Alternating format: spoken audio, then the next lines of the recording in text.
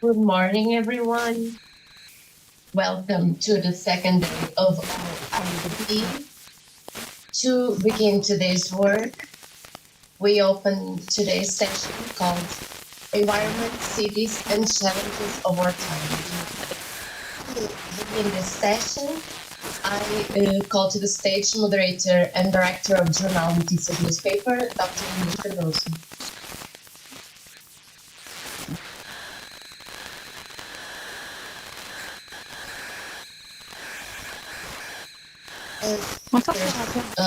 And I come to the stage Sabrina Fialho from the Institute of Social Sciences of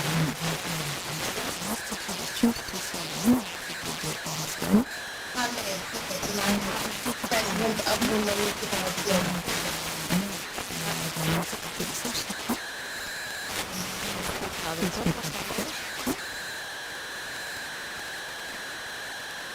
Oliver Penha, third tenure of the Presidente, obrigado. Isabel Mosconi from the Center of Changes from East Lisboa. Kevin, the manager from Durham.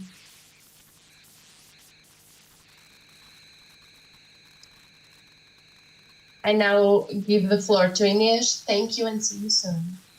Thank you very much. Good morning, everyone. In this second days of work, I thank the organization to be able to be here in these difficult times that we're living, and how new ways of participatory can help populism. And in this panel, particularly, we will focus in the environment theme, and with these challenges in the response to the climate challenges, we can also build cities that are more participatory and more democratic, with new responses to our time's challenges. So I present Professor Sabina.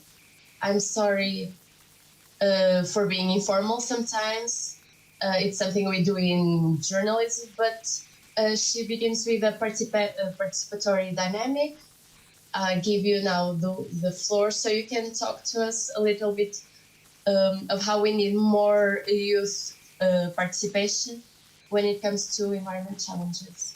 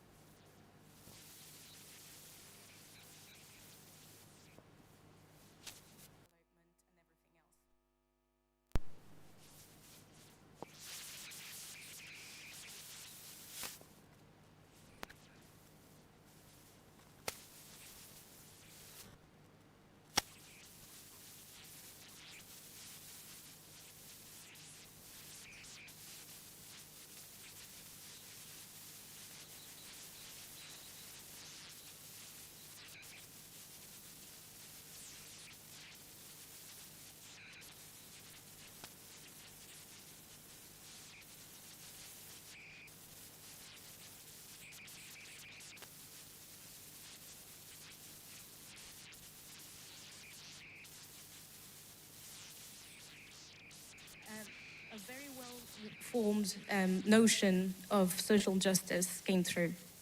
Children from the age of 9, 10, 11 were talking about inequalities, poverty, hunger. So a few more sentences from the north, from Alentejo. I would make dead trees come back to life, and everyone would have electric cars to reduce the amount of pollution. Or someone in Madeira, 11-year-old, who said, I wouldn't build more buildings, or I would build more new houses to avoid pollution, and people would restore the old houses. So if, as a note to close my presentation, there are a lot of inspiring programs happening in Portugal, allowing children to participate in democratic demonstrations and understand how politics work in Portugal, and also related to the environment. But if I had to pick just one of them to highlight today, it would be the Eco Parliament in Guimarães. The Eco Parliament has been on for nearly 10 years now, and it's been happening only in the city of Guimarães, but from what I know, it's now going to be done in the entire region of Minho, as it's been very successful. In this initiative, which has been voted by UNICEF as a best practice, children get to be in the shoes of a parliamentary representative throughout the school year. And then they come up with solutions for environmental and social issues in their local community. They partner with school staff, teachers, private businesses and other entities in the municipality to address actual issues, come up with solutions, and then implement it. So they're part of the action. They're not only deciding what matters, they are deciding how they're going to address it, and they are actually participating in implementing the solution itself, working with several stakeholders in the community. So that's a very good example. And if you haven't heard of it before, I'll definitely recommend that you have a look at the Eco Parliament in Guimarães. So that's it from me today. Thank you very much, and I'm available for questions later if you are interested. Thank you.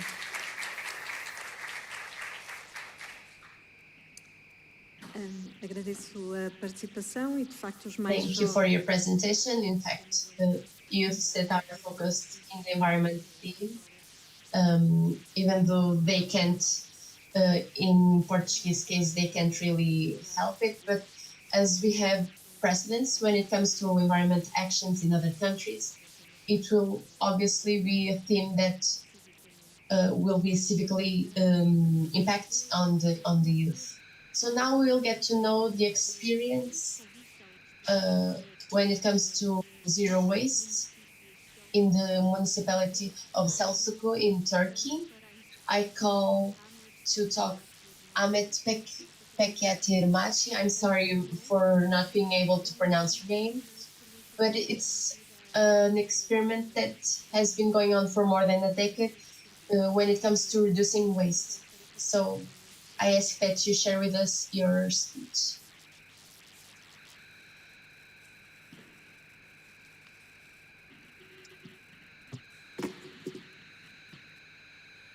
Evet, öncelikle Valongo'da bizleri ağırladığı için belediye başkanımıza ve ekibine teşekkür ediyorum.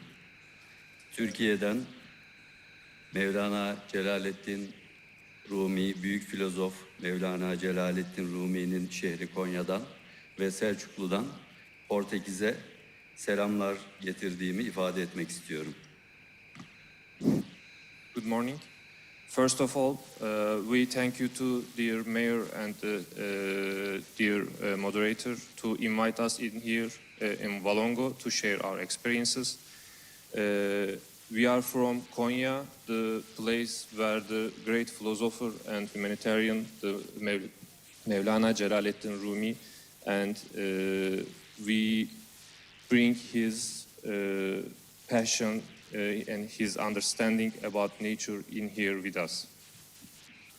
Pek çok uluslararası toplantıya katılıyorum ve görüyorum ki artık çevre konuları ve geri dönüşümle ilgili konular bütün dünyanın gündemini oluşturuyor ve bu beni ziyadesiyle memnun ediyor. We always try to participate any kind of international meeting, and we are pleased to see now for last couple of years The environment and the waste problems are always hot topic, and we are very pleased to see that. Biz de Selçuklu Belediyesi olarak Birleşmiş Milletler'in sürdürülebilir kalkınma hedefleri doğrultusunda özellikle iklim değişikliğiyle mücadele noktasında çok önemli çalışmalar yürütüyoruz.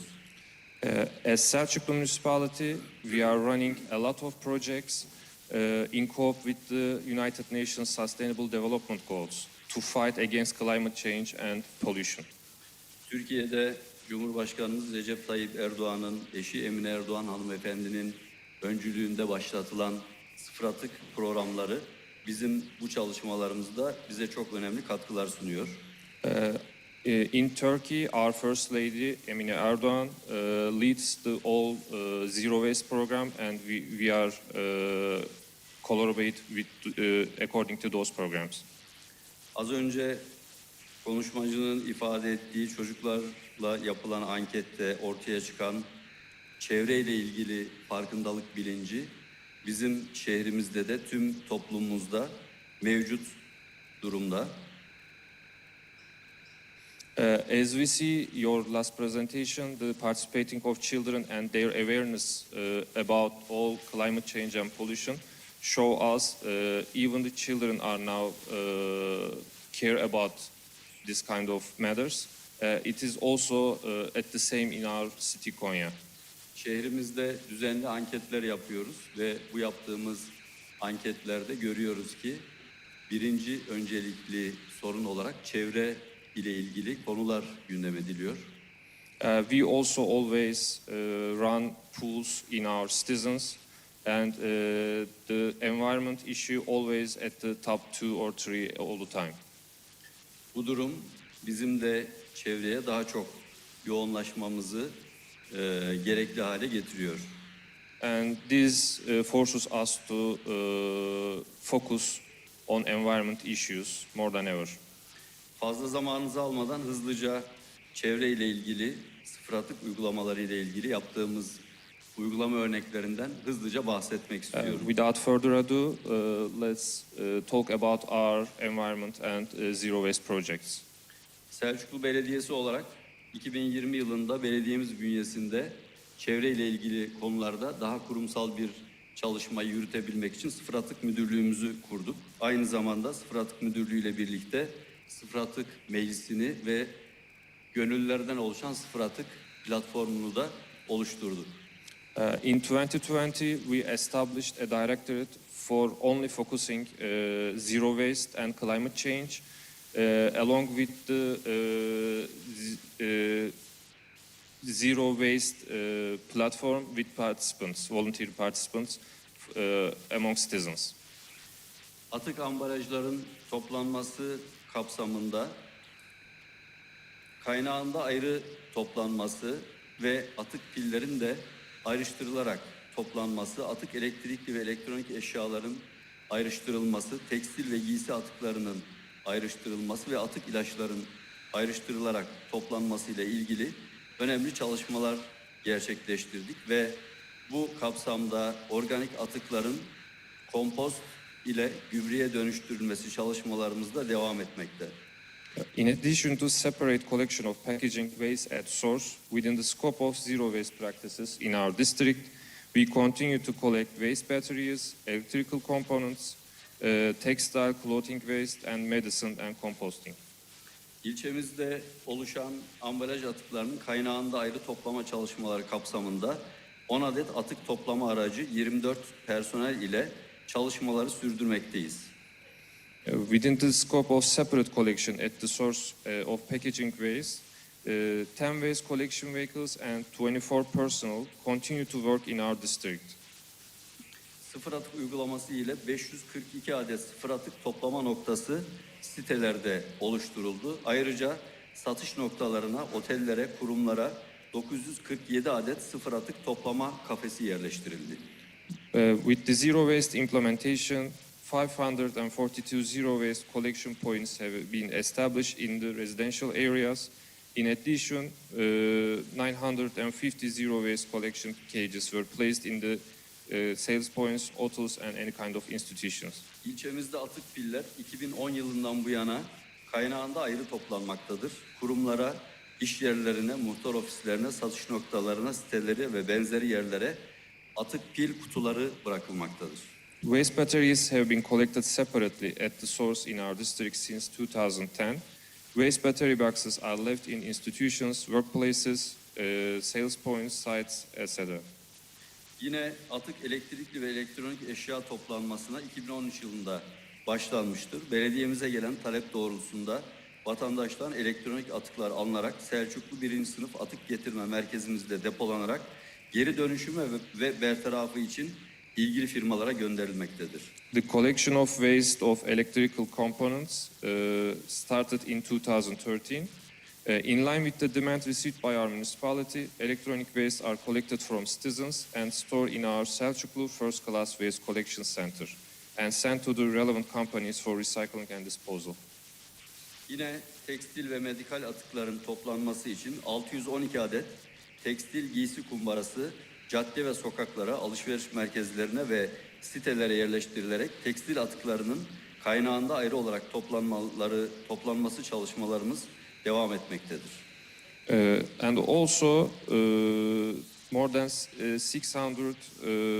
textile cloth bins are placed on streets, shopping malls and housing estates to collect textile waste separately at the source.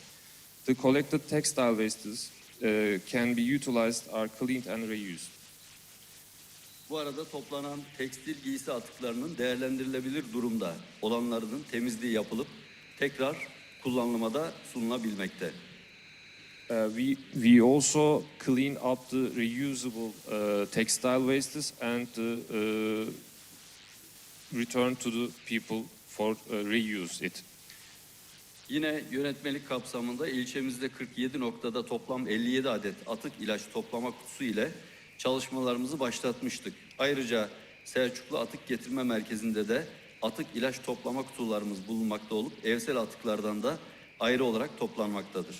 Within the scope of zero waste regulation, our work has started with a total of 57 waste medicine collection boxes at the several points in our district. We also have waste medicine collection boxes in Selçuklu Waste Collection Center and they are collected separately from the domestic waste.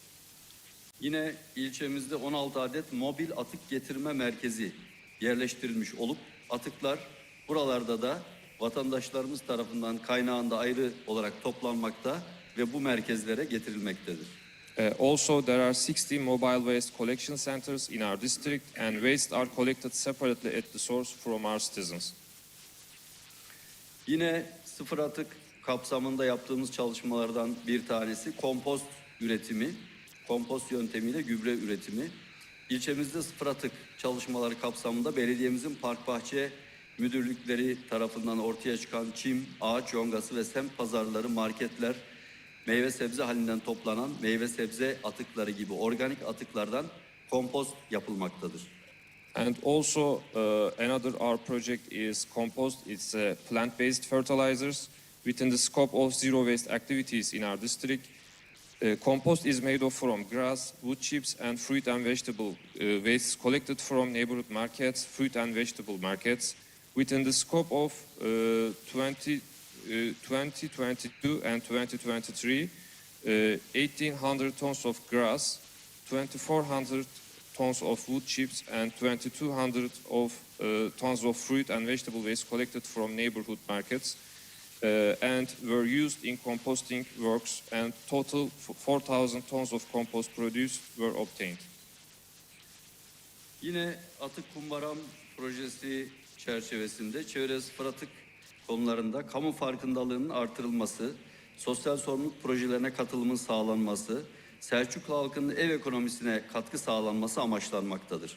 Bu amaç doğrultusunda vatandaşlarımızın evinde oluşan kağıt, karton, plastik, cam ve metal atıkları kaynağında ayrı toplanarak atık kumbaram noktalarına getirilir ve görevliler tarafından atık türüne göre tartılarak alınmaktadır. Atık ücretleri atık kumbaram kartlarına yüklenerek vatandaşlarımız atık kumbaram kartlarında biriken Türk liralarını anlaşmalı marketlerde veya üye işyerlerinde harcayabilmektedir. And also with my waste bank project, we are aimed to increase public awareness on the environment and zero waste project, to ensure participating in social responsibility projects and to contribute to the home economy of the people of Selçuklu. For this purpose, paper, cardboard, plastic, glass and metal waste generated in the homes of citizens are collected separately at the source and brought to the waste bank points and weighed and collected by the staff according to the type of waste. Waste fees are charged to the waste bank cards, and our citizens can spend the accumulated money in their waste cards at contracted markets and member businesses. Yine bu konuda önemli eğitim faaliyetleri yürütüyoruz. Konutlarda kapıda yüz yüze eğitim çalışmalarımız yapılmakta olup vatandaşa eğitim yapıldığı bölgeye göre poşet ve broşür dağıtılmaktadır. Yıllık olarak yaklaşık 60.000 konuta bilinçlendirme ve eğitim çalışmaları yürütülmeye devam etmektedir. And also in educational practices, face-to-face training activities are carried out at the door of houses, and brochures are distributed to the citizens according to the region where the training is held. Awareness-raising activities are carried out in approximately 60,000 houses annually. En son yaptığımız uygulamalardan bir tanesi Selçuklu ikinci el pazarı uygulaması. Doğayı korumak, israfı önlemek, evlerde ihtiyaç fazlası olan eşyaların yeniden kullanılmasını sağlamak ve aile bütçesine katkıda bulunmak amacıyla Selçuklu ikinci el pazarı açılmıştır. Pazarda satış yapmak isteyen vatandaşlarımız dilekçeyle başvurarak ücretsiz olarak stand sahibi olabilmekte. İkinci el pazarı ilk olarak 2023 yılında 205 stand ile başlamış olup ikinci el pazarında stand sayımız 486'ya ulaşmıştır. Burada hem vatandaşlarımız evlerinde bulunan ikinci el ürünleri ekonomik olarak değerlendirmiş oluyorlar. Hem de sıfır ürün satın alma imkanı olmayan vatandaşlarımız da temiz ürünlere uygun fiyata buradan sahip olmuş oluyorlar. And also one of our recent project is Selçuklu Second Hand Market. It was opened in order to protect nature, prevent waste, ensure the reuse of surplus items in homes and contribute to the family budget. Our students who want to sell in the market can have a stand free of charge by applying with a petition to the municipality. Yine Second-hand market first started in 2023 with 200 booths, and the number of booths reached 486 in the last second-hand market. Bu kapsamda yaptığımız çalışmaların neticesinde Türkiye Sağlıklı Kentler Birliği tarafından düzenlenen 2023 Sağlıklı Şehirler En İyi Uygulama Yarışması'nda kompost çalışması projemiz sürdürülebilirlik özel kategori ödülünü almaya hak kazanmıştır. Yine Atık Kumbaran projemizde Çevre Şehircilik ve İklim Değişikliği Bakanlığı tarafından 23 Aralık 2022 tarihinde iklim ve gençlik temasıyla düzenlenen 3. Sıfır Atık Zirvesi'nde yerel yönetimler en iyi uygulama ödülüne layık görülmüştür. In the 2023 Healthy Cities Best Practice Competition organized by the Union of Healthy Cities, our composting project was awarded the Sustainability Special Category Award, and also our Waste Bank project was deemed worthy of the Best Practice Award for local governments at the third Zero Waste Summit organized by the Ministry of Environment, Urbanization and Climate Change on the 2022 with the theme of Climate and Youth. Tabloda görüldüğü gibi artık toplanan atıkların %15'e yakın kısmı dönüştürülebilir, geri dönüşüm atıklarından oluşmaktadır. As you can see in the table, 15% of all waste are reusable, of all amount of collected waste. Atıkların geri dönüşümüyle birlikte yenilenebilir enerji kaynaklarının kullanılması noktasında da önemli çalışmalar yürütüyoruz.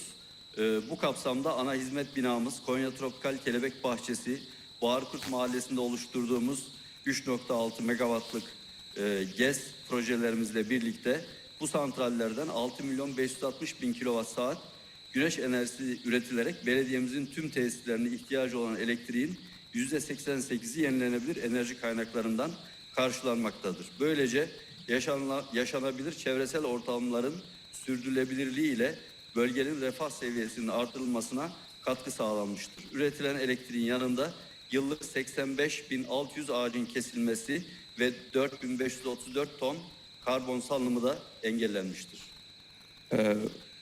Along with our recycling projects, we also focus on the renewable energy. Selçuklu Municipality, within the scope of renewable energy, we have solar power plants with a total installed power of 4,000 kilowatt hour energy in the main service building of our municipality, Konya Butterfly Garden, and a lot of neighborhoods. From these power plants, 6,560,000 kilowatt hours of solar energy is produced, and 88% of all electricity needed by the facilities of our municipality is met from here. Thus, we have contributed to increase the welfare level of the region with sustainability of livable environmental problems. In addition to the electricity generated, 85,000 trees were cut down and 4,534 tons of carbon emissions were prevented annually. Bizim en önemli varlığımız üzerinde yaşadığımız dünya. Dünyayı korumak, dünyayı daha yaşanabilir bir noktaya getirmek hepimizin görevi. Bunun farkındayız, bilincindeyiz ve bütün dünyada da görüyorum ki yerel yönetimler anlamında bu konuda çok önemli çalışmalar yürütülüyor. Biz de Konya'mızda, Türkiye'de bu çalışmalara katkı sağlamaktan dolayı çok mutluyuz. Ama daha çok yapacağımız iş var, yürüyeceğimiz çok yol var. O yüzden ben iklim değişikliğiyle mücadele gündeminin her zaman öncelikli gündemimiz olması gerektiğini düşünüyorum. The most valuable and the most important asset is the world we live in. And we are aware that the climate change and the pollution is the most important topic because we have to inherit this world to our new generations. In all platforms, we always try to speak for the changes, but we have a lot of work to road. Tekrar bu organizasyonda ev sahipliği yapan Valongo Belediye Başkanımıza ve ekibine teşekkür ediyorum. Tüm katılımcılara saygılarımı, hürmetlerimi sunuyorum. Hepinize hayırlı günler diliyorum. With all respect, we thank you once again. We thank to the Valongo mayor and his team, and thank you very much invited us here.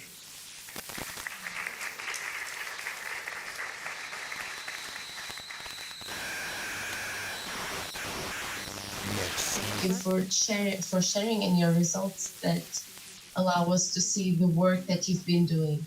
Just as a note that I didn't give in the beginning, unfortunately, the representative of the municipality of Cocody in the Ivory Coast will not be able to be here. He would bring us a presentation of women cooperation in the production and of mandioca. Now we go to Oliver Esteves, that comes from Catalonia, and presents us a project that has to do with the virtual reality that takes us to 2030 so that we can see what our actions can do and impact the environment. I also ask that in your interventions that we don't go further than 10 minutes so that we can have a small time for some questions. Thank you.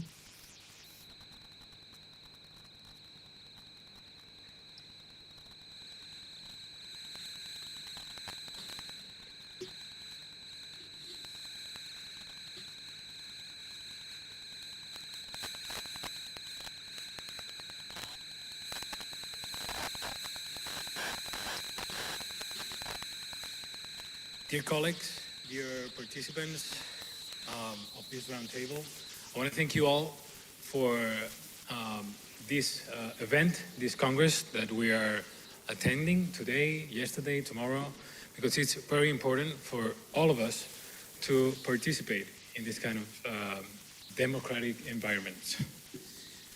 It's an honor to be here representing Esplugues de Llobregat, my city, and to share some of the most significant advances of our city that our city has achieved in the areas of citizen participation, sustainability, and democratic innovation.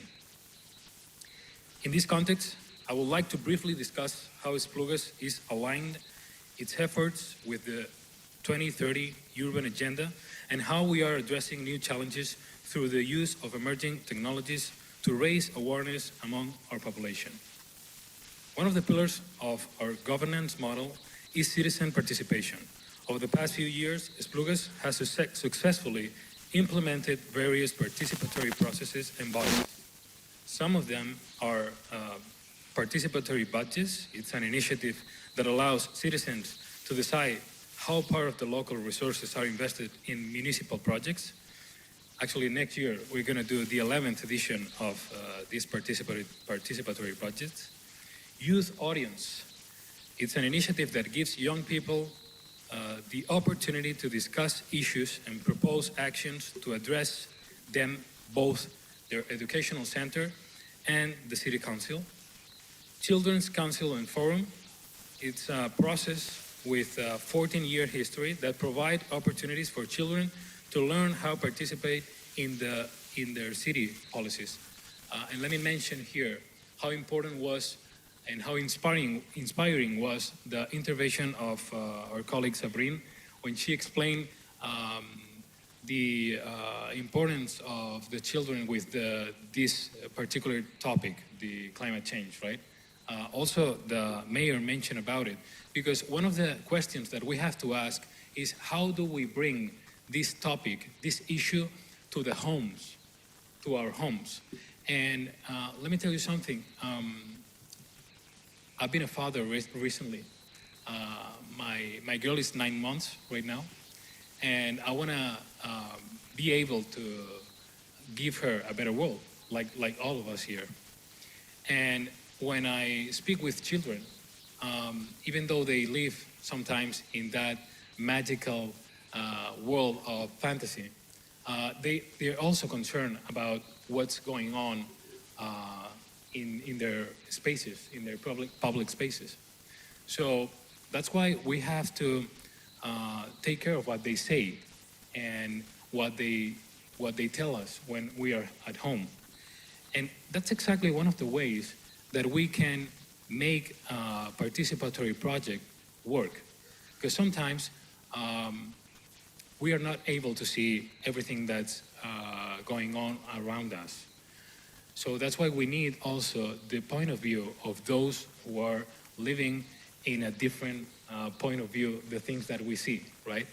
So that's why I thought it was important to make that point when you make that presentation, because if for them it's the second most important topic, that means that for us it has to be also the second or the first, right?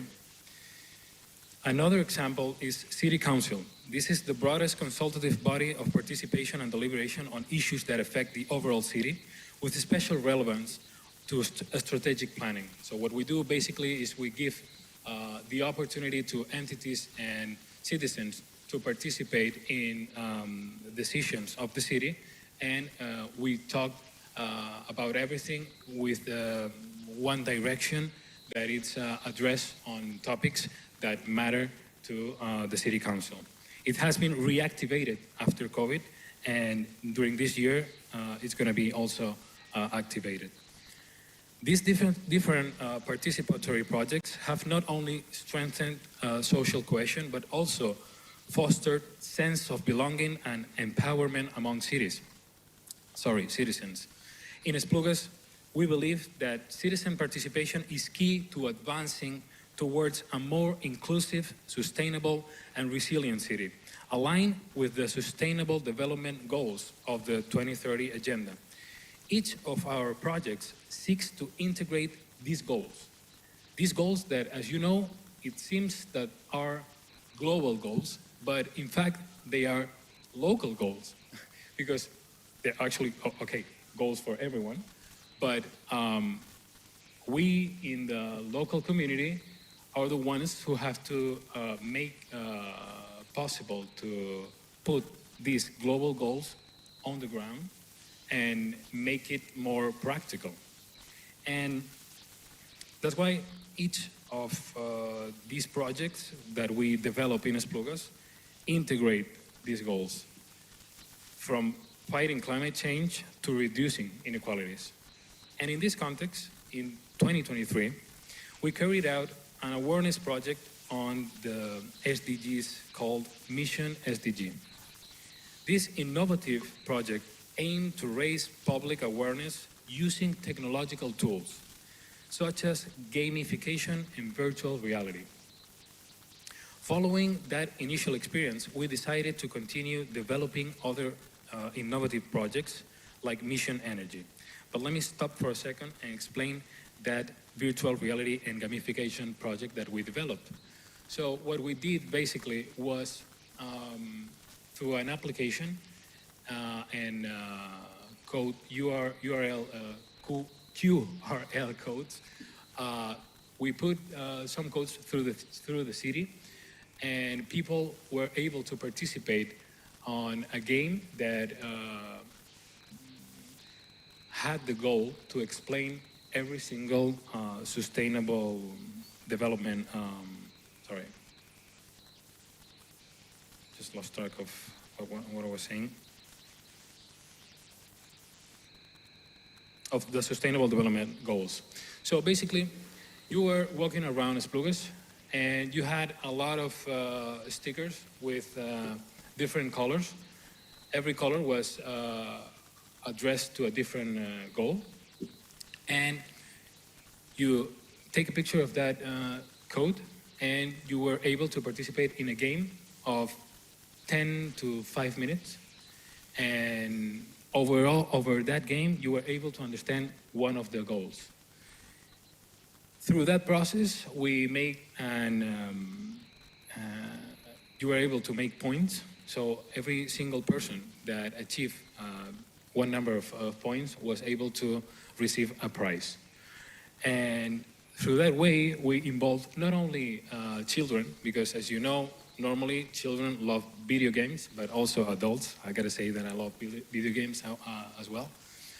But it was a way for families to bring the topic home and understand what was that all about, right? Because when we noticed that people didn't understand what was the Sustainable Development Goals, we thought that we had a problem. The first problem was communication and how to communicate that. So we thought that maybe a good idea was through gamification.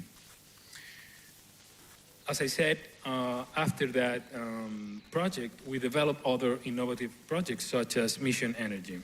Through immersive experiences, we have successfully engaged citizens actively and meaningfully in raising awareness about the importance of preserving the environment and the responsible use of energy. We believe these innovative digital tools can reach new audiences and foster long-term sustainable behavior change. One of the greatest challenges of our era is climate change, and Esplugas is not immune to its effects. To address this challenge, we created Esplugas Energy, a service aimed at promoting energy efficiency and the use of the renewable energy among our citizens. Its main mission is to advise local residents and businesses on how to reduce energy consumption and CO2 emissions, thereby contributing to environmental sustainability. Additionally, we have begun adapting our infrastructure and local policies in line with the Esplugas Urban Agenda 2030, which was approved in 2024.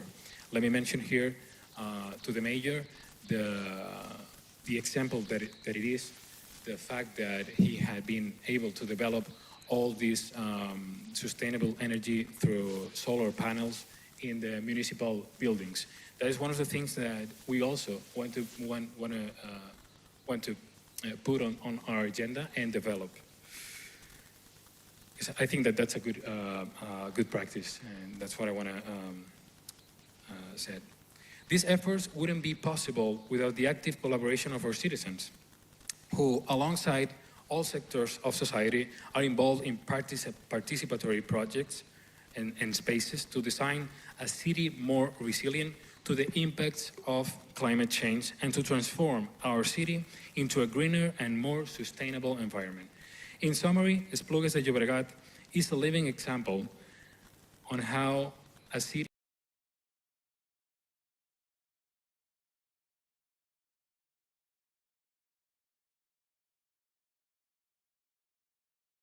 is one of the things that we have to put on our agendas in order to make that happen. We firmly believe that cities are engines of change and we are committed to continuing to lead projects and empower our citizens and ensure a better future for all. Thank you all for your attention.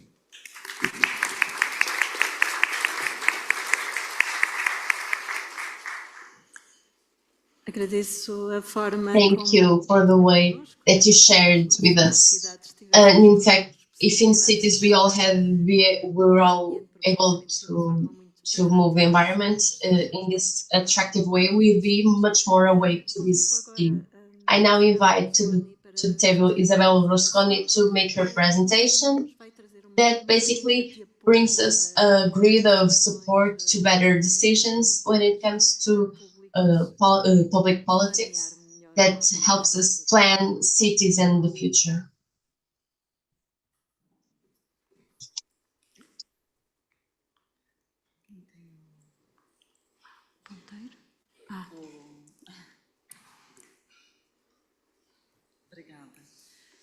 Bom dia a todos. Good morning, everyone. Thank you to the organization and the municipality of Valongo, to all the team, Claudia.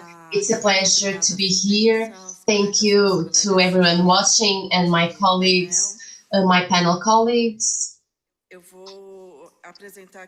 I will now present a work that has been developed for my doctorship that has to do with that I called Democracy Radar. All of us are here. I would like to thank Oliver because he did all my introduction. I could skip some 3-4 minutes, but we're all here because we're aware of the role that cities have in this crisis in this uncertainty context. We also are aware the necessity to bring people to the center of the political discourse in cities, especially when they're going through this rapid transformation and intense transformation. So it's important to bring the city as human rights.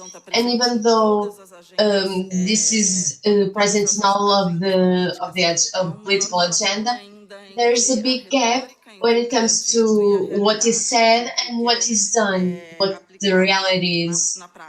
And at the same time, there's a lot of research of what are these mechanisms, how can they reach their goals.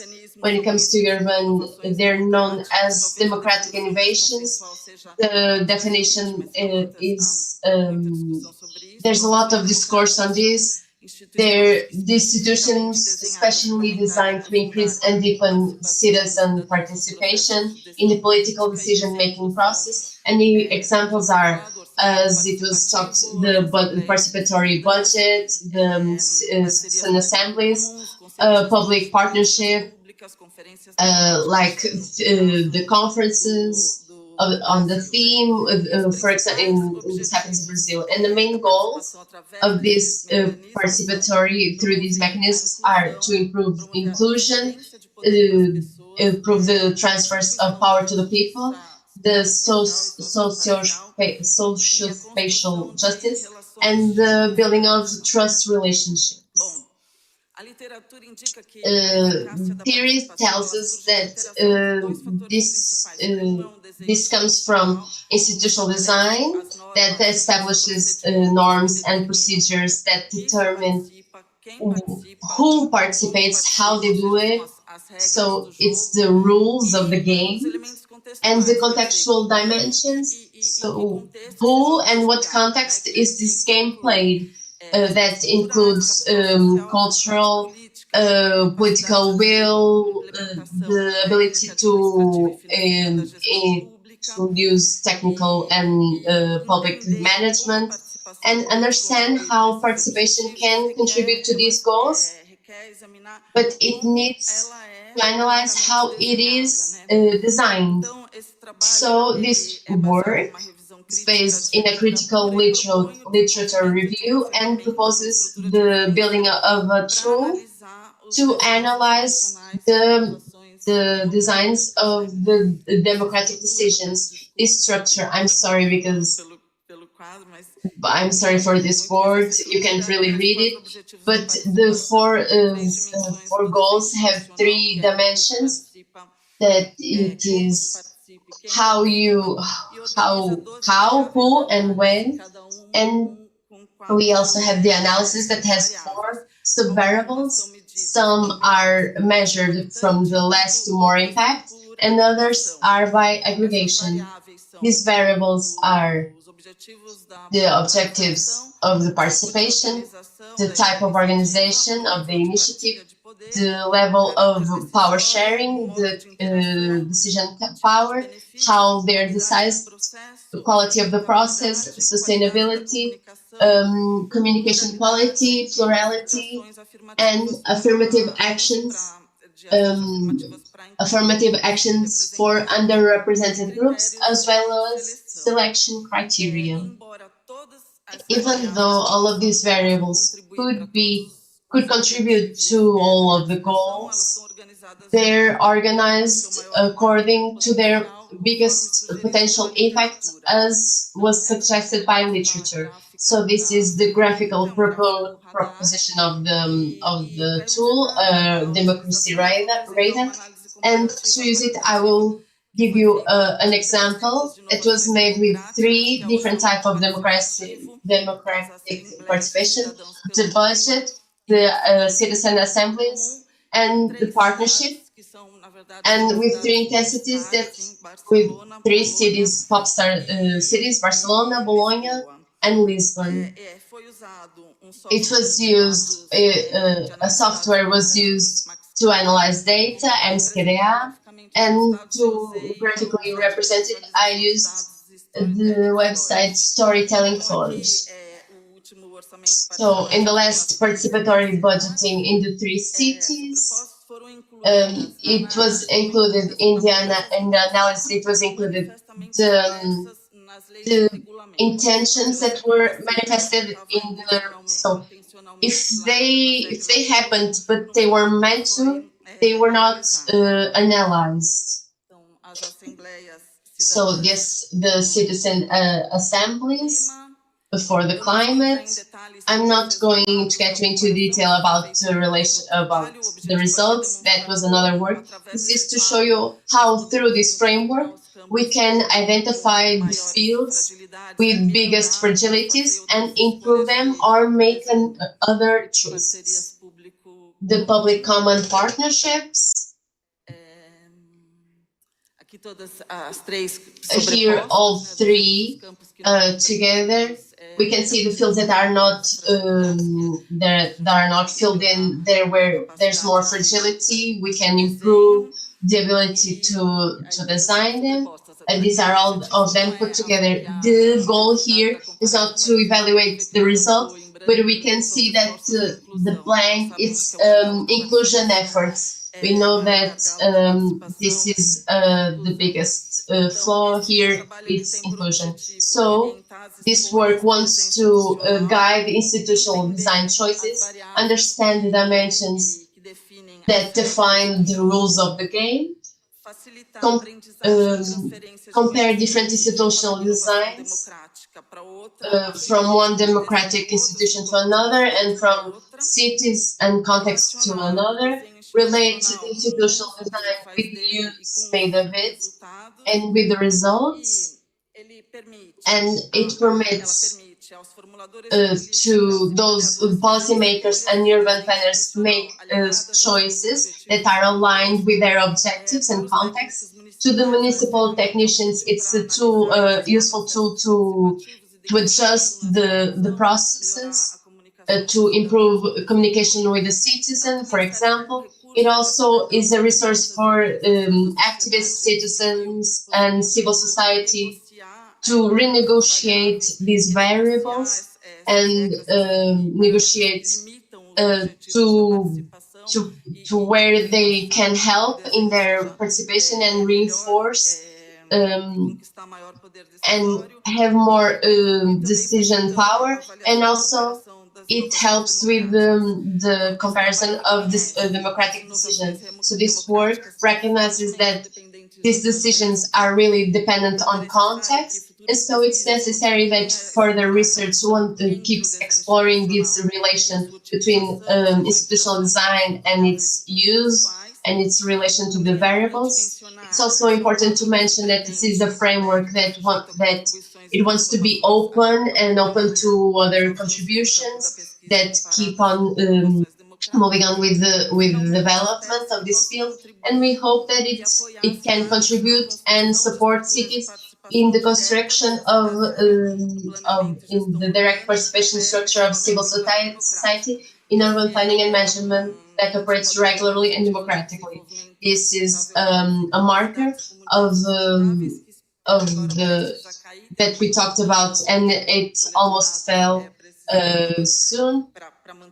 This is a marker. We want to keep these markers. It almost went away because of lack of data, but also because of lack of these structures.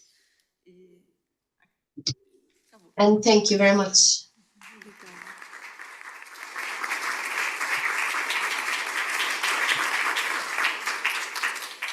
Obrigada, Isabela, pelo desafio de medirmos melhor as nossas políticas e participação. Peço agora a intervenção de Lindsay Gavin from the Department of Innovation from the Municipality of Durham to tell us about mitigating food waste and composting within the community. Thank you.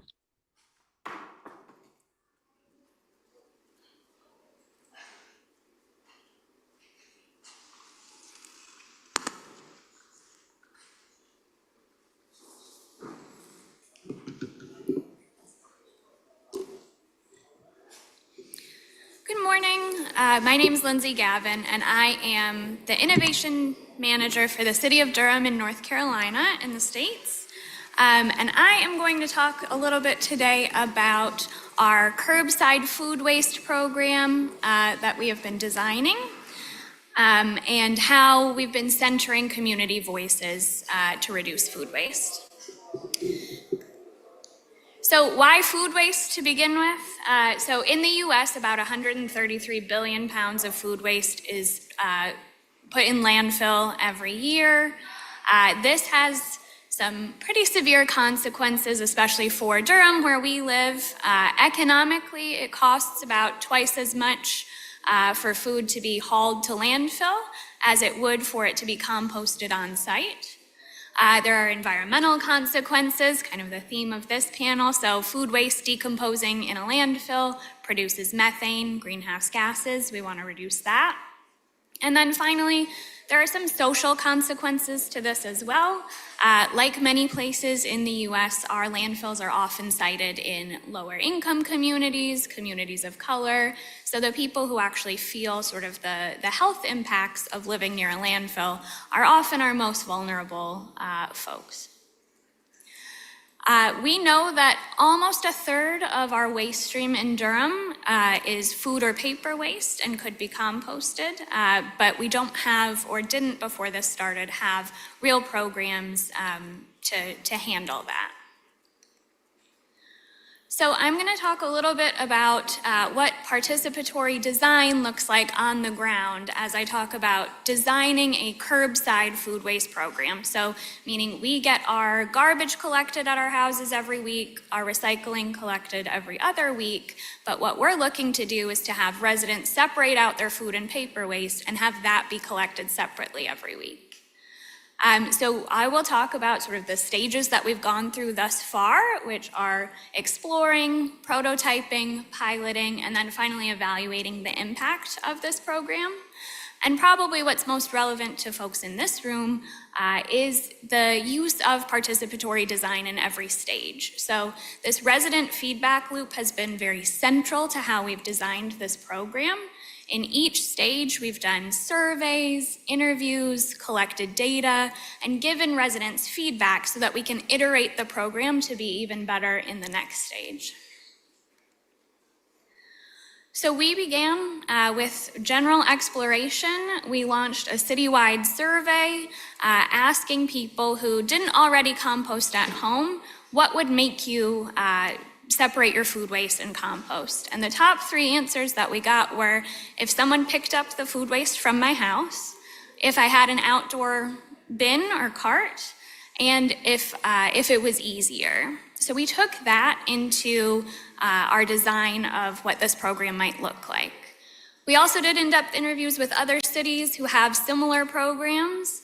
And importantly, we held focus groups and did observations with our collection staff. So it's one thing to sort of involve your residents in design of programs, but it's also really important to involve staff and the people who will actually be carrying out the program in the design phase.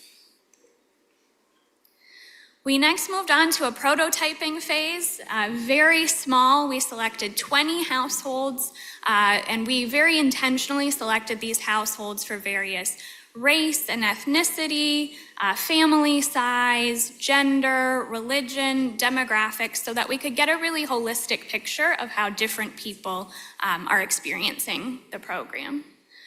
We provided them sort of a minimum viable product version of what the program would look like. So they got a countertop bin to separate their food waste into. And then we as staff and researchers actually went out and collected their food scraps every week. We looked through them to see what kind of contaminants were in there, what might be confusing about the materials that we gave them. And then we did in-depth interviews with everyone in the 20-person group. All of that went into informing our next stage, which was piloting. So we piloted the program in a specific neighborhood with 85 households for 6 weeks. And we used surveys again to sort of measure how people were feeling, what their feedback was regarding the program. We iterated all of our educational materials. We tested a couple of different countertop bins and a couple of different curbside carts to get people's feedback on how they felt about those. And we asked people just qualitatively about how much garbage they were producing every week, and found just in the 6 weeks about a quarter less garbage bag per week on average for households. But one really exciting thing that we found was that we had very little contamination this time around. And that kind of points to iterating some of those educational materials from that first round into the second round. We also found that people were starting to show after the 6 weeks a slightly higher pro-environmental identity. They felt more like environmentally friendly consumers. And so that's something that we explored again in the next round. We lastly did an evaluation. So we ran a randomized controlled trial where we took 360 households in the city, and we gave half of them the full-scale version of the program with the countertop bins and the carts and collection every week. And the other half of them, we said, we will give the program to you in 12 weeks. But for that first 12 weeks, we were comparing those who had the program, our treatment group, to those who didn't, our control group. And we had scales on board all of the garbage trucks to actually measure how much waste everyone was sending to landfill every week. We also, again, did surveys to get more qualitative feedback. Once fully modeled, we did find about a 10% reduction in trash going to the landfill from those who had the program. Remember, our cap, we think, is about 30%, but 10% in just the first 12 weeks was still a very positive finding for us. But some of the other findings that might be even more interesting to this group who are interested in participatory design and how on-the-ground programs relate to that is that people who got the program felt more strongly that their opinions were valued by their city. They felt more involved in city decision-making, which is a really positive outcome. We also, I mentioned this in the piloting stage, but in this stage again found that people who got the program had a stronger pro-environmental identity. And I'm a behavioral scientist, so one thing that we really wanted to look at was this idea of spillover behaviors. So if you start composting your food waste, having a stronger pro-environmental identity, will that behavior translate into other sort of pro-environmental actions, like using less water, consuming less meat, those kinds of things? We have found some evidence of that, but mostly evidence that people think they are doing all of those things a little bit better. Concrete measurement is a little bit less certain. And a final one that's not up here is we saw no reduction in trust of local government between folks who were getting this new program and people who weren't. And that's really important because oftentimes when you're rolling out something new, there are mistakes are made and people tend to lose a little bit of trust in the service of their local government. We did not find that in our randomized control trial. So just a couple of takeaways. I've talked here about phased rollouts. We're rolling this program out a little bit larger now, but really starting small and growing has helped us address not only logistical issues for our collection staff, but also programmatic challenges like iterating our educational materials before we maybe send out a version that's confusing for people. Partnerships, we've partnered with a research lab at Duke University and funders through the Environmental Research and Education Foundation. That has really fostered this data-driven decision-making as we create this program. And then, again, probably most relevant to folks in here, participatory design can make programs more sustainable and more equitable. I think we sometimes think about participatory design as something that's used for voting or for participatory budgeting, but I would also like to posit that sort of these on-the-ground, seemingly plain programs can also really benefit from a lot of resident feedback and incorporating that feedback loop. Thank you.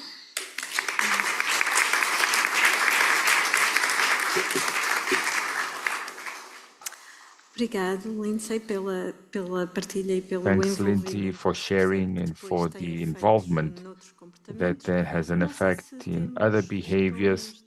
I don't know if we have issues from the audience. We still have a few minutes. We can exchange ideas. While I wait, we do have one person here. Let me start with two questions, one for Oliver and the other for Sabrina. For Oliver, let me ask you this. Is it possible to share some notion on the participation per age tier? Because adults also like to play. So how was that impact felt, age tiers? And for Sabrina, you mentioned the nuance in results in terms of private and public schools. Here's my question. Were you able to realize if this is work made by the schools themselves, or does it have to do with the starting point of the youngsters that have been surveyed? We could start with Oliver. That was the first question I did. Maybe you could start. Oliver, have the floor. Okay, yes. Well, if I don't get wrong, the question is about how was the impact of that gaming? Yes, yes. Okay. Well, we noticed... Sorry, but if there are any differences, if it is possible to know the results by different ages of participation? We don't have that data here. I'm sorry. But it's true because we put that on practice during a process of 6 months. And it was also,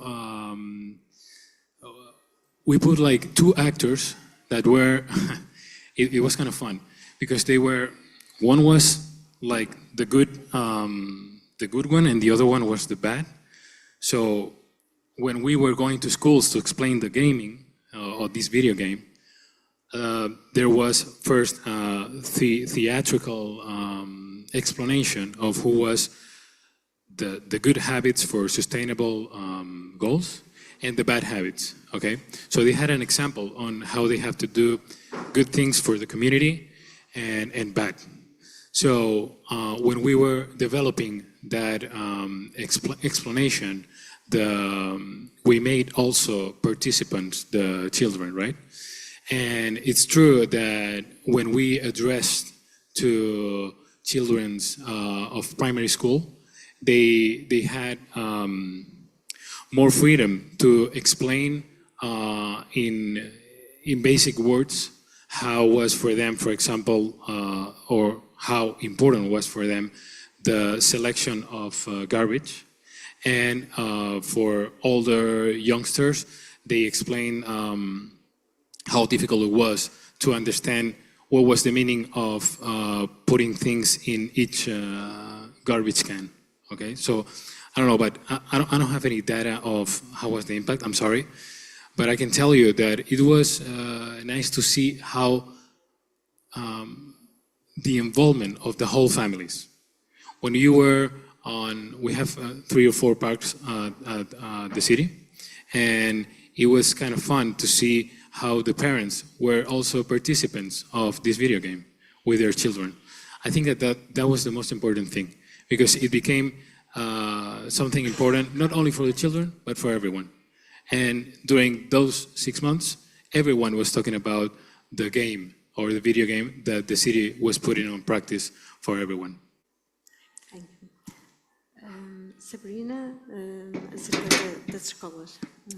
Should I answer in English or in Portuguese? I don't know. Okay, I'll do it in English then. You hear me? Yeah. So it's very hard to say to reply to your question, because there were only 2 private schools that were part of this research. I don't think that 2 private schools would be as representative as we would want to make some, like general findings. But one of them was in Azores in Ponta Delgada, and the other one in the municipality of Seixal, so the metropolitan area of Lisbon. And all of them the survey was run from the 9-year-olds to the 19-year-olds. So I don't think that there would be one program in that school specifically that would justify a higher percentage of responses in the environment category. So essentially, it's very hard to make that assumption, being 2 schools. But in general, I mean, there's a 8% difference. So that's something that definitely shows us that there's some underlying issues there with obviously children who at home don't necessarily have the basics, and they feel unsafe about the future because their parents are unemployed, for example, and they see their parents and their family struggling. They live in a community that is disadvantaged or marginalized. So essentially, they probably, their hot topic is not, like plastic waste, recycling, or composting. They're probably more worried about what am I going to eat tomorrow? Am I going to be able to afford, school materials and things like that? So I think that this is something that we should definitely look into. But this research, it was just 1-year research, 23 schools. And will go on. It will go on for the next years, definitely. Yes. Thank you. Penso que tínhamos uma inscrição. Temos microfone, creio. I think we had someone who wanted to ask a question. Do we have a microphone available? Há uma inscrição ali. Obrigada.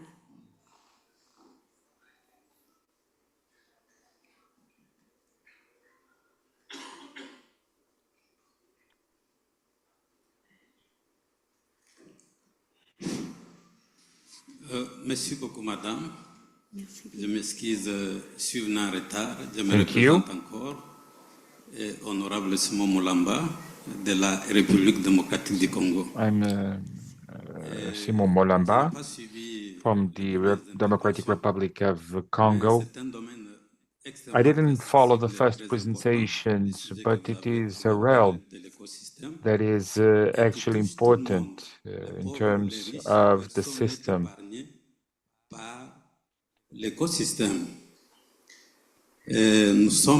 No one is free to be affected by the ecosystem. We are at a tropical country that has a lot of problems pertaining the environment.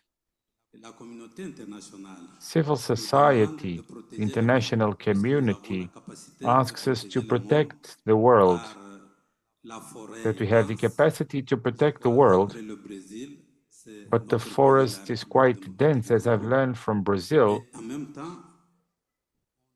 our country, the Democratic Republic of Congo, at the same time that it prevents us to cut trees, because trees for us are a source of income for villages that depend on those trees, and they cut wood for heating and to sell. I mean, not for heating, but to sell them. Actually, that was it. But when we prevent cutting wood, we will be taking resources out of people. When we get to the center of the city, in Kinshasa, for example, it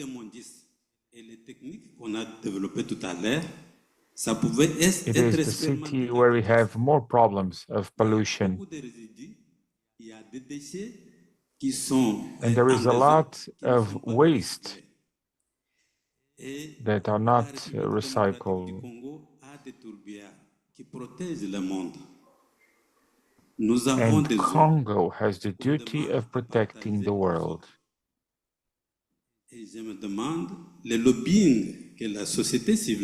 We are asked to share with others, although we have little, and what the civil society is trying to do to protect the environment. Qu'on nous interdit même d'exploiter le pétrole par la société civile et par les grandes nations. Et pourtant, ça constitue une source de recettes. So civil society cannot explore oil. And there needs to be a revenue to fund the recycling. And these are the issues in terms of the participants and not the intervenients. It's not actually a question, it's an ask for those who are in this room, who are also involved in the funding of what is necessary for the world. I'm here for the first time today. Et partout en Afrique aussi, vous avez suivi, il y a des inondations. We do have some divides, sure. And in Africa, we have floods. It's not just in other areas of the world, this happens throughout the world. And this is the ecosystem, and it is a problem coming from the climate changes. Furthermore, we are neglecting the countries that protect the world, so the climate situation becomes dangerous for the whole world because the population needs to protect itself, and how to do it if they cannot cut trees. But if we do, there's no funding to bring them back. So this was an ask from my side, and I will continue to do so, to ask for your assistance.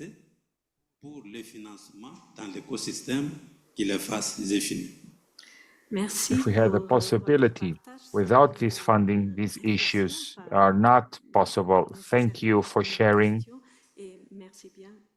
Thank you for your question and your intervention. I don't know if you wish to say something, please.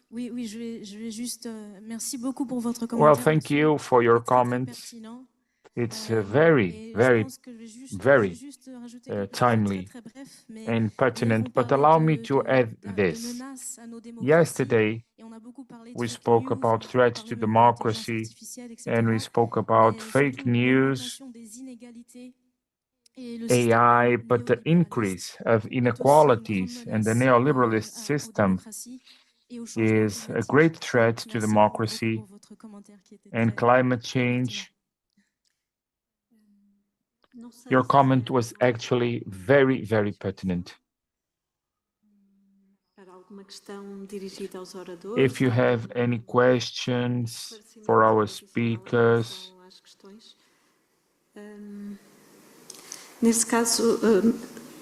well, if we have no further questions, one more question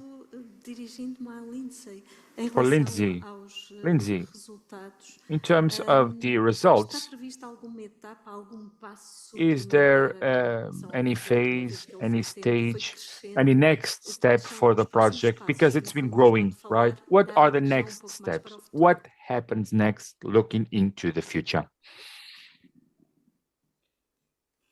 Yes.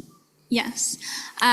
So right now, once we provide the program for households, we never want to take it away. So we want people to start having an ingrained behavior. So we have about 480 households right now that are receiving service. But our garbage collection team services about 90,000 households. So we still have a long way to grow. Our next phase will be to service about 1,000 to 1,500 households. We're going to try to do a similar randomized control trial by different lines. But we do need a good bit of capital funding to expand our actual processing site. So it's a little bit of we'll grow a little, and then we'll hopefully have that funding, expand our processing site, and then grow some more, and hoping to continue to grow this until it's across the city. And also, we really want to keep it a free service for residents so that it's not just for people who can afford to pay a fee. Não sei se, entretanto, há da parte do público mais alguma inscrição ou participação. Julgo que temos uma questão, então provavelmente será a última, que estamos com o tempo a terminar. Vamos aproveitá-la. Bom dia, obrigado. Minha pergunta é para a Isabela. Eu percebi que nos seus estudos, Isabela, eu acho que é uma questão também da minha vida como gestor público, né? Que tem muitos espaços institucionais de participação, né? E mesmo nesses espaços, por mais qualificados que sejam, eles têm as qualified as they might seem, they have some limitation when we get to the decision-making process. I saw some charts. It went a bit fast, you know, but I saw that it did have a tool coming closer to the decision maker on the participatory budget when we debate public policies, propositions, but when we are trying to find a specific evolution, sometimes this doesn't materialize. We don't get what has been claimed from a demand, or when it clashes into the governmental strategy. O que foi deliberado, vamos dizer assim, por esse espaço participativo, ele não está de acordo, alinhado com uma tomada. So what is designed by the participatory movement is not connected to a demand from the government that has not been decided before. I don't know if my question was clear, actually. Maybe not, but if you could answer, please. Felipe, né? Tá funcionando. Obrigada pela pergunta. Sim, Felipe, não é? Muito bem. Muito obrigada. First, thank you for the question. You spoke about participatory budget. And we're talking about institutional design, okay? Porque são bons para ilustrar, né? Let me just share some cases because they are very important to illustrate. Barcelona, Bologna, and Lisbon. Barcelona has can make decisions because they have the budget, they have the funding, and then they have. It is binding. Theoretically, it is binding. Municipalities are obligated to implement the projects, but an amazing difference between Barcelona and Lisbon is that teams has an infrastructure in terms of sustainability. For example, if we have resources to follow the procedure,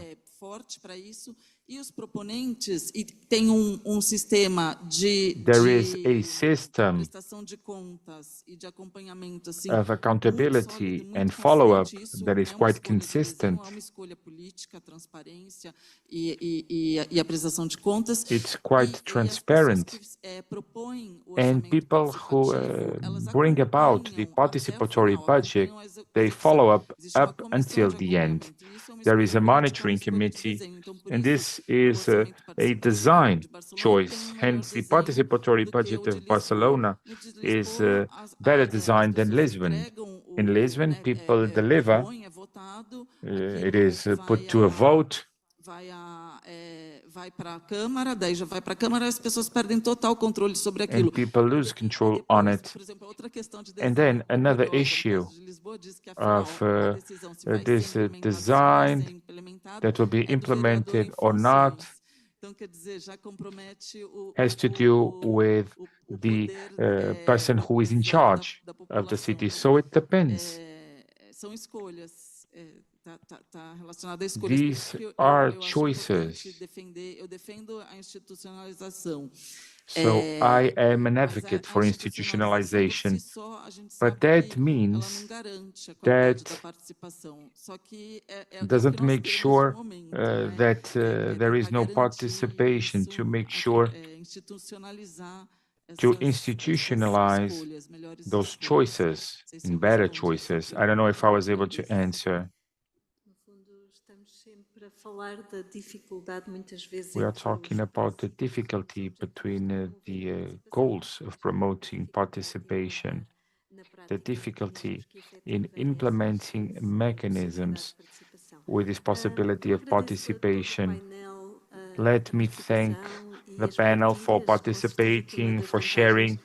I'm absolutely certain that one of the great advantages is to get to know experiences, to understand in a way that it's not that expensive. We can bring changes into our cities, thereby promoting greater participation. Thank you all. And I do hope that the next few days are quite fruitful here in Valongo. Muito obrigada, doutora Inês. Muito obrigada ao painel. Vamos então dar continuidade aqui aos trabalhos. Vamos fazer uma pausa que eu pedia que fosse um bocadinho mais curta, com cerca de 15 minutos. I would ask you to stop for 15 minutes. Let's reconvene at 11:35. And please leave the translation devices between sessions so that they don't change locations. They won't work anywhere else. E na Oficina da Regueifa em Biscoito and Sala das Artes, you also have other debate events and conferences. Please join us in the back for a coffee break, and we'll reconvene in 15 minutes. Thank you.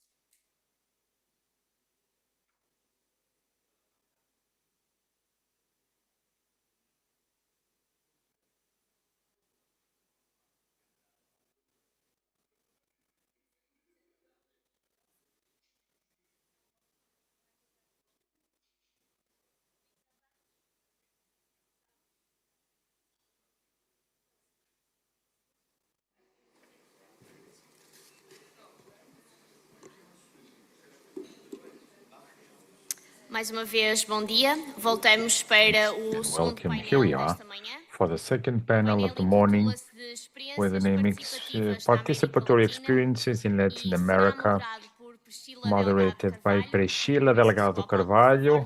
Please join us on stage from the University of Rio. Como orador desta sessão, The speaker for this session will be Juan Domingo Viola, the Secretary for Youth and Participatory Democracy from Argentina. Como oradora também Lisa Galvis, Also, Lisa Galvis. She's the Secretary General of Valle del Cauca. Joining us as a speaker, Carla Bezerra. She's the Director of the Presidency of the Republic of Brazil. Até já, obrigada. See you soon and thank you. Good morning, thank you for being here. Muitas introduções, vamos falar aqui de experiências participativas na América Latina, que é uma região que tem contribuído com inovações participative participativas já faz experience. algumas décadas. E vou passar diretamente a palavra ao Juan Domingo Viola. Allow me to give the floor to Domingo Viola. He will be our first speaker of the day, or of the session, actually. I do apologize. There is a speaker who is also here with us, Lourdes Tivan. Please join us on stage, Prefecta del Governo Autónomo from Cotopaxi, the independent autonomous government from Cotopaxi. The speaker will join us on stage. Bueno, buen mediodía a todas, a todos. La verdad que primero agradecer a OIDP, agradecer a la ciudad de Allow me to Valongo, thank OIDP for the team. Congratulations for this convention. As the organizers of the next event, we are very proud to be here because we are eager to organize it and to participate year after year so that things can be improved from year to year. We do consider this to be a very good initiative. I'm here to talk about the participation, the democratic participation in Cordoba. But there is a context that must be explained that has to do with what I was saying before. In my country, in Argentina, this is a difficult period in terms of the role of the state, the role of politics, and of the democratic system. It's a crisis in terms of opinion, a crisis in terms of the state, a crisis of politics and of the democratic system, because people question what is politics for? What is the role of the state? How useful is it if we are not getting better? To develop participatory systems, in a moment where this does not happen, and where this crisis is palpable, we have a democratic continuity in terms of what was the impact and the acceptance, saying that with democracy we live, we develop, but our people today, knowing that the only system that exists is a democratic one in terms of success, so we must see how to do it so that the nil functioning or a bad policy, we can get a good one. From one, get a different one. From a bad one to get a good one, and with good context, because good policies make good politicians, right? Porque tenemos planteo en lo que se dice hay que destruir al Estado, directamente. así en esos términos. El Estado no sirve, se lo debe destruir. In Argentina, we must destroy the state, and the state is something that should not be destroyed. So what is the role of youth and locals in a context such as this one? We present this as public policies are always presented. If we are looking for a state that is always there, if we want an organized community, organizados, trabajando junto con una visión de lo común. If we want people to work together with a common goal, a common mission, we know that nothing happens in a society that does not develop. The goal is collective, never individual. What is the role of public policy? That communities must be organized, they must bring everything that is private, that can connect, so that we can develop private initiatives. So the state must bet on the development of private initiatives and the participatory system of citizens, talking about architecture, for example, and how this works in Córdoba.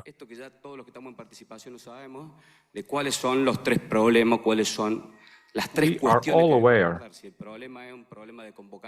of the three issues, the three problems. If it has to do with method, if it has to do with a solution or providing an answer, we are truly convinced, especially in our specific case in Córdoba, that people participate with a goal, with a purpose. They are looking for something when they participate. They want their houses to be fixed. They want well lighting. They want to be better. They want to improve. That's why they participate, that their cities are better. No participations that are senseless or without a name. So if that is not enough, and if there is a boomerang that's going back and forward, well, people lose the will to participate and they stop doing it. So it is a gargantuan challenge. Allow me to move forward with my presentation. We do have the CPCs, which are the centralized centers. Obras privadas, mini municipios, tenemos 17. Nosotros en los We últimos also años have mini municipalities, 17. In the last year, we have incorporated 4 more, and the CPC has the participation operational centers, and that is where the question lies, or the answer lies. If there is no answer, no participation. If there are no solutions, no participation. Se descentralizó administrativamente la ciudad, pero no se descentralizó And operativamente. CPC has an experience of 30 years, has centralized in terms of operation. So what happened is that Córdoba is a perfect square, 24 per 24 kilometers, and all answers are at the center. We have decentralized offices, but we do have an operational outpost stimulating participation, sure, but does not have a position per se. That's why we've created operation centers or operational centers. Here lie the figures on screen. Let you give me some idea so that you can see what CPC is all about. Let's inaugurate another one soon. Here it is.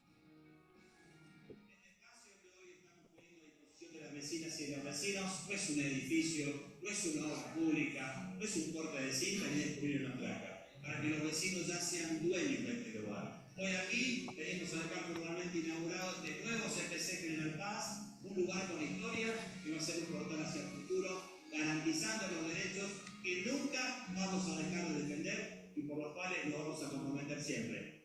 Muchas gracias. Los CPC tienen espacios culturales, CPC has cultural and social areas also. These are mini municipalities. We work with the participation. These are the programs that we have: self-management, building the community, the youth participatory budget. It's not that different of how it works throughout the world. It is actually for the year, for the relevant year.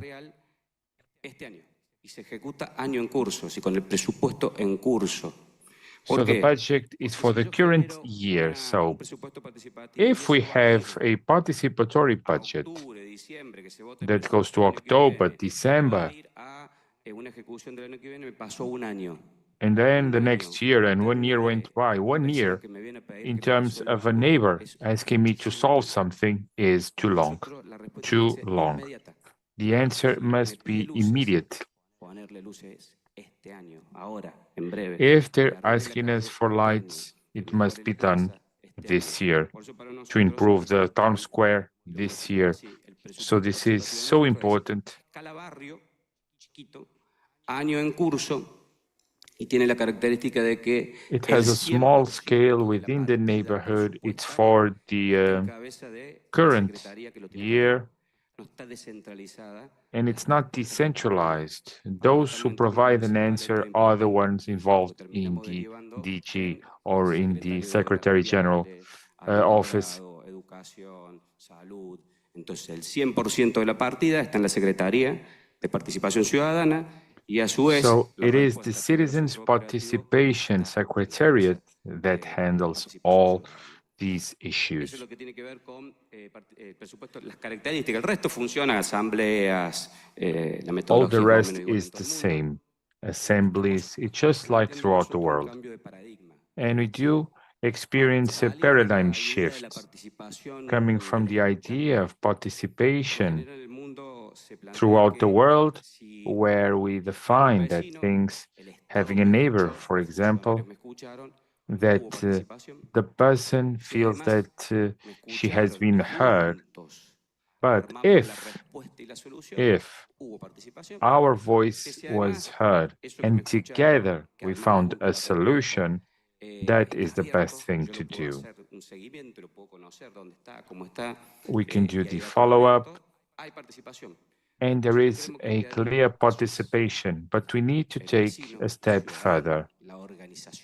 The neighbor, the citizen, the organization of neighbors needs to work together with the governance team. ¿Te animás a la calle? ¿Te animás a hacer el cordón cuneta? ¿Te animás a hacer la obra de gas? To have a connection that goes further, for example, connecting the gas network, public service, for example. Hicieron cordón cuneta, hicieron obras de asfalto, hicieron obras de gas. And Congestionando, abriendo el equipo de gobierno, putting together las organizaciones, the government into these organizations, public service, sale más barato, and más rápido. it is cheaper, it is Lo controlan, quick, lo ejecutan y quienes lo van a vivir y disfrutar. and they will enjoy from it because it's the teaching itself. Living it so, Presupuesto participativo joven por ordenanza que es autogestivo y by presupuesto ordinance, is something that is ongoing, and together with this participation, each CPC has an assembly of all institutions and organizations of the jurisdiction, and they define the improvement per organization, a neighbor, a vote, self-management, its organizations, Neighbors do not vote, associations do. Esas son algunas de las fotos. Esto es un centro vecinal que hizo una obra de gas. This is a center, Fue el primero, que para nosotros which was the first one that was very important with a challenge that was being designed. Let's check. Hoy es un día muy importante para nosotros, ya que inauguramos la obra de gas del barrio, realizada a través del programa de autogestión de la Secretaría de Participación Ciudadana.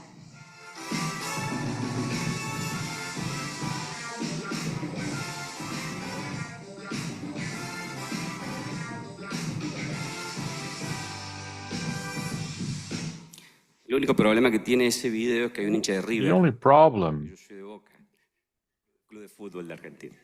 is actually the football club. So it is for the year that's ongoing, but the team, the tools goes to the CPC, to the centers. We decentralized in terms of operation in the CPC. All municipalities, when they decide to decentralize, they will face a challenge. Either they do it in institutional views and what they have in terms of participation, or they do it in a delocated manner, opening different views on the public, urban context. The neighbor goes to the CPC to ask for something, to claim, to demand, and the CPC needs to provide an answer. Nuestro actual intendente, que mañana en la asamblea les va a dejar un saludo, tiene que ver con eso. Corto ahí, eso. Chamo agora então a Allow me to bring on stage Lisa Rodrigues, coming from the Vale de Cauca, to present, please.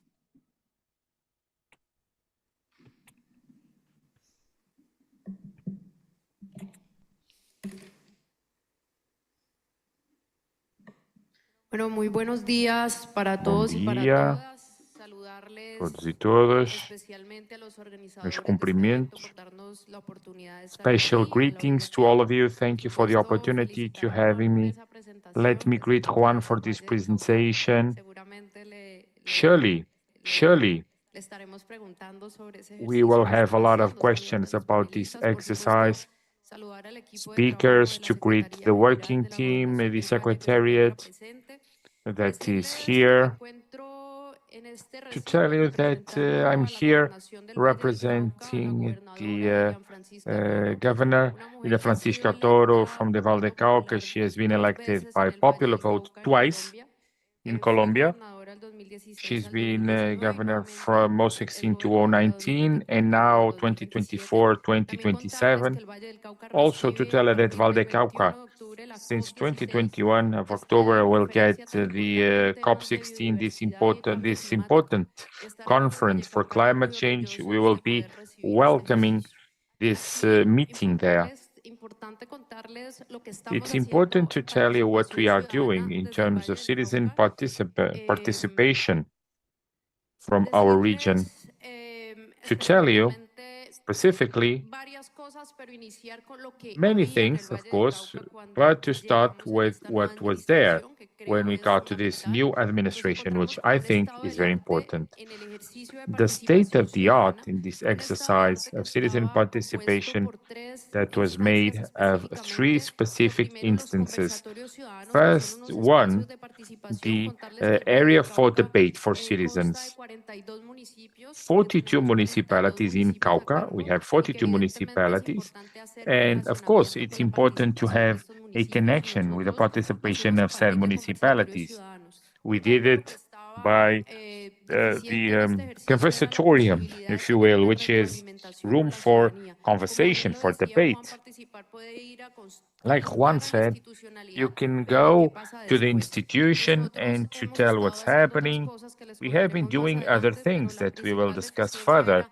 si But the main issue is if I'm going to talk with a representative, what will happen next? What is the follow-up? So there is no opportunity to follow it up. The other has to do with it's a council of 23 representatives that have been elected in a democratic manner.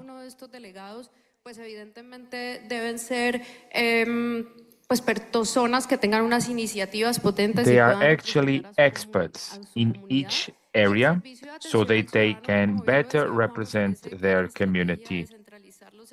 Like Juan was saying, the goal is to centralize the service, and this is quite important because in Colombia, we are seeing actually some democracy in terms of looking at the citizen as a user and not a decision maker. And that is the paradigm shift that we are seeking. Aquí decirles que nosotros en este gobierno hemos estado Allow me to tell you that we have been launching and we wanted to connect this scenario of citizens' participation that has been the result of the lack of viewing of government to citizenship, and that here, the Val del Cauca was the epicenter of this initiative, and this government, which is liderated by a woman, but we have to look at it from other views on how to better connect the participation of citizens. And now we are working in connection with them, with CEPAL, and we were a bit daring in terms of connecting to this process. It is a process of social construction of public policies. It's something that can be added from public policy as a civic responsibility, which means that is a process that requires an active citizenship. And regrettably, in Colombia, we've had some problems because of the state, and we do believe that it's very important to foster public policy that has to do with participation. Let me tell you what we are doing.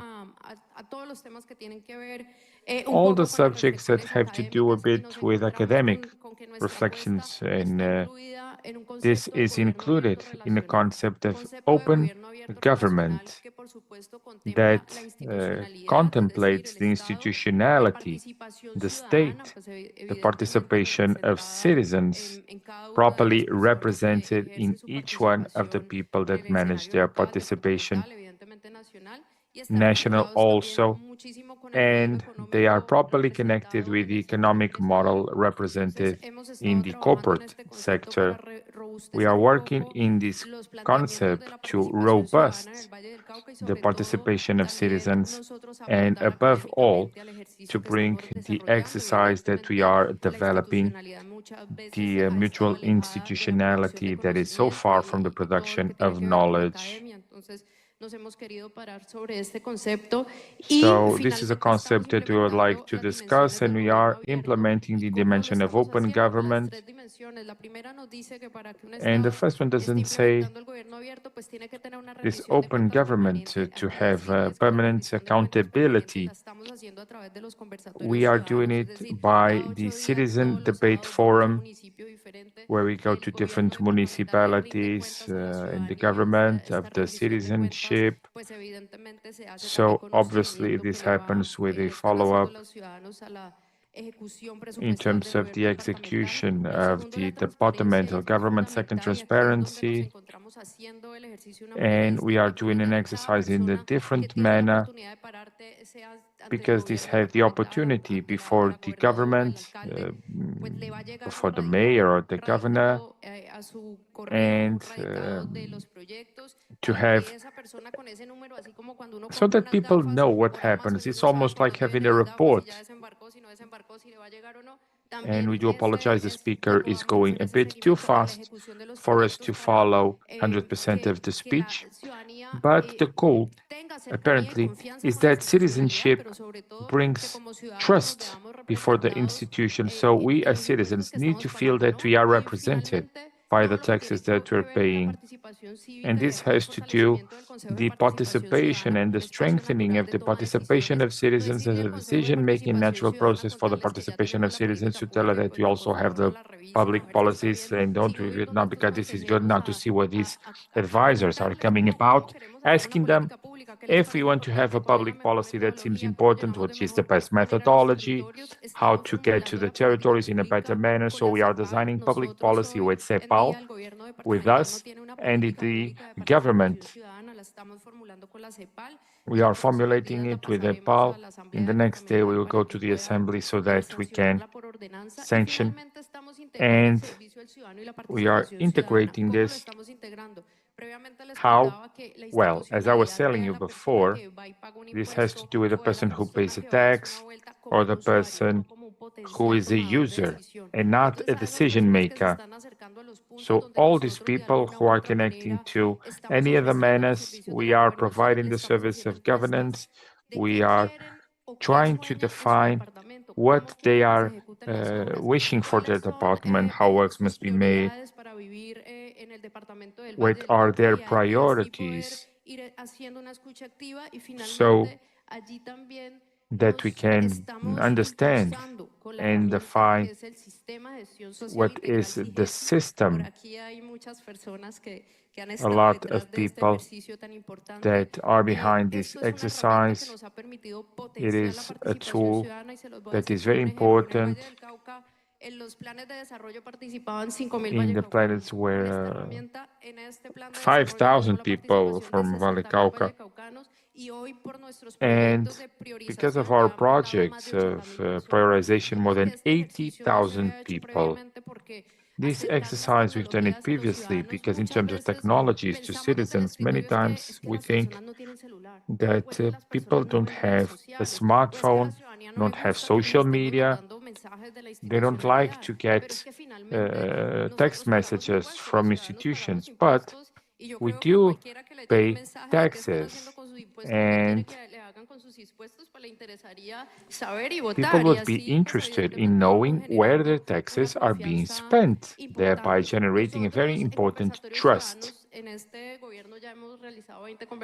So in this government, we've had some debates, participants.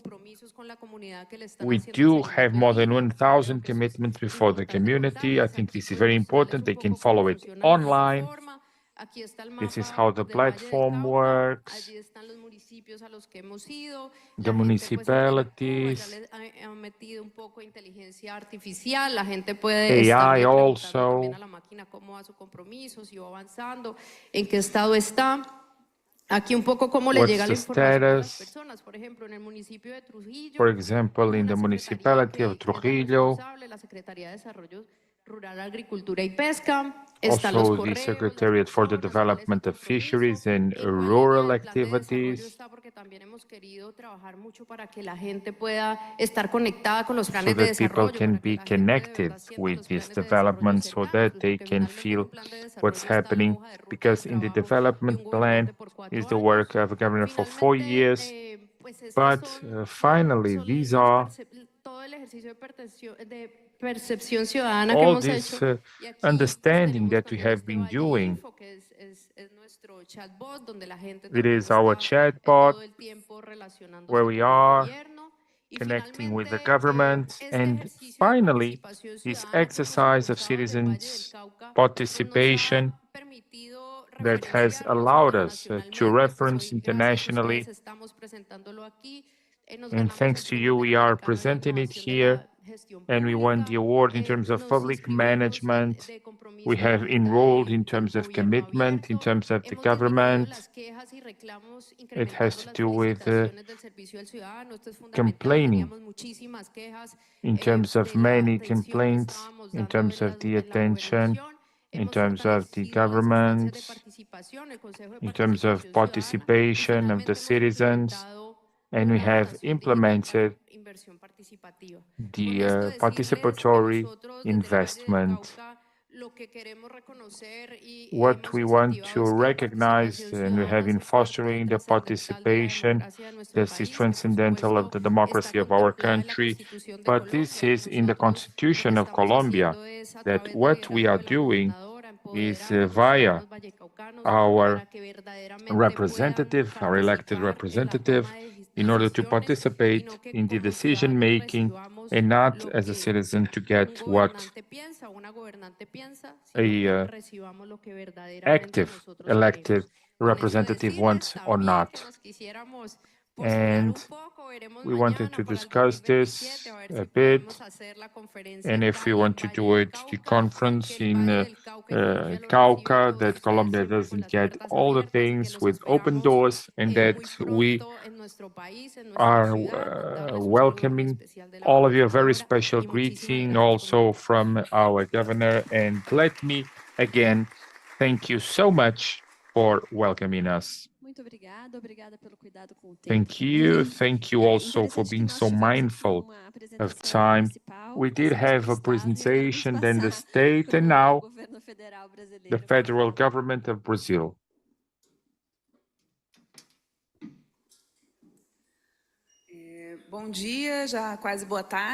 Good morning or good afternoon. For those who saw me yesterday, I spoke in English, now I'll speak in Portuguese. This is an event focusing on Latin America, and Brazil is the only country that speaks Portuguese in the region. So for those who need to use the headset, please do. It's the wrong presentation, actually. I do apologize for that. Yeah, it's the wrong presentation. It's the wrong presentation. So can we go to the next one?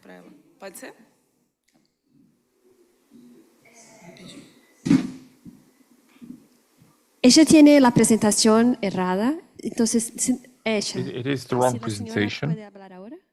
So can you do it now? We'll change the.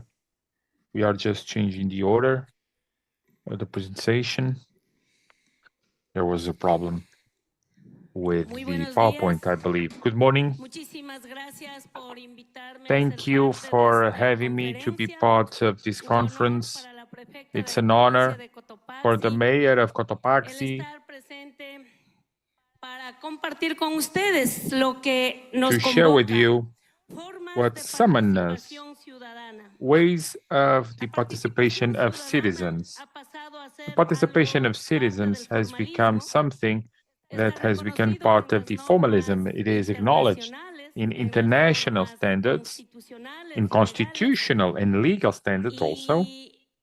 And I believe that citizenship is tired of talking about the citizens' participation.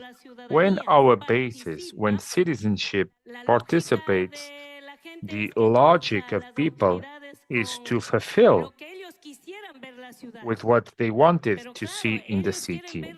But, of course, they want to see the city as the maximum, as the ideal of the community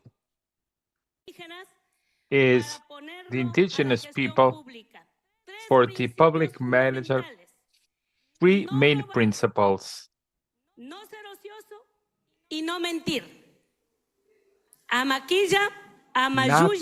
to lie, maquilla, majuja, machula.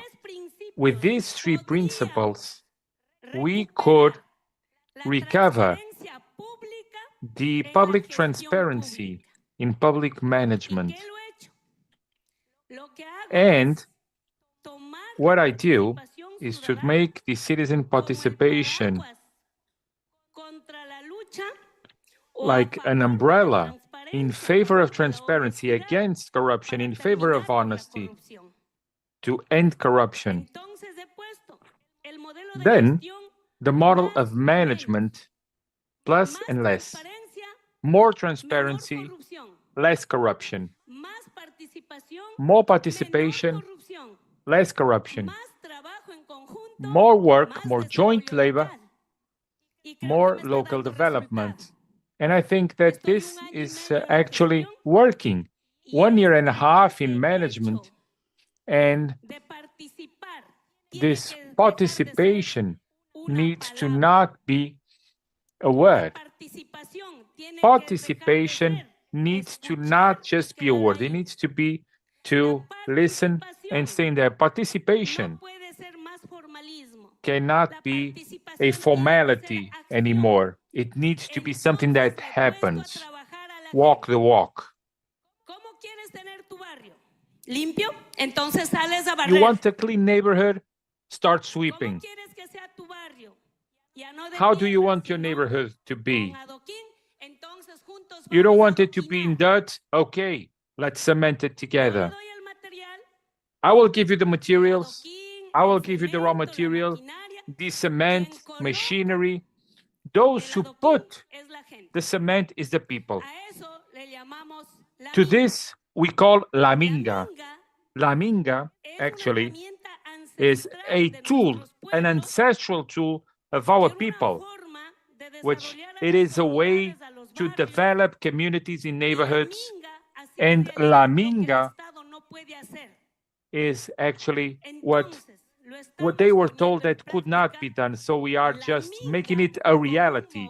La minga becomes a model for management, that it's not a patronizing state. That state gives you everything, because la minga was seen as a practice of the indigenous people and not a society. Because la minga is seen as free labor. And we have been saying yes, that one of the ways to save in a time of crisis, this is the worst crisis in history. In Ecuador, we have blackouts. There's no light. There's no electricity. Even today, the states of Latin America, we don't have money to develop the way that our people would need and that we would love to. So with La Minga, you spend half with the state in resources, and the other half has to do with the participation of citizens via organized labor. And this has to do with the social organization, La Minga, and the state. What has been the result? $300,000, let's imagine. Now we're paying $150,000. It's half of savings that we have in each execution of each work. And this is what we want to disseminate. La Minga as a model of management. So the participation, it's not just a simple word. Let's go to actions. For each one of you, that La Minga, when it works, it is a tool that has become something that has mitigated corruption. And we have always heard that the politician enters stealing. He hits the ground running and stealing. It's so deteriorated, the politics, because they steal, because they lie, and because they are lazy. One of the ways to make sure that citizenship in a participatory manner does other kinds of policies is using the hands of the community. We need to bring back the trust in politics. One of the steps to do it, one of the tools to recover the confidence in the public sector is that people participate directly in the exercise of building the local development. Because everyone can be here, everyone can sit there and watch this conference. But if I give you a shovel, if I give you something to work with, let's see who joins. Let's see who wants to participate. And I'm about to finish. Currently, a bridge that would cost $1.8 million. $1.8 million. We told the government,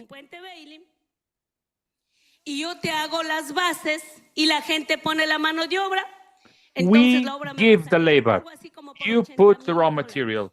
$80,000 we will spend. And everyone said, oh, but it's free labor. No, no, I'm empowering the neighborhood. I'm empowering the community because the state cannot be giving you everything. And I'm a left-wing woman.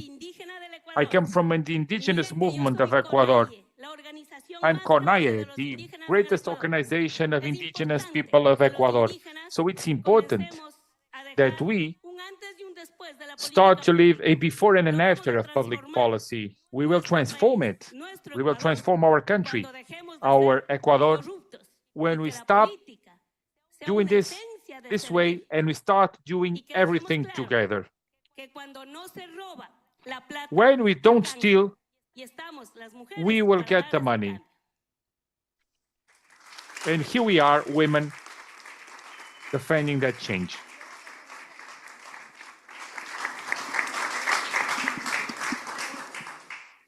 Muito obrigada, graças. Bom, então agora a lógica foi cumprida, so, let's go from a municipality to department, getting to the experience of the federal government, and I will give the floor to our next speaker.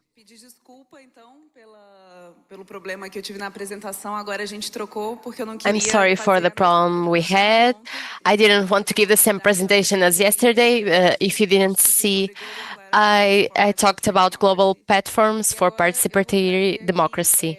And now I will bring you Brazilians' experience, thinking a bit of, right now with our re-election of President Lula, the theme of participatory is again in the political agenda.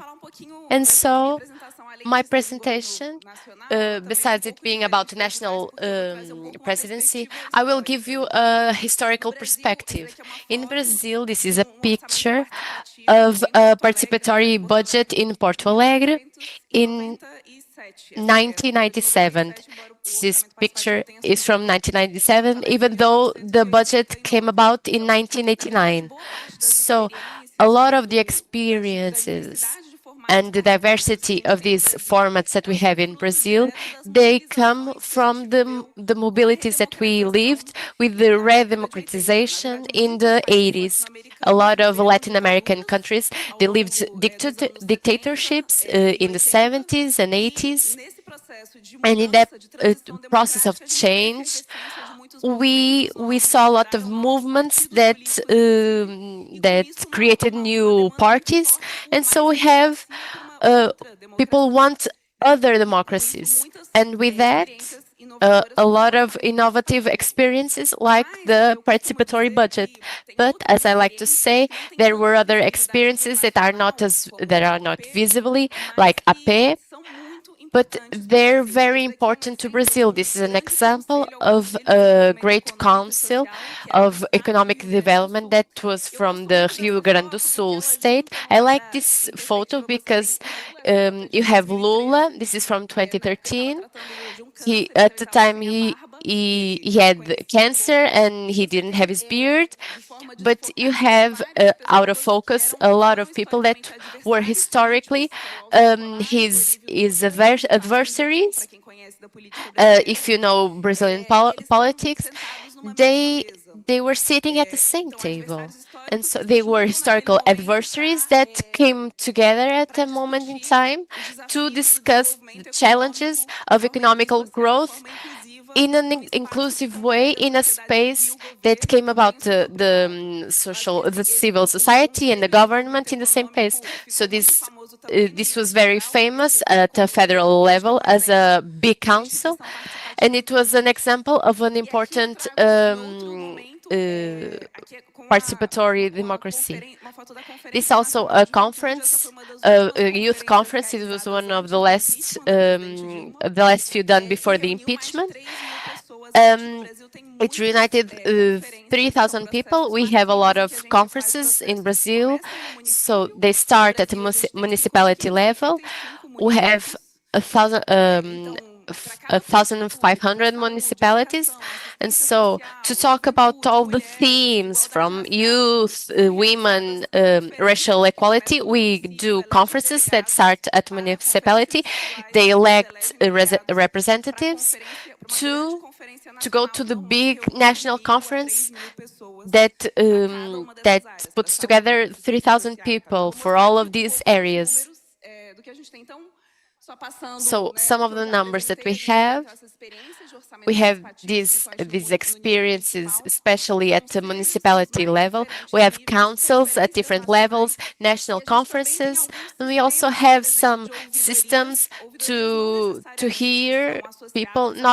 They're not just have to do with participation, but also we try to discuss.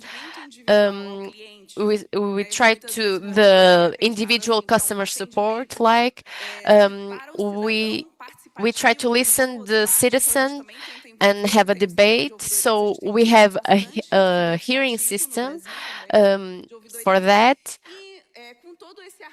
And with all of this arrangement and all of this architecture that come from go from municipality to federal to national, we have a few federal systems like Rio Grande do Sul. And in 2014, there was a try for a national system that we weren't able to do it, but we're still trying to working on that logic, even though it's not legally institutionalized. So our budget in Brazil, participatory budget, even though it has a big international reference, and it keeps growing throughout in all the world. In Brazil, it actually went back.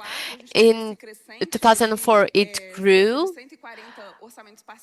of about 140 budgets at the same time. It always in Brazil, it's always on the bigger cities, but it has reduced.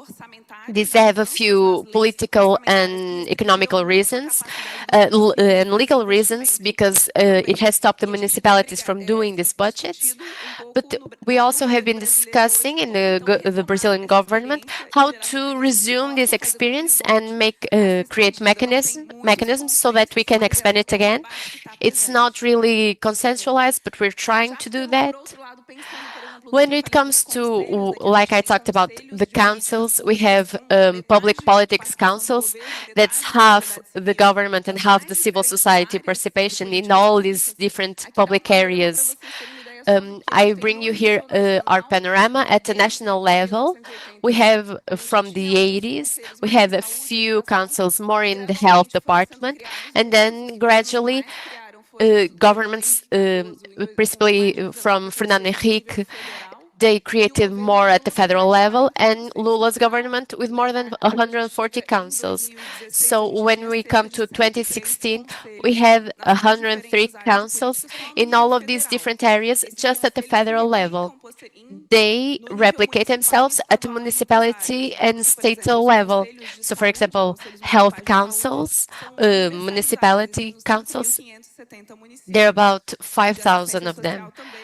Social assistance as well. In the education, we have fewer, but we have a lot of these councils. And like I talk about in these conference processes, these were the conferences that are done by year. We have the health conference that started in 1986, that started by making the rules for our public health system, that now it's universal. And from that, we started different conferences for all the other areas, like with Lula's government. There were a lot of annual conferences. So for you to understand, this year our governments had different durations. Lula's were 2 mandates, so 8 years. So the red line gives us an average per year, so it's probably more precise. So in Lula's 8 years, there were 10 conferences per year. So these 10 of these huge events. Now our hearing systems, there's very significant in Brazil.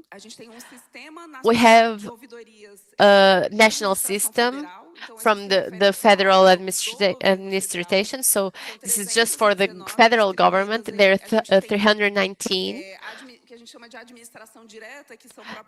This is what we call from hearing directly. So from the ministry, what we talk about the government in a harder sense of the word. But we also have a big system of higher education system that's linked to the federal, like universities, technical institutes. They also make this a federal institution, federal hospitals as well, regulatory agencies. They all have their ombudsman. And so we try to make some participatory principles there as well. We have a big network that congregates municipality and federal levels, and it's obviously very big. We have more than 10,000 ombudsmen, and we're talking about a really high scale. What happened? This I bring you. What I brought you from now, it's from the 80s until Michel's government, and then we had in 2019 a big inflection in this participatory theme. Why is that? Because throughout the 80s until 2019, we had different political parties and different ideologies that defended participation. So I presented two big presidents that were adversaries, opponents, but they had a consensus in this constitution they had the idea that participatory was relevant. Then we had a change in Bolsonaro's government, that it was the first government that was against this theme. So he created a decree that was Decree 9759 that tried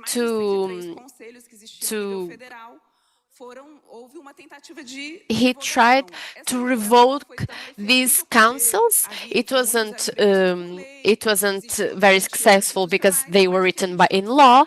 But what we observed, it was a graphic from a paper that I wrote with other professors that shows what happened throughout 2019 to 2022 as a direct result of this decree. So if we look at the red and yellow ones, they were inactive after this. So we have about 38% of the councils were in a way made inactive. And the rest keeps working, but light blue ones, that is 28%, they had some changes. They were drastically changed with a big reduction of civil society participation. So we can see through this that there was an inflection and a reduction of these spaces. And so what were the first measures from Lula that is a government that is really connected to participatory democracy? So what he tried to do with this transition in Brazil's trajectory? First of all, after the elections, between the elections and taking charge, they have a transition cabinet, transition office that ended in October. In these 2 months, they create an office that thinks what are the most urgent measures that should be taken. From government to government, they have a way to structure things. So in this transition office, they try to institute big spaces to discuss work groups and each politics diagnosis with the participation of the society. They had representatives from organizations, national organizations, to discuss what would be the priorities for this participatory. The first measure at the first day of possession, it was the Decree 9759. So they were revoking that decree, and with that, gradually they started to restructure the councils that were emptied out from civil society participation. Now we have 56 councils that work actively. Another important thing, it was the recreation of the Secretary General of the presidency. This changes a lot according to the president, but when Lula came again, he recreated this secretary that has a status, and they're the ones responsible for this participatory. So they work with the civil society. So I work in this secretary as the director of digital participation. And so this was not there before, to think about this system that is interministerial. We have a central organ, and there's a person in each ministry that is responsible to bring the questions of participatory. What is happening in this particular politics? We have discussions and periodic meetings, and we have been establishing new directives. How do we perfect this participatory legacy that we have that is limited, and there are some things that do not work so well? So some news, if you saw my presentation yesterday, you will hear this again. We have this platform of digital participation. As I explained, we've had other experiences of digital participation, but Brasil Participativo proposes a unique entrance. It plays with what we've been working with as digital government systems. The citizen doesn't need to know if they need to go to A, B, or C. They have one door, and they can access all the services of the federal government. So in just one platform, the idea is that all the organs, they can present their systems of participatory, from conferences to public talks. This should help all of these different participatory systems that we have, and so that people also connect digitally. So we go from in place to digital. I'm closing here my presentation because I'm at my limit, but I will just give you our first process. In our platform, we had more than 1 million people participating digitally. We talks throughout the country. It's developed in this technology. So we have really close relationship with Barcelona municipality, and we also have been working with the mayor of New York. So it's a space of international cooperation. It's both strengthening for our country, but also strengthening and of cooperation with international associations. So for those that speak Portuguese, if you want to hear these podcasts, we have some podcasts about this theme, and that's all. Thank you very much.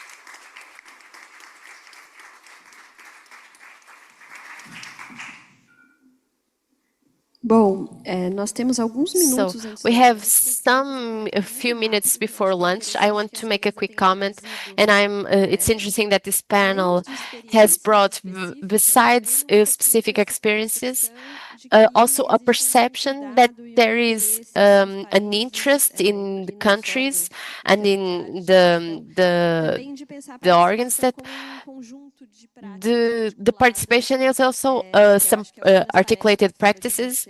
That's, I think, what comes from your speeches. Participation as a system or as a management way, more than as a specific practice that allows for citizens to get closer. So I would like to ask you if you could talk about the challenges that are of how can we articulate all of these forms. What are the challenges that you have to maintain this agenda, keep working on these countries? We also have some questions. I don't know if we have a microphone.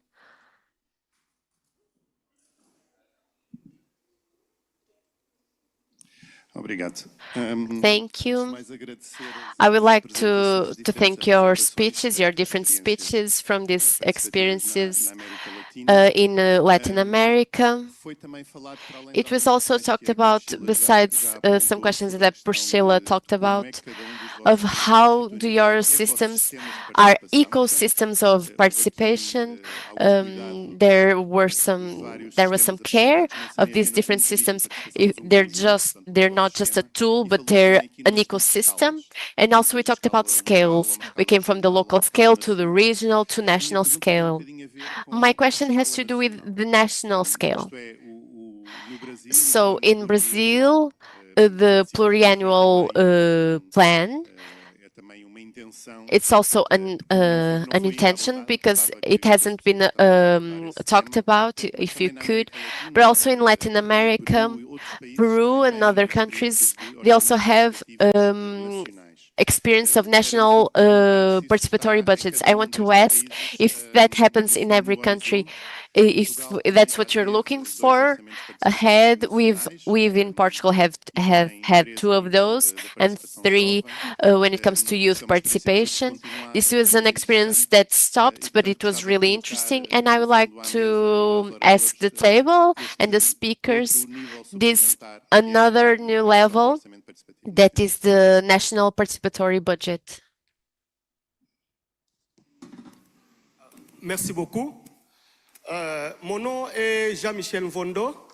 Je suis le secrétaire. My name is Jean-Michel Vondo, and I am the executive director of Congo's civic network.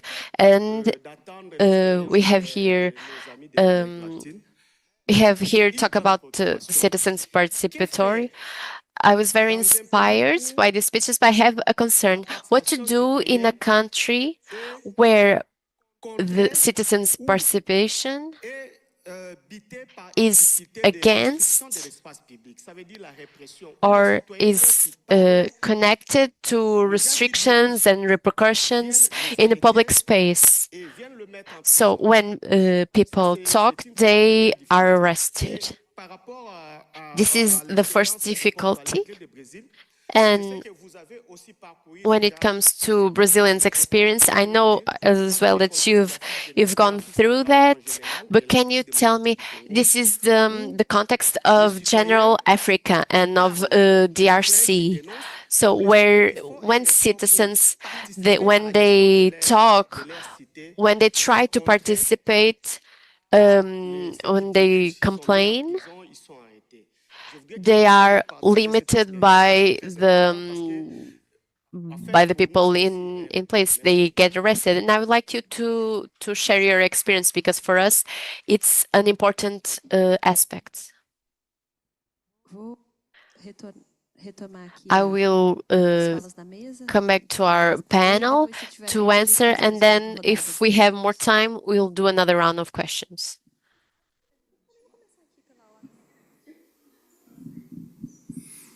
Well, I will try to answer these challenges.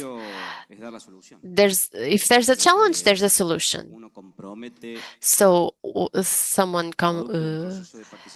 they try to have this process. They want them to come, and then we want the solution to be enjoyed by those that question it. So the idea of auto management. It's a bit different from mine, where I work. If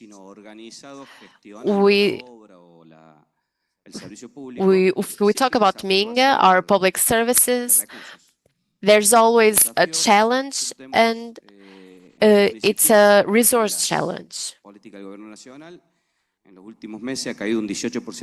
the last few months, as always, especially in Latin America, there are few resources, so we have to try to do the impossible so that the solution comes about. So what do I mean by this? We have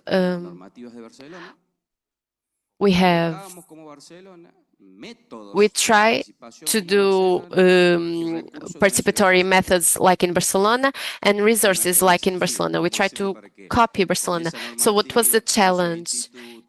With this normative, with this system, we give answers, being it the second city in Argentina, but we have few resources. So our challenge lies in that. A political decision of prioritizing when the resources are few, it ends up prioritizing what people ask. So what happens?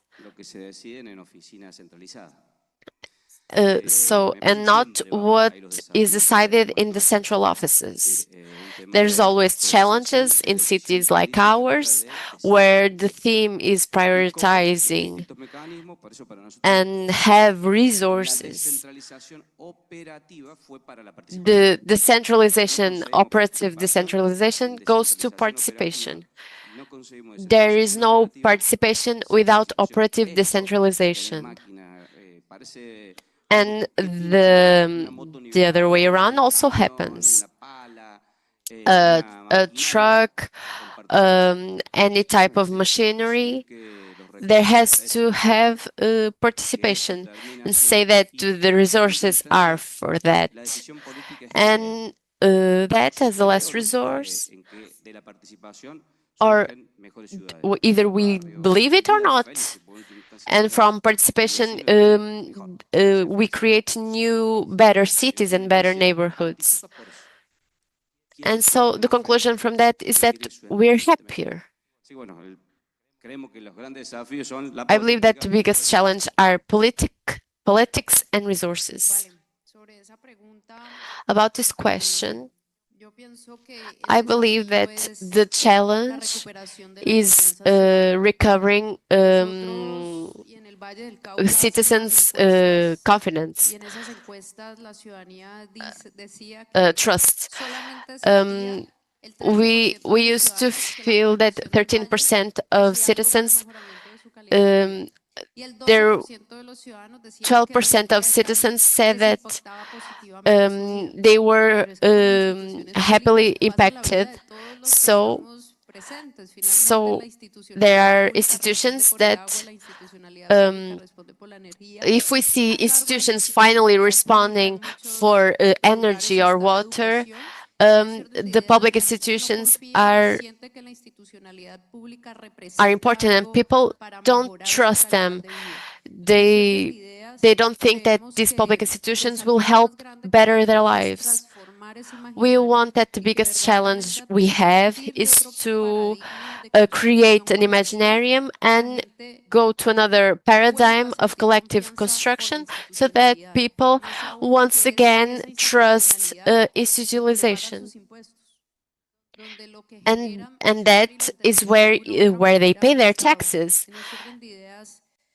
It's what manages states' money, and it's in this challenge that we're working on in recovering trust from the population, so that people trust in institutionalization, and that people believe that public workers, we can improve their quality of life, and that public services goes beyond that exercise. That's the challenge that we have. Well, I believe that two comments that about this pluriannual plan, about 76% of contribution from PPA participative were incorporated in the final law. It's in execution in Brazil. In the first year of government, you make the law, and then the pluriannual plan, it goes for 4 years. So, and it goes to the next government. So we have a participatory monitoring, and it's done not in a bigger way, but we have representation of civil society organizations that accompany this process. So PPA PPA is one of the big pieces that we have. It does not work on the budgets, but it establishes priorities. And then we have the law and the annual budget law. And on these two laws, we have a debate of how to do participative processes in the federal government, but we do not have a consensus or anything consolidated. So it's something that we're debating. It's important in Brazil. We defend that. But there are other political questions that do not make it possible at the moment.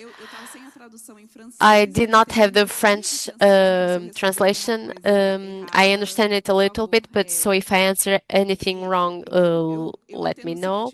What I understood was that one of the challenges, one of the biggest challenges of democracy is knowing how to deal with protests.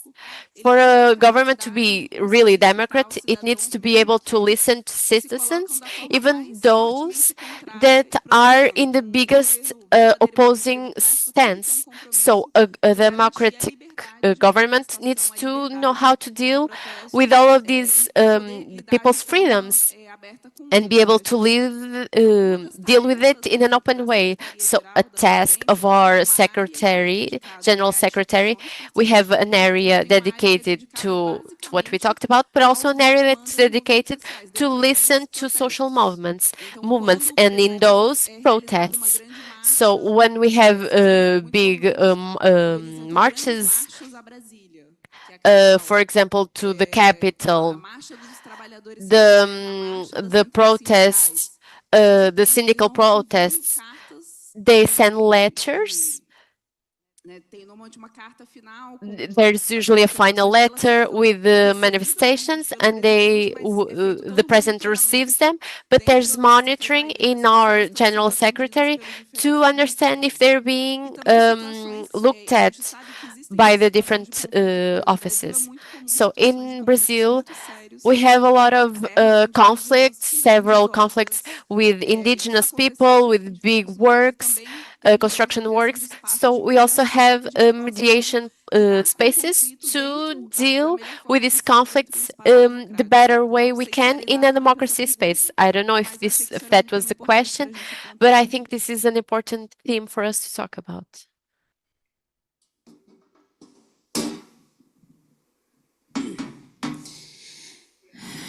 Los desafíos son varios. The challenges are many, especially in Latin America. We need to have trust in public politics, because if someone asks, "Do you want to be a politic?" and I say, "No, I work. I don't want to be a politic." And we start changing the conception of politics as a service. Politics as a service. Politics is seen as the biggest corruption, and so citizens' participation is part of the justification. And so we need to change community participation in ways like this. Participation will have to be important to eliminate corruption. If we use this plan, then we will have political success. It's not the same as being rich, but those that steal, they say, they made work, but they stole. It's not important that they stole. It's not important as long as the work was done. This has to change. That's the biggest challenge. That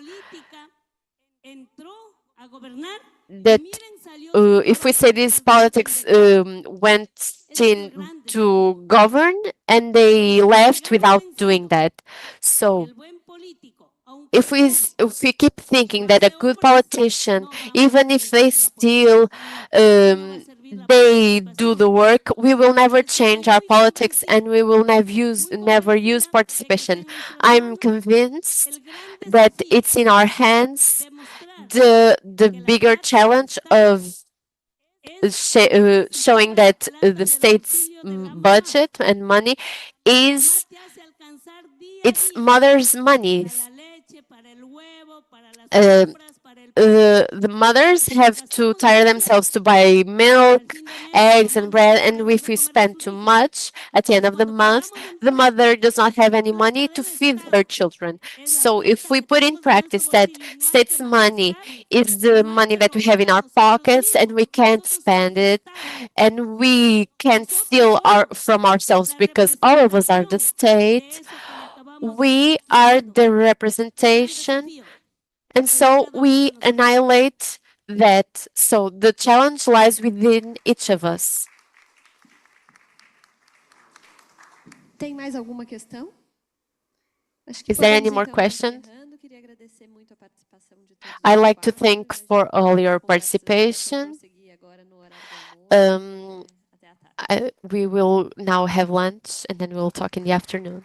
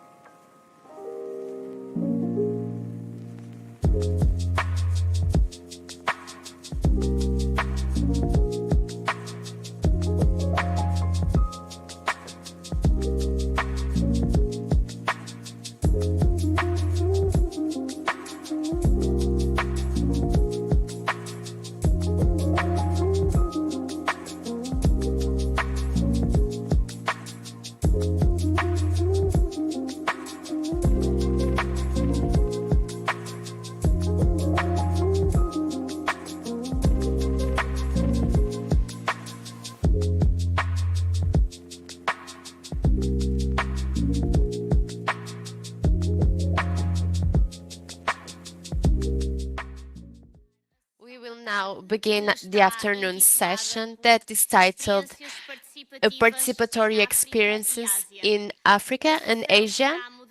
The session will be moderated by Bashir Kanute, that I ask that to join us, the IODP Secretary General in Africa.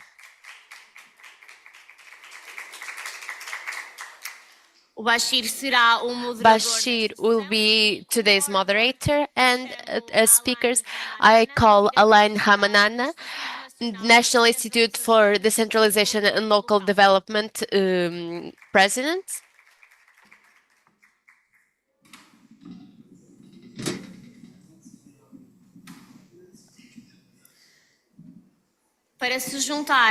Also to join us, Oli Tukilan from the Ormoc City of the Philippines.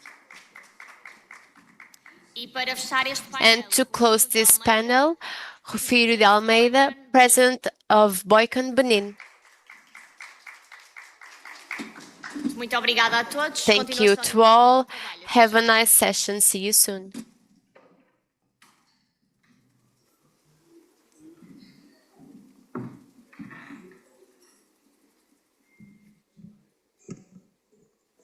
Boa tarde.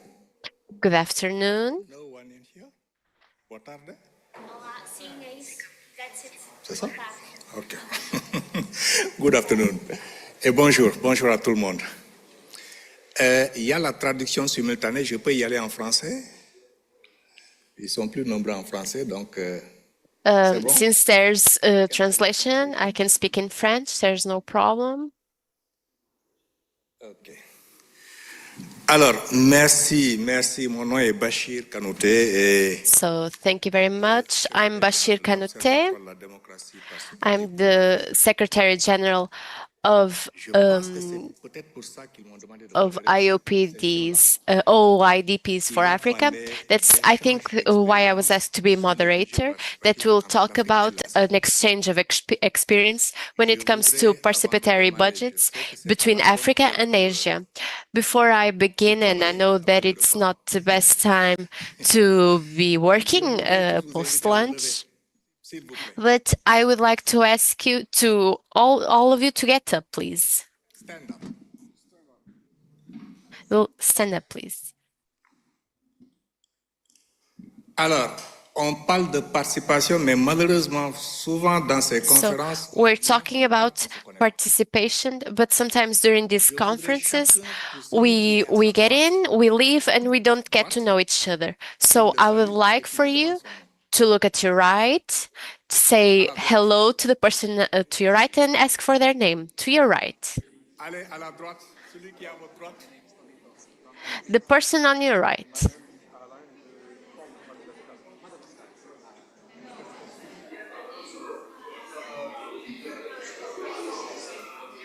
Okay. Okay. Very well. Is it okay? C'est bon. Is it okay? Everyone done? Very good. A round of applause to you. When we talk about participation, we also mean contact. I appreciate this moment, and now we will go back to our places so that we can begin this afternoon's works.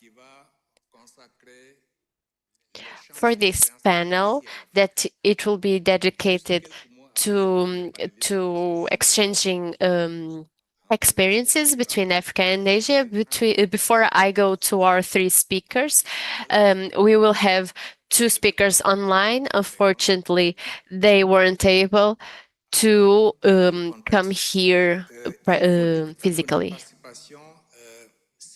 We have to say that when we talk about participation, we're talking about a need. Much more nowadays citizen, even from the 90s or from the 2000s, the citizen has a need to participate to definition of their development agenda. Today's citizen does not want us to go through them, but it wants to be present. It wants to participate. at least to define what can be done and even to participate in the implementation and assessment. And with this need to legitimize the people that are elected, we also say that it is to reconstruct the trust between the citizens and the institutions. This participation also gives power to the people, but this participation also gives abilities to the citizen to understand and participate in politics. With all of these needs that exist and that sometimes are essential between several elections, because participation also means elections, representative democracy. So what happens nowadays with elections? We don't really think about it, but it is essential because in some countries it's 5 years, in others 4 years. Between two elections, what happens? This is where institution needs to talk with the citizen to co-build the agenda and to mobilize it, to give more capacities to what will be done, but also to be able to build politics. Obviously, if we have no population, politics will not last. We have several approaches to this, and I will cite some. We can talk about citizen panels that are approaches on participatory democracy. There are some councils, neighborhood councils. We have senior councils, not to say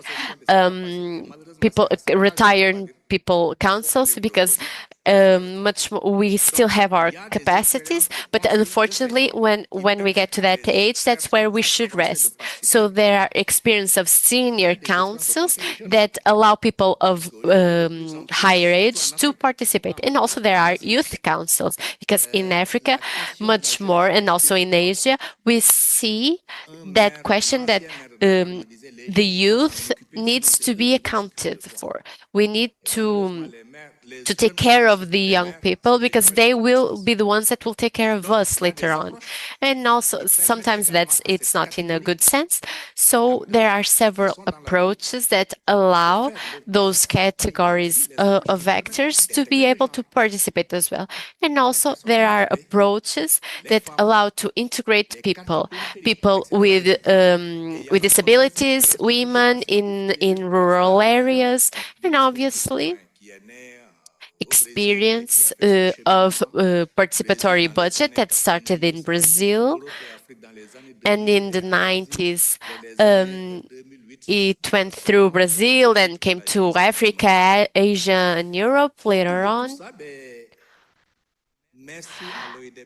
Around all of this, thank you very much to OIDP for creating this session that will allow us to share all of these experiences, what happens in Africa, what happens in Asia, and how can we cross-reference these experiences and take away information that will allow us, when we get home from Valongo, to guarantee that we saw different experiences and what can we take away from these experiences. So thank you very much to Valongo for this experience. Thank you OIDP for this invitation.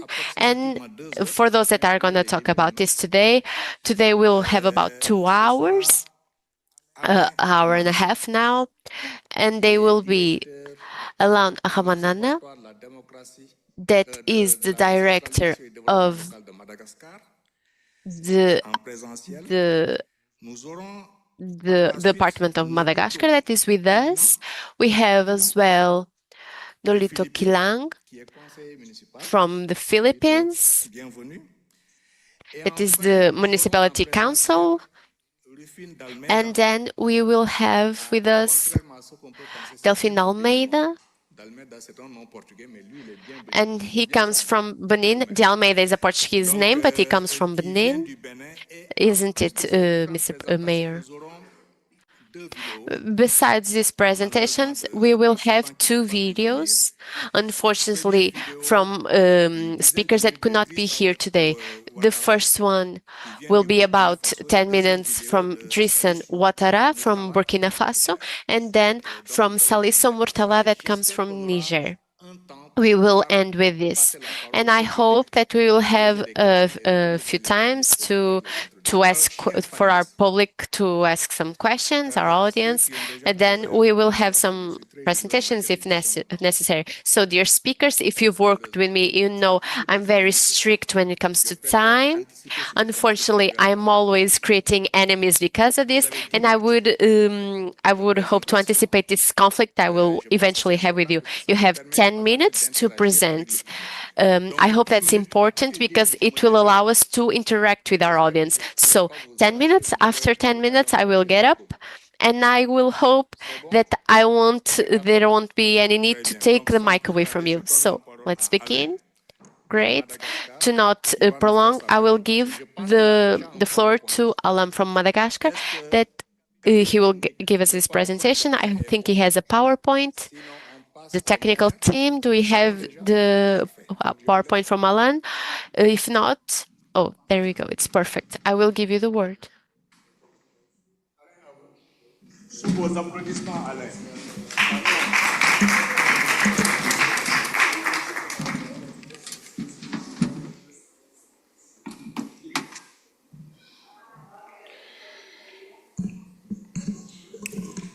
Merci beaucoup, mesdames et messieurs. C'est un immense plaisir que Thank you very much, ladies and gentlemen. It's with great honor that I'm here today as a director of the National Institute for Decentralization and Local Development. This institution allows us not only to share ideas, but also to reinforce our compromise to promote the citizens' participation and also the local governance, as well as participatory budget, that are the three essential pillars for the development of our territorial collectives in Madagascar. Today, we are here to share good practices when it comes to participation, citizens' participation, methods of local government. It tried to take care of local businesses in the local level. When it comes to decentralization, citizens' participation is a key element to reinforce the efficiency of decision-making at the local level. But participation, citizens' participation, is not only consult or inform the population. It is also actively imply them, use them at the public business. This is what allows us to respond more specifically to waiting times and to the expectations of the community, and to have a more transparent local management in Madagascar as well as in other developing countries. The true culture of citizen participation has several challenges, like low democratic culture, the lack of effective institutions. But, however, we can observe great advancement thanks to some initiatives.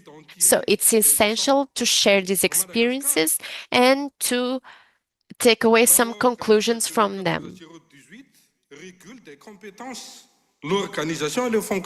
In Madagascar, we have some skills, competences that allows us to regulate the local constitution. This has a capital importance in the local government. From their creation, that structure has allowed to integrate several actors in the developing process. Those actors are economic operators, the civil society. It's very important to the defense of rights and to citizens' participations. Local organizations can represent women, youths, farmers, as well as parties that bring us political parties that bring us their knowledge and how they make decisions. They allow an inclusive approach when it comes to local business. This SLC is at the heart of local measures, and they guarantee an active participation of all actors when it comes to strategic decisions that are connected to the decisions of the future of the territory. Also, we've seen several advancements. One of the main ones, it's the creation of a local development plan that is inclusive and integrated in the 235 councils of municipalities of Madagascar. This allowed us to prioritize the needs of the infrastructures in each of those municipalities.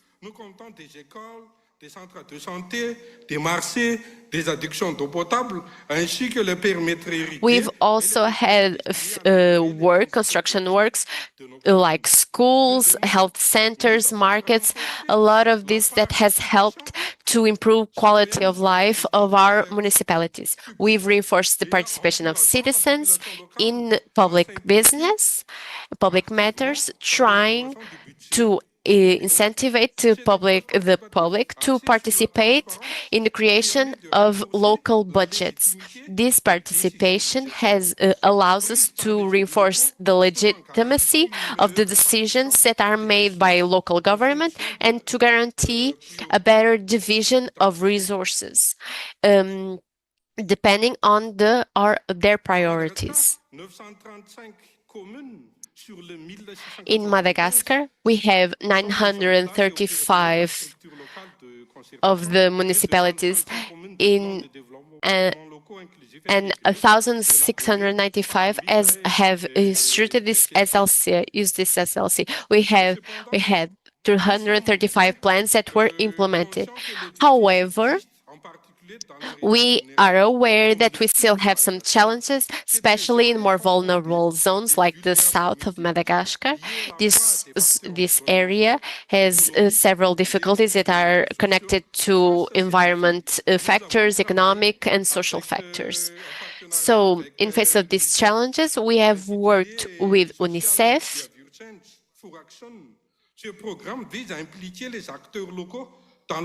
in a program, ENDD, that applies at local institutions. They need to be more aware of the real needs of the population.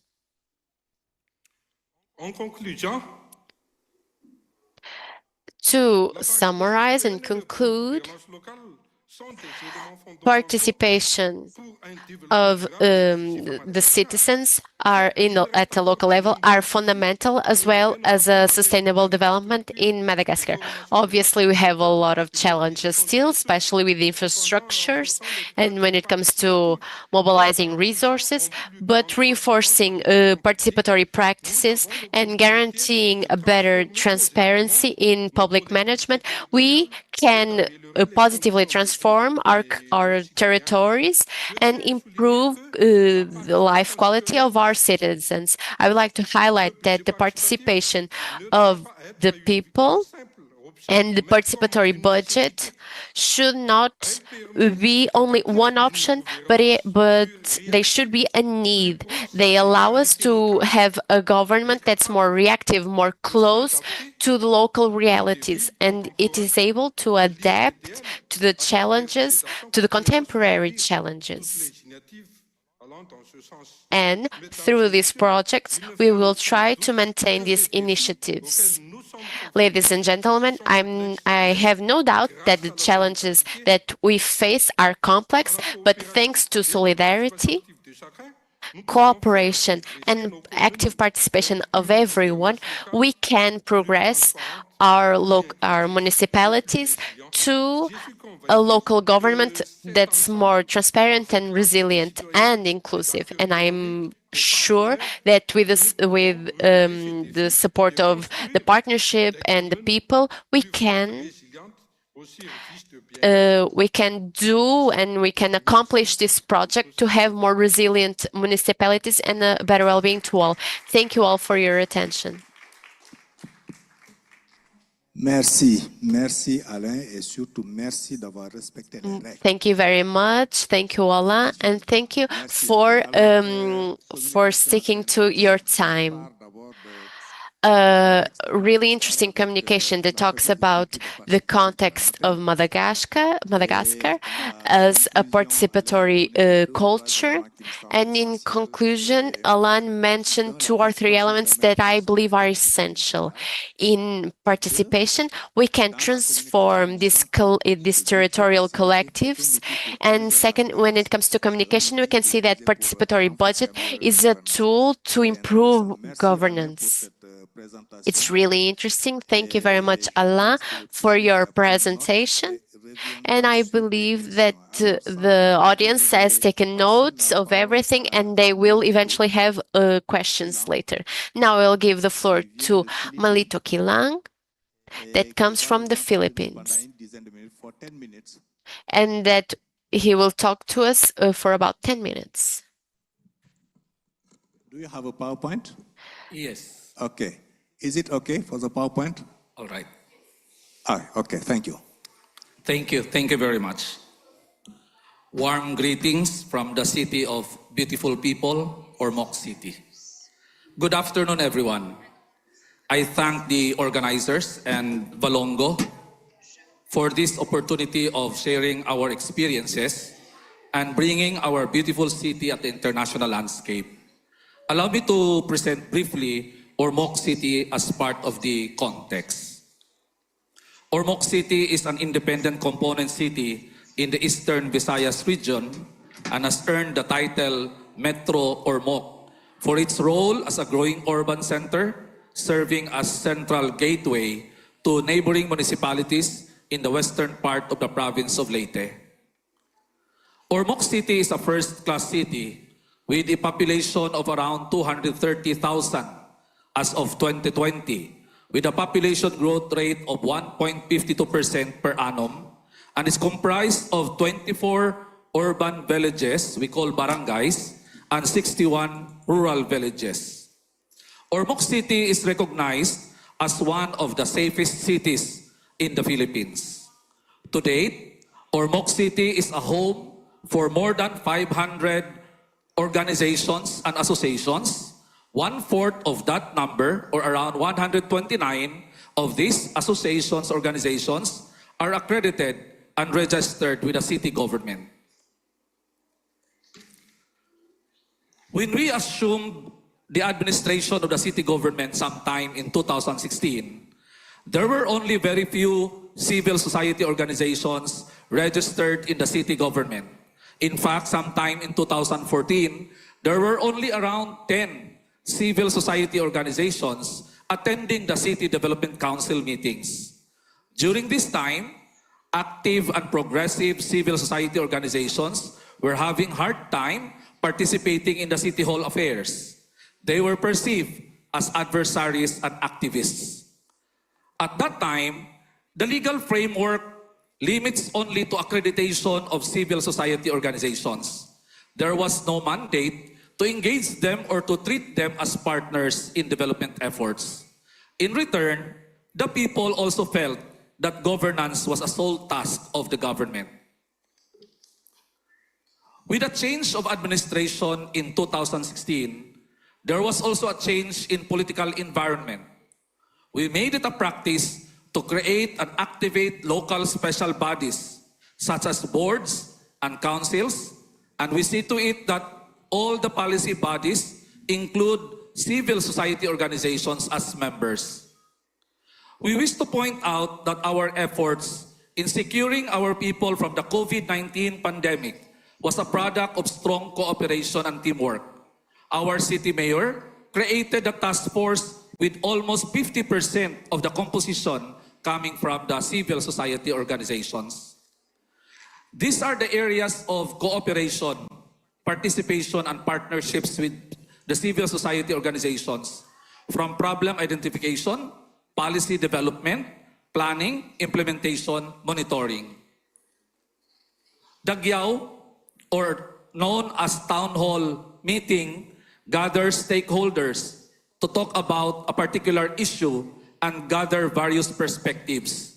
Civil society organizations talk about their opinions and positions and discuss issues and concerns they experience.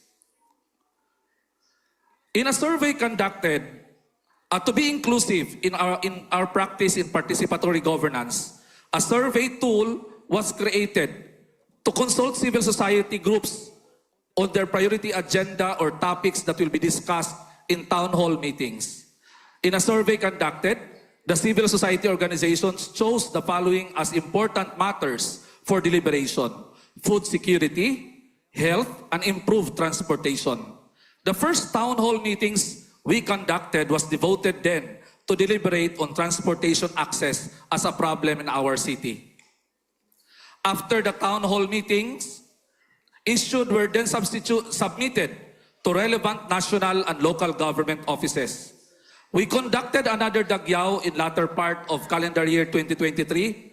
It was then agreed that there should be at least 2 town hall meetings or GYAO in each year.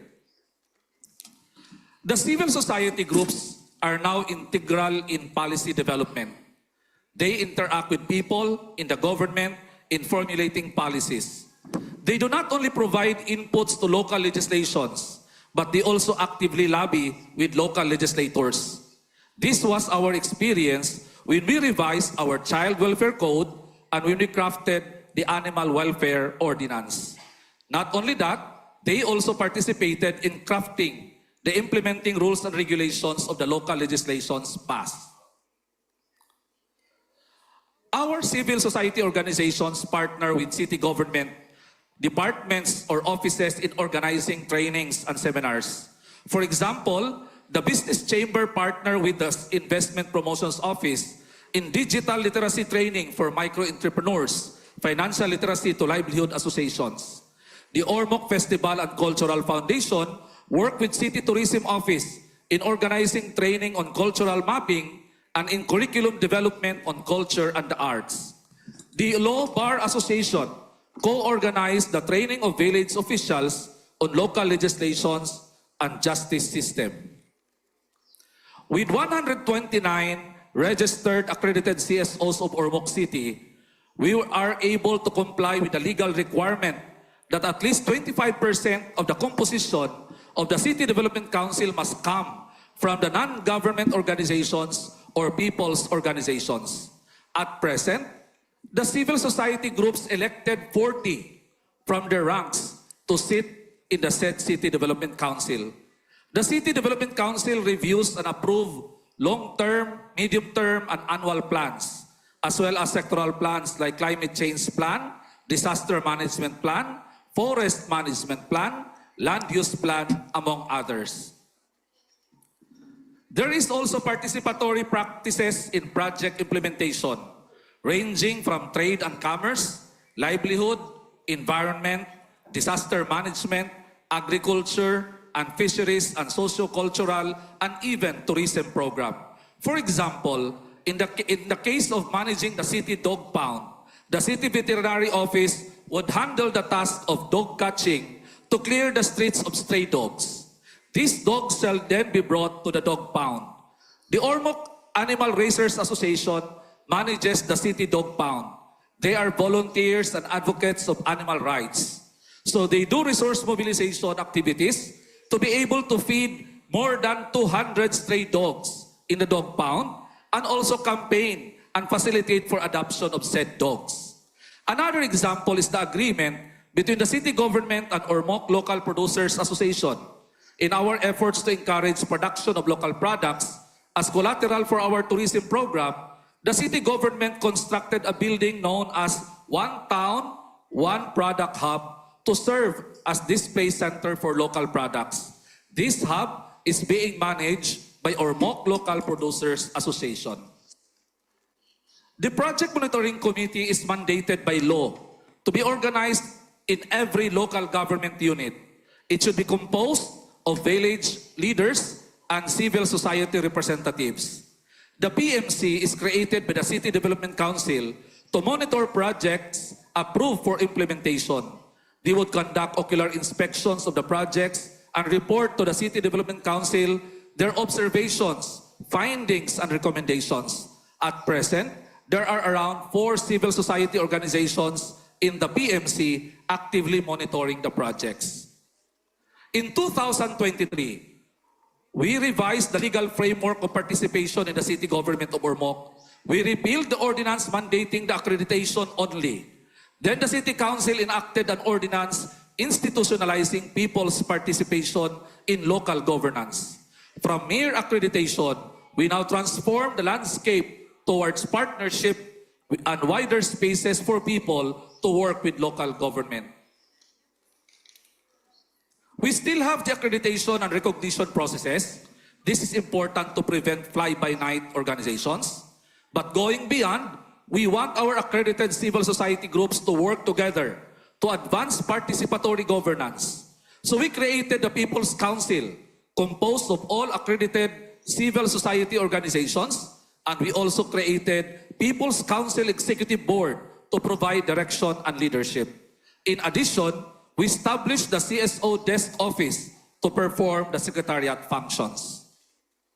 We mandate observance and compliance of the various departments and offices to the required participation of CSOs in various operations of the local government, legislative process, policy and planning, budget, procurement, implementation, monitoring, and evaluation. The law also mandates Civil Society Week, annual awards, Civil Society Summit, and the development of empowerment plan. The law also allocated 3 million Philippine pesos or about $50,000 every year to implement empowerment projects. Further, we brought the mandate to every village. We prescribed structure and major strategies to be observed by all village governments. What do our experiences tell us? 1, leadership is crucial. The mindset and appreciation of the top leadership on the role of the people is important. However, mindset and leadership should also include changes in system, structure, and processes of government. There has to be a system of coordination and engagement. Our experiences confirm what we know from the books, that genuine participation of people make government programs and projects responsive to the needs of the people and communities. It also results to more people volunteering and willing to work with government. In the end, it increased the trust of people in the government. What are some of the challenges we experience even until now? 1, many organizations have short-term goals to be accredited to benefit from the government. Many of them are not being able to sustain the organizations. They do not see themselves as partners, but reaches out to government for a particular need. Number 2, there are good number of organizations who survive for years but lack the knowledge and skills to effectively participate and partner with government. Capacity building needs to be continuous and sustained. Number 3, there is still old mindset among government departments and offices. They see participation of CSOs unnecessary, and for others, a burden and a delay in their project implementation. Government accounting rules and regulations have started to open for people's participation, but still needs a lot of improvement. With the passage of new ordinance and law that increased mandate of institutionalized participation, the main challenge now is to make the law work. To conclude my presentation, I would say that our efforts on participatory governance gave life to a popular quote from Abraham Lincoln when he said, "Government is of the people, by the people, and for the people." Thank you very much.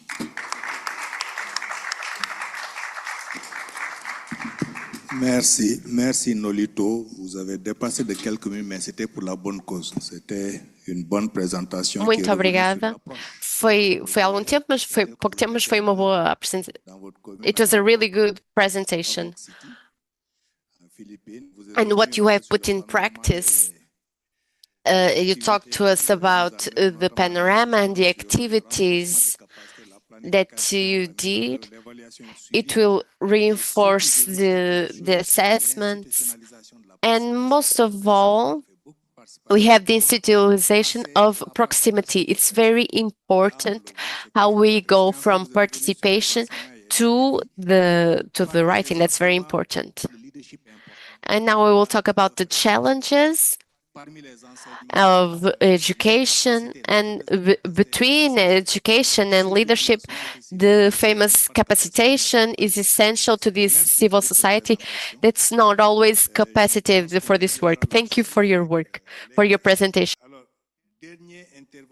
I believe we will keep going with the last talk of this panel, and we will give the floor to Michel Mar. Michel Père, please, you have the floor. Thank you very much. I'm the president of the community of Boycon. It's the fifth biggest city economically developed in Benin. And I would like to share with you the experiences that we have in Benin and two institutionalized issues, and then one that we've voluntarily put forward. This practice allows us to be transparent in the governance, rationalize access to the public, and make citizens participate in our agenda, not only for making our community plan.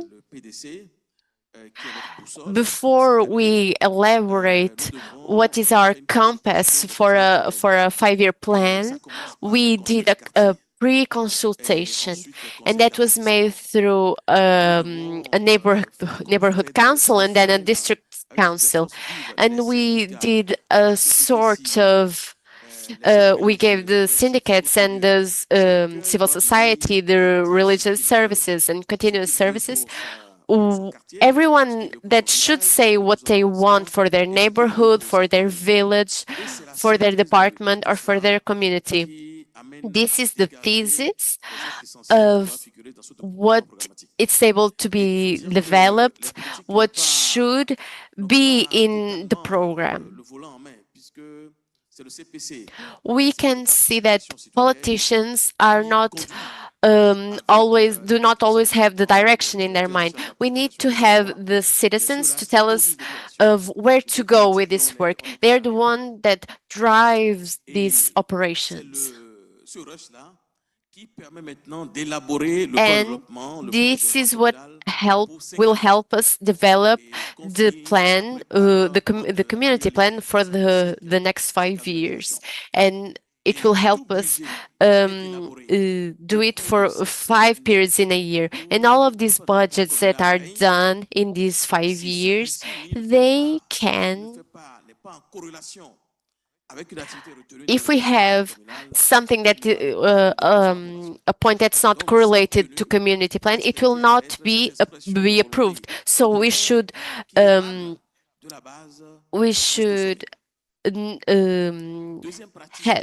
take into consideration this will of the people. Practical examples of what I said has to do with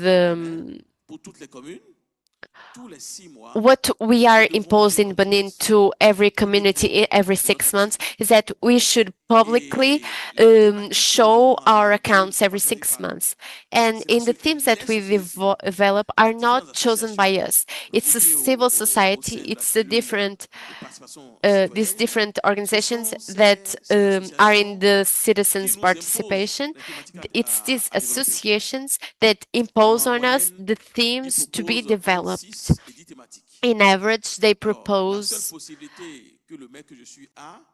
the themes, they propose the themes to develop, and we need to discuss them in the council. And in a global perspective, they will see what will have to be worked on. For these periods, in my case, I should choose 2 themes. In practice, I choose nothing. It's the civil society that will choose them. They will guarantee the population. This comes from the municipality and the administration. I can say right now that, for example, in the assembly, it works as a student that's afraid of the teacher, and they're afraid to expose themselves for 30 to 40 minutes. What we did, we try to avoid that exposure. So what we did was try to help them to give us their thoughts, and then the technician, we give a microphone to the population. The expression, it's totally free, and we add to this practice, we imposed in our administration that even though everything that is developed by us will be diffused by media in radio stations, what has better access in our cities. So the mayor is more like an arena manager. He's there only in front of his public, his residents, and they can ask him any sort of question. Obviously, these questions are discussed by the technician, but they are forced to explain to who's ever in power, this was not done, they apologize, and next time they will look at it better. But at the end of the day, the technician and civil society, they will give their notes and their remarks to the politicians to give proof of what is necessary. For example, we should avoid having this talk when it's market day. For example, we should avoid do it on Fridays because Muslims will not be there. We should avoid doing it on Sundays. There's a lot of criteria that we need to take into account. And at the end of the day, it's the civil society and then the community administration that see what we do, and they give us their notes. And it's this exercise, we should do it right to the end of the year. Putting it in another way, if we do these talks till the end of the year, we can then begin the next year with new ideas. This is the experience I wanted to share with you. It's a practice that WICA has adopted since 10 years ago in its participatory budget.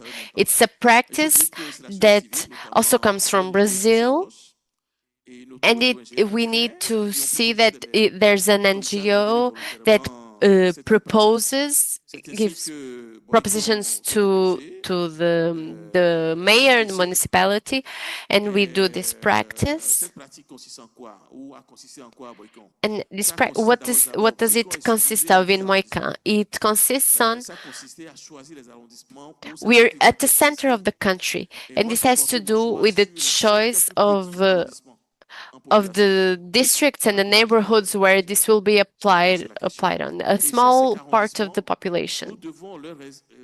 And in each of these neighborhoods, we will reserve a part of the budget of the investment, and this population of these neighborhoods, whether they be old, new, whether they have education or not, they are all invited to discuss in public and to say what do they need in their area, what do they specifically need. And then people they end up telling them, what we want is to build a school, what you want is to build a new road, and others say, oh, we need a maternity, we want electricity, and so on. So people choose the investment that they want the mayor hall to do. This is not imposed on us. This was chosen by the population for the investment. This is done so that every district, every zone. And so I believe that it's a challenge. But at the same time, these districts, they did, in one of the zones, a road was made that the population wanted, and then we saw around it churches, hospitals. The municipality connects all of these questions. It is good practice, and I believe it can inspire a lot of people. And we put in practice a sort of committee where it's the politician of every district, but then we also have the live forces of the municipality that not only control what each of them do in the project that was chosen, but also, on the other hand, they call attention of the mayor and of the municipality council to the obligations that they have to do these infrastructures. And I would like to end my 10 minutes. Thank you very much. Thank you very much. Thank you, Michelle, for this presentation.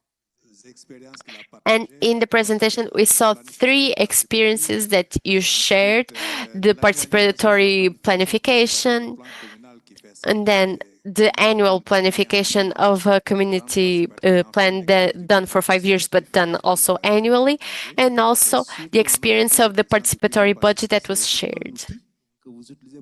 This is also a tool to do territorial management that we should use for the different territories. What the United Nations says, never leave anyone behind. So that's what we should do. Thank you very much. Very good talks, all 3 of you. I don't know where it's the technical booth, but I would like to say that we have 2 videos that I would like to share. Oh, there it is. We have 2 videos that we would like to share. The first one comes from Burkina Faso, from Krista. Very well, let's share it, and then we will come back to the presentation.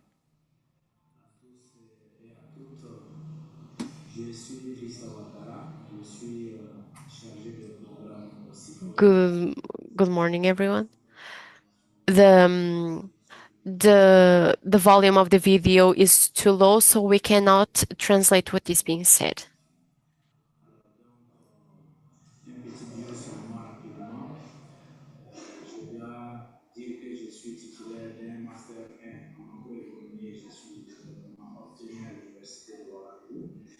Et d'un master 2 en politique et pratique du développement obtenu à l'Institut des hautes études internationales et du développement de Genève. Alors donc, j'avais candidaté justement pour partager un peu l'expérience de CIFOR sur les pratiques de participation citoyenne au Burkina Faso. Et évidemment, pour parler de l'indice de transparence budgétaire de CIFOR et du guide sur le budget participatif. Alors, un petit rappel, je dois dire que le CIFOR a été créé en 2003, suscité par le besoin de faire participer la population au processus budgétaire au niveau de l'État, mais aussi au niveau des collectivités.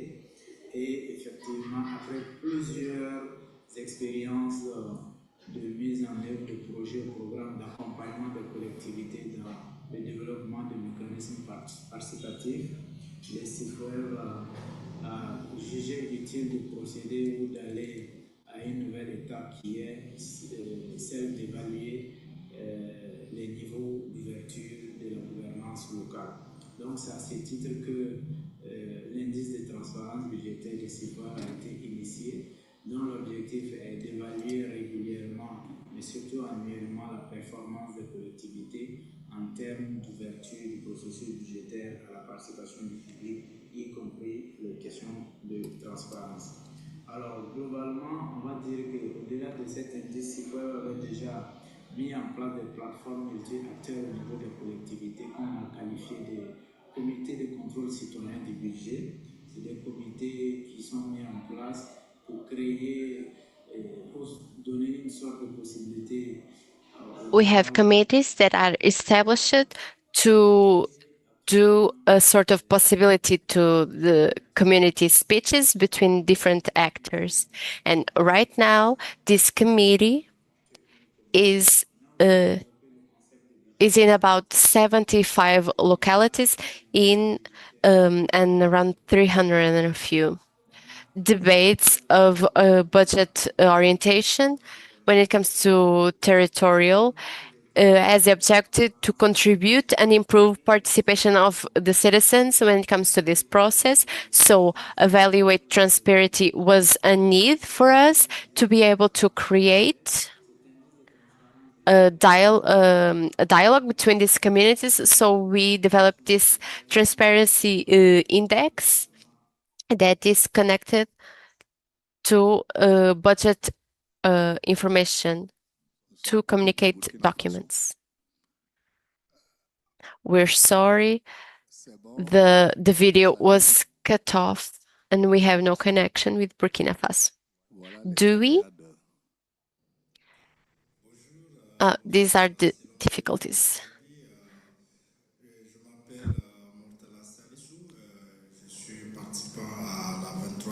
Alors, c'est une autre présentation venant du Niger. Hein? Je tiens tout d'abord à mettre mon retour dans leur famille. Merci beaucoup.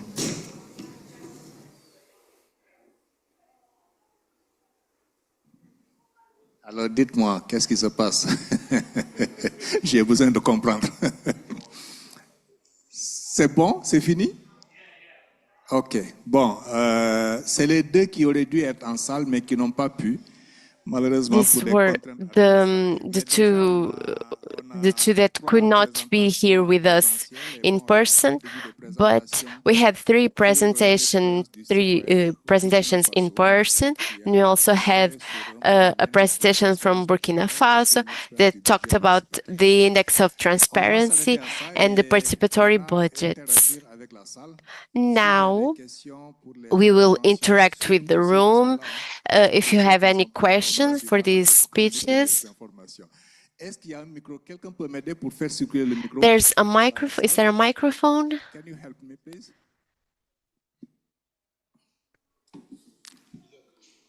Oh, okay.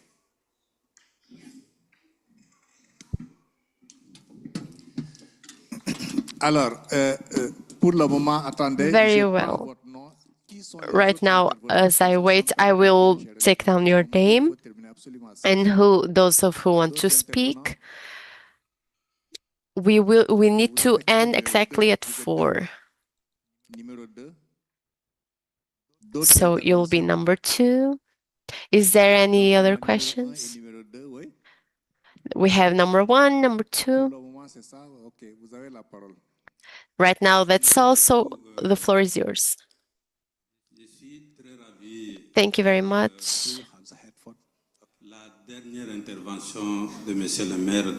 I would like to talk about the third talk of the mayor of Benin, the mayor from Benin, and what was talked about online.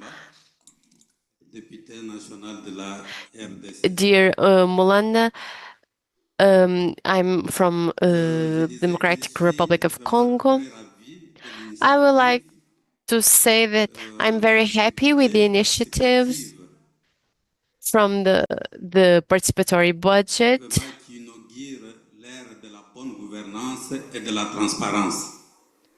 that brings us the importance of good governance and transparency.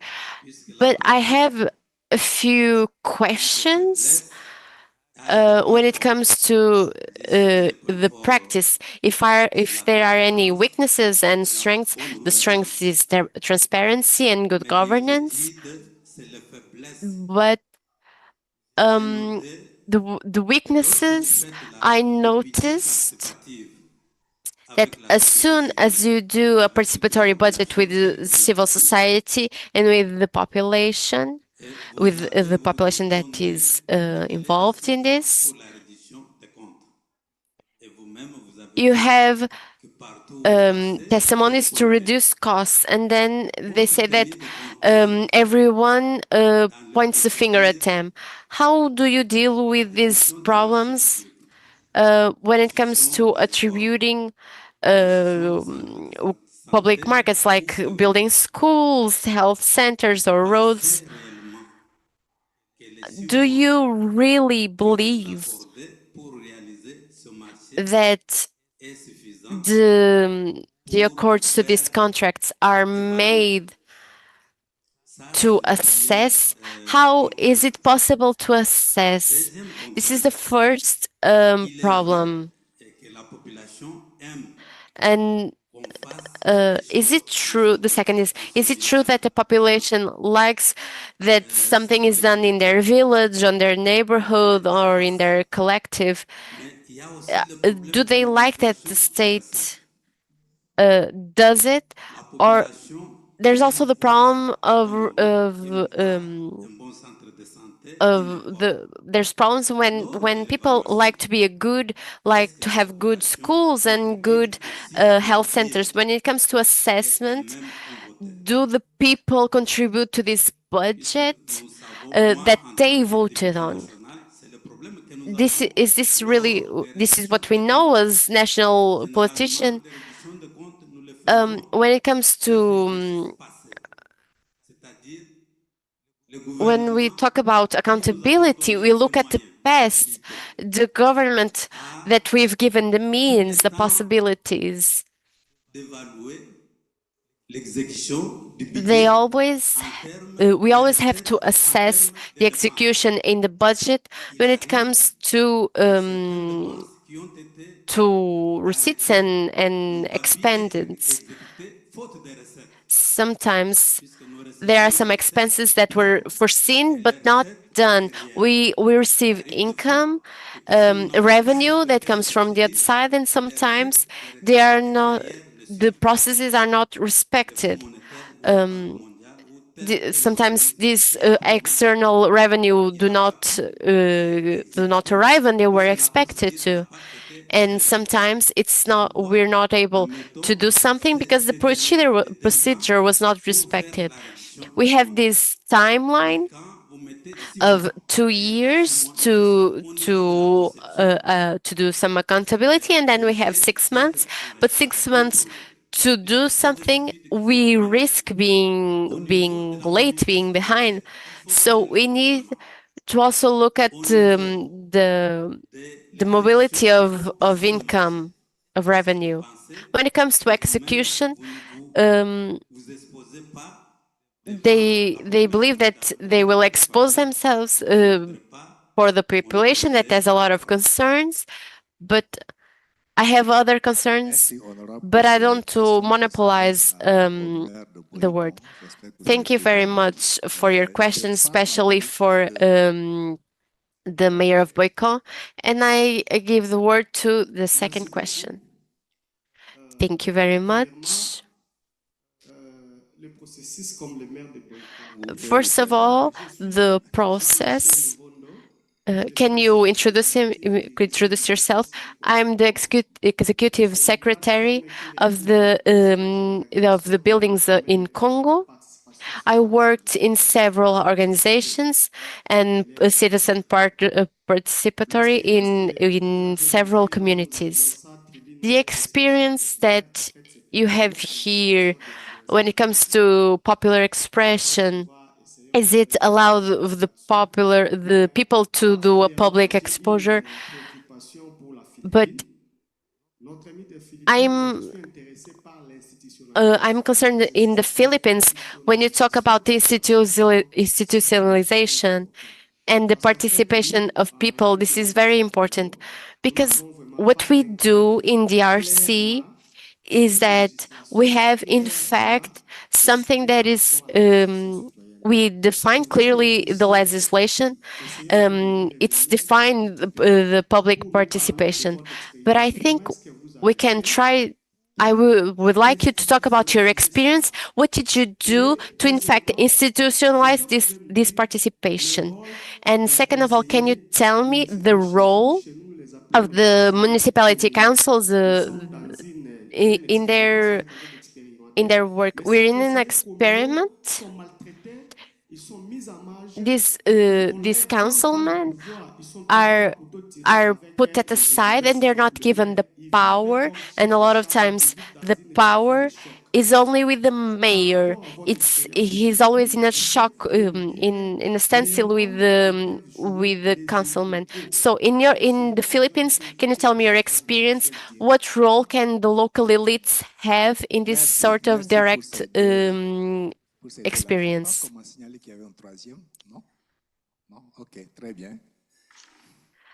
I think I was told there was a third question. It's in English. It's a bit of a follow-up. So 5 questions, and then we will give the word to our speakers. The question of the previous one directed at Mr. from the Philippines. Thanks for your presentations.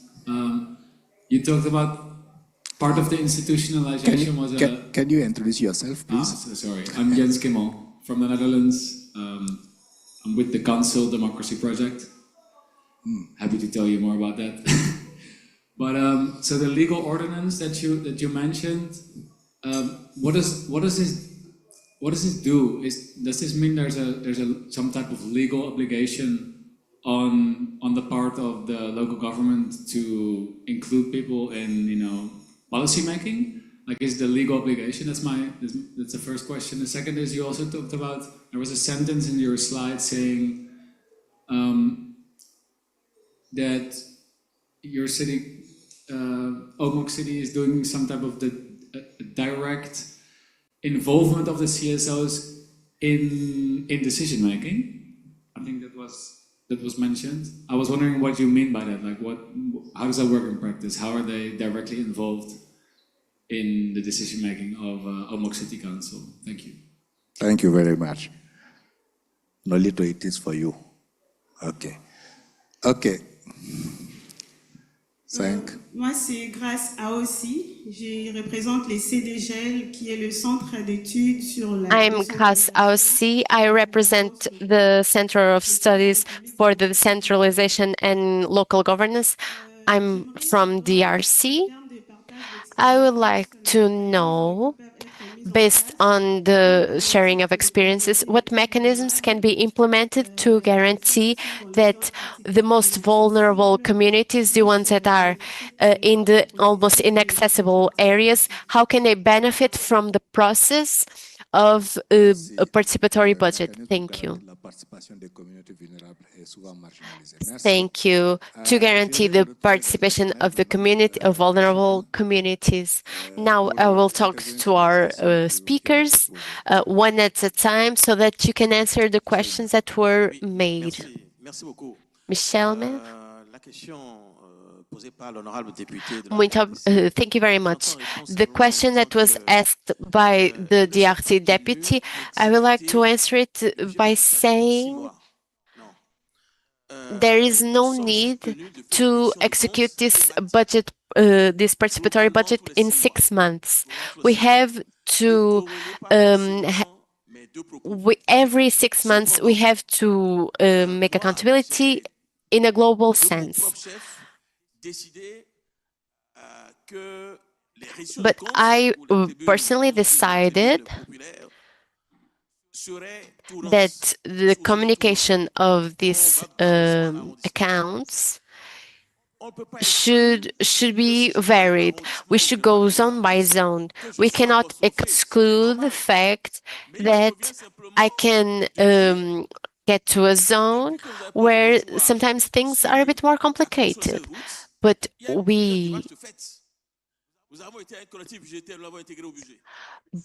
if we decided to make a decision, there are guides that we should keep.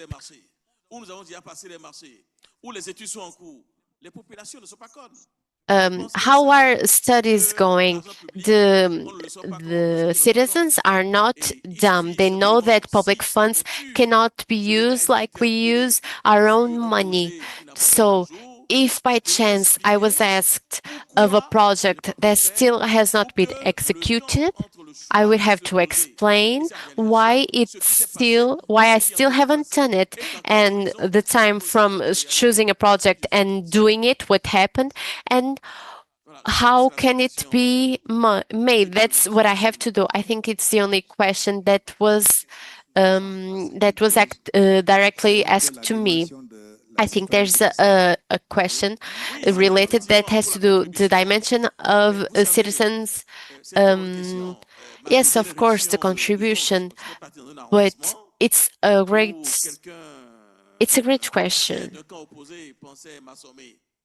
If a politician of the opposition talks about, says, oh, in our area, we are the biggest contributor to the municipality, but we don't have this or that.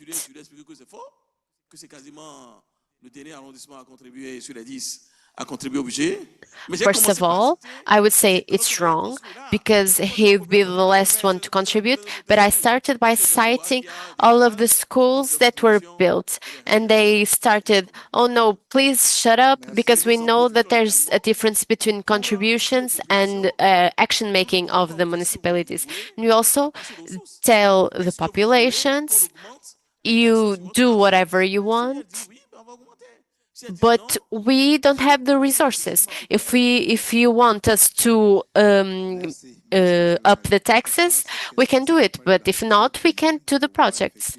Thank you very much, Mayor. I think that's reflected in several countries, that dimension of how we can improve the mobilization of resources. And we know that states don't transfer resources. It's very weak. So if there are resources that are not mobilized to the ground, there's a lot of things that citizens expect that cannot be done. Citizens need to be aware that they are a part of the rights that they can reclaim, but they also have duties. I would also like to highlight that we have journeys that are associated to fiscal civil, and that is transmitted in the radio. And that's the cell of the citizens that frames all of this. At the same time that you were moderating, civil society moderates us. Yes. Now we will give the word to Nolito. For raising difficult questions, and I will try to provide my answers. The first one is on what we did to institutionalize. I am not sure if you have the same experience, but in our case, when we institutionalize, the main activity is really to come up with a legislation, because it is the legislation that will really make initiatives permanent or stable. It's not easy to change legislation. So it started with the committee in the City Council, because the Committee on People's Participation and Accreditation of Civil Society Groups interacted several times, or most of the time, with a lot of organizations who would desire to be recognized and accredited by the city government. And from this interaction, the 5 members of the City Council were sort of sensitized on the need to expand the role of the CSOs, the civil society groups, from that of mere registration and accreditation to really go into partnering with the city government. In fact, they have been partnering already in several activities of the city hall, of the city government. The civil society groups are there, but in the legal framework, in the law of the local government, it's really just about accreditation. So that's why the committee thought that it's high time for the city council to enact a law that will really mandate the city government to work with the civil society and go beyond mere accreditation. So in our case, I agree that the power is centralized in the mayor. However, there is also some leeway and discretion on the part of the city council to initiate and submit to the mayor legislative acts for approval. But this is one twist in our case because the mayor and the city council belong to the same political party. So the support is there. The mayor, we never experienced any of our acts denied by the mayor or invalidated. Since we belong to the same party, all our proposals were approved by the mayor, and this is one of the proposals that she approved. Yes, the ordinance, the local ordinance imposed an obligation to the local government to include civil society organizations in various processes. May it be planning, policy development, project implementation. As of now, it's not that complete or full. We are still in the process, and the process is quite slow. I said in the challenges that many departments and offices are still from the traditional viewpoint that the participation of civil society is only a delay in project implementation. So that is what we are trying to work on. But they are aware that they have the obligation under the law to involve the civil society groups in their activities. Direct involvement of CSOs in decision-making in the council, in the city council, this is still a challenge. The law mandates that the civil society organizations will have to form part in the committee works of the city council, not in the plenary, because that is still very difficult to break. Part of the tradition is really the plenary session is really just for members of the council, but we are trying to elevate and level up so that participation can be realized at the committee level. The law says that all committee works of the city council must involve the civil society groups. For now, some committees are doing it, but others are not yet.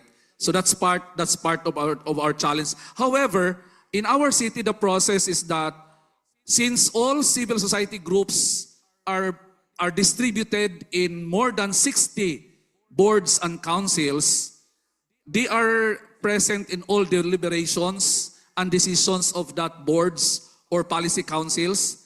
And these policy councils would endorse to the city council policy proposals and even to the mayor. And so the influencing of the decision-making by the civil society is also in the boards and in the councils. And once resolutions of that councils will go to the city council, it gains a heavy weight for the city council to act on it because the policy bodies are integral in the decision-making of the city government. So in a way, while they are not really integral part of the city council works, but their influence is already great in terms of the policies and the councils endorsing matters to the city council for actions. I hope that somehow answers the questions. Thank you. Merci. Thank you very much, Nolito, for the answers. Alain, des commentaires? C'est bon? Alors, s'il y a un deuxième tour. Any comments? Well, if there's a second round of questions, we have here one. Les interventions, Can I comment on the last question of the lady? He was asking about the most vulnerable. Yes, you can, of course. There is a question on how the most vulnerable benefit from the participatory process. I think this is a very good question because at the end of the day, government should have an eye on the most vulnerable. In our case, 80% of our civil society organizations are people's organizations. They come from villages and communities. They are organizations of vulnerable people, the indigents. And so when these organizations are given the opportunity to sit in the policy bodies, in a way they bring with them the issues and concerns of the most vulnerable. So this is one area where a new mindset in our case, because before, as I continued my presentation, there were only around 10 NGOs sitting in the Development Council. But now, we already have 129. And can you imagine, 80% of that are community associations and people's organizations. These are organizations of the most vulnerable sectors. We help them organize themselves. We started capacitating them, even if it's difficult, so that in a way, they can also start bringing the concerns of the communities and the villages to the policy bodies. So I hope somehow this gives answer to your question. Thank you. Merci. Alors, Alain, je reviendrai vers toi. Je prends des questions, mais la question de Grace. Grace? We now have the question of the mechanisms to guarantee the participation. I will come back to that. Second, deux. Now we have 1, 2 questions. Okay. Very well. Good afternoon.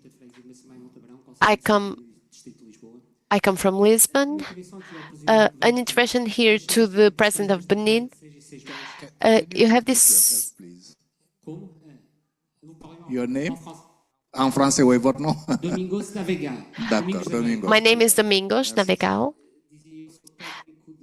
As I said, I'm a technician of the participatory projects in Sintra, Lisbon, and I asked the president from Benin, I believed it was really interesting, this strategy every 6 months to evaluate your promises.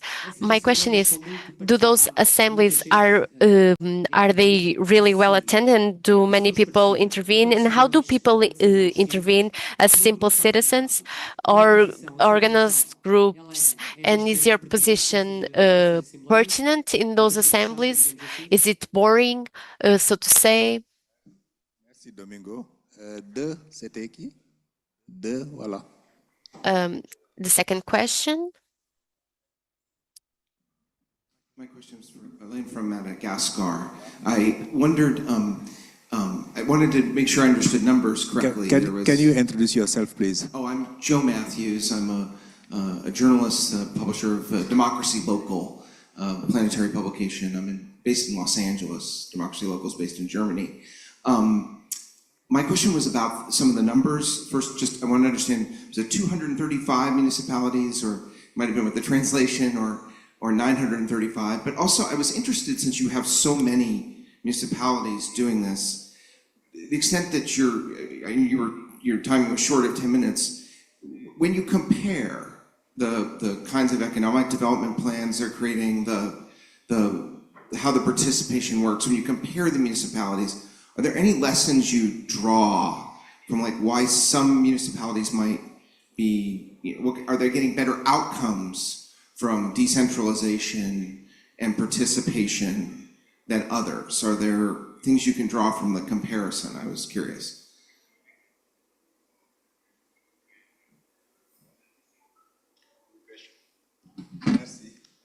So, troisième. Number 3. Vous savez, comme les élections, il n'y a pas de troisième tour. Hein? It's just like elections. There's a third round. Elections are 2 rounds. We usually don't have a third round. If anyone wants to speak, it's right now. We will not have another chance. Very well. Please, you have the floor. Thank you very much. Accountability, well, it is true. We try to avoid a certain type of people, syndicates, the neighborhood councils, the structures decentralized like the policemen, the inspectors of primary schools, the people from the markets, but the participation in this forum, it has to do with every single citizen of the city, even if they're not invited, if they're late, they can take their place there. And the word is not given by the mayor, it's people's participation. They not only moderate, but they also give the word to the people. It's all done, so there's no influences. There's free expression.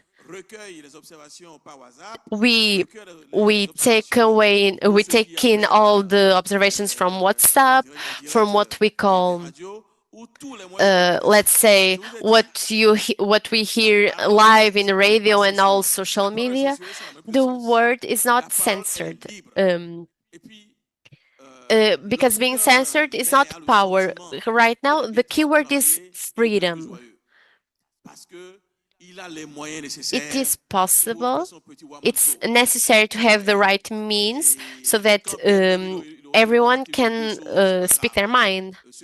But even though if something is amiss, or something has been done already, sometimes there are promises that are kept for a later date because they were not able to be solved. I think the population understands that. Let me just add. I believe that Kaz said, when it comes to the most vulnerable people, they're the ones that influence the participatory budget. When when you give the question of when we do this kind of forum, sometimes they're market sellers, they're the most vulnerable that come. And it's this sort of meeting that, in truth, the participatory budget, everything that is put in discussion in public, it gives advantages to those that are most vulnerable than to those that are not, because then they're most represented right there. So their voices are the most heard in these cases. Thank you very much. Mr. Alain, thank you for your question. In 2021, Madagascar had a new decentralization policy. And they tried to get away from it, and they had a plan of decentralization. And this ministry, they took care of every region, and they had a local development pact. And this pact is analyzing local governance, analyzing the communities, and then after this analysis, we saw the results.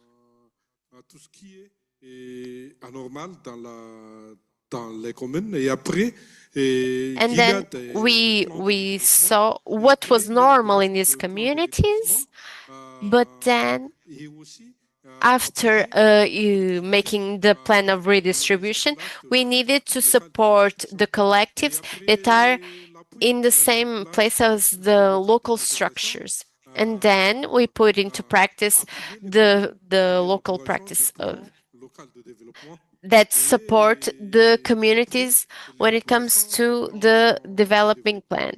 And after making this plan, this local development plan, we need to support the communities in the local economic development.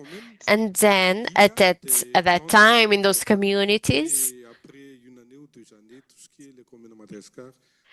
there is a need that's the structure that Madagascar uses.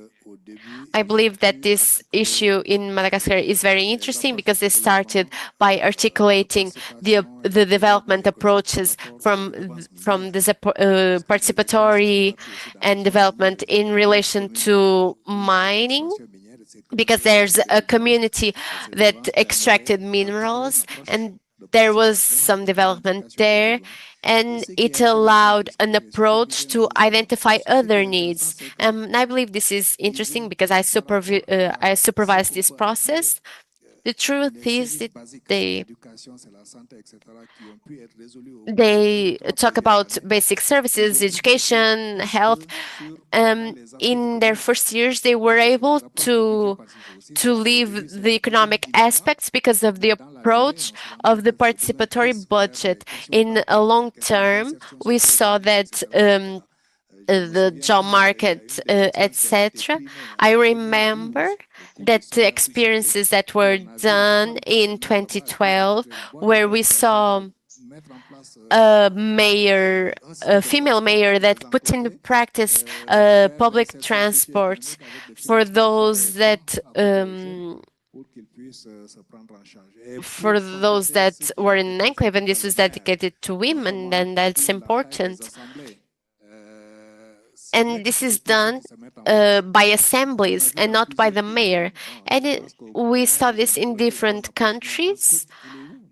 I believe Benin had a good approach, but I believe that Jean-Michel had said that there was a popular expression in Congo. I don't know if there's anyone from Ivory Coast, but we were talking about the situations where the mayor also has to be made accountable. And in Senegal, there's an expression about the interpellation of people where the mayor is accountable for the civil society and the citizens that are there, and they can ask him what was done and what was not done, how it was done, and if it was not done, why is that? And I believe that in these moments, that I believe that we bring people closer to their institutions, because this is difficulty. How can citizens feel that institutions, how can they be close if there's not this dialogue? And I believe that this is what talked about in the populism, and I believe that there's going to be this approach of participation. It's the people, the residents, that can answer these questions in fighting populism. And these messages that are given, if there are no good information, there are always bad information that comes to the surface, and they will be more strong and be more seen. And I believe that's why being accountable is really strong, and making this social connection and have a discourse with citizens, it's really important. I believe we're at the end of our session. Unless there are any more questions, today is Friday. It's already Friday. Well, we should be able to end in 20 minutes, but if there's any question, we can answer them. If there's no question, we'll do a family picture with the panel and our audience, and is there any more questions? Another last question? We can feel our tiredness. I appreciate our panel. Please come here, take our picture. Can someone take our picture? Thank you very much.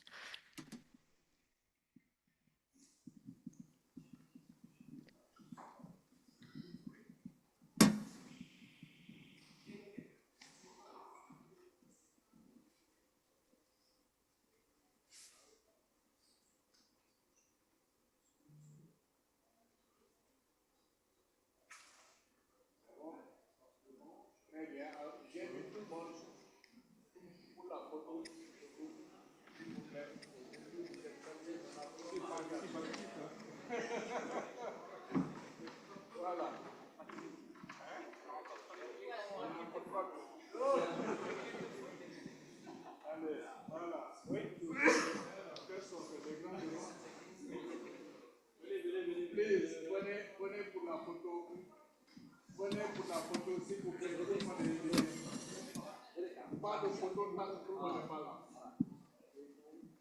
Pas de photo. Je vous invite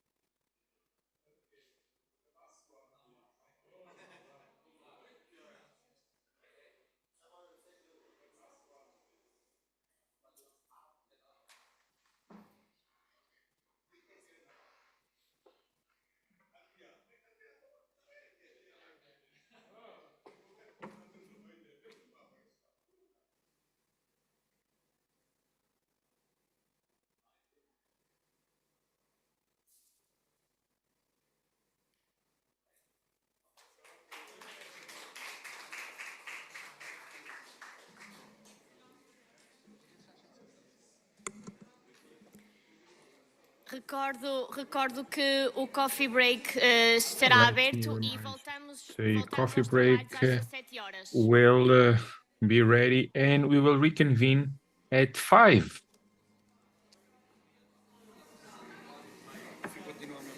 Sim, no próximo painel temos 8 pessoas. 1, 2, 3, 4, 5, 6, 7, 8.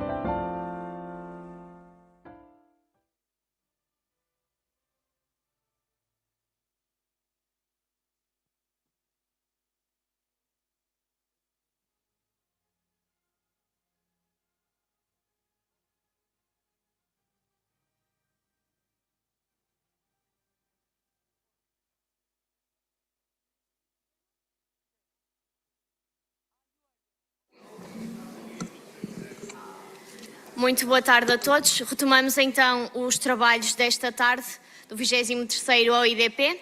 Good afternoon.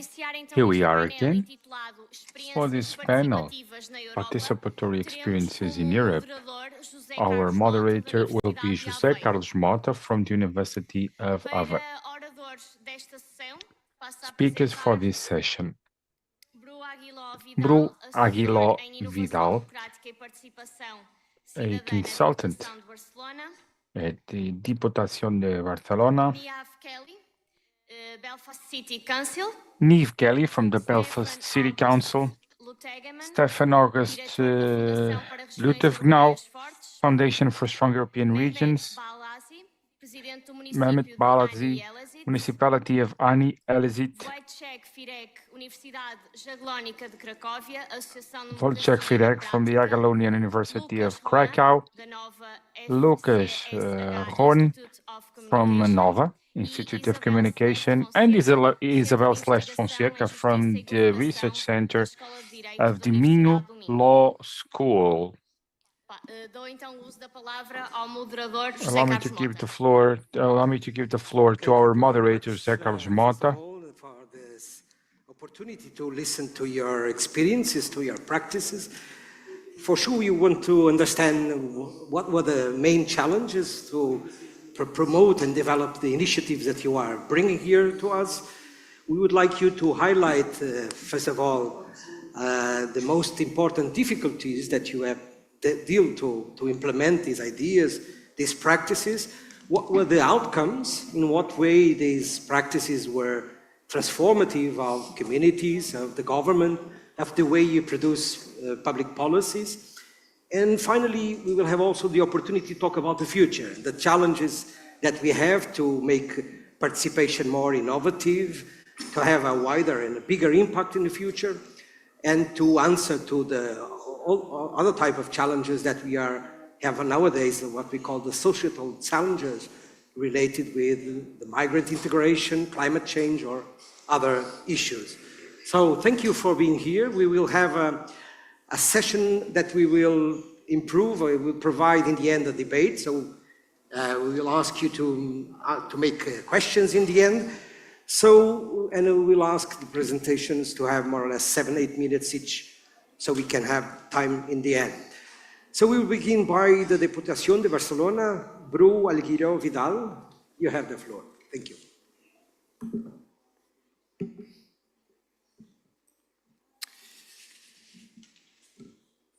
Bien, gracias. Thank you. Good afternoon. First of all, thanks to Valong and to OIDP for putting together this event.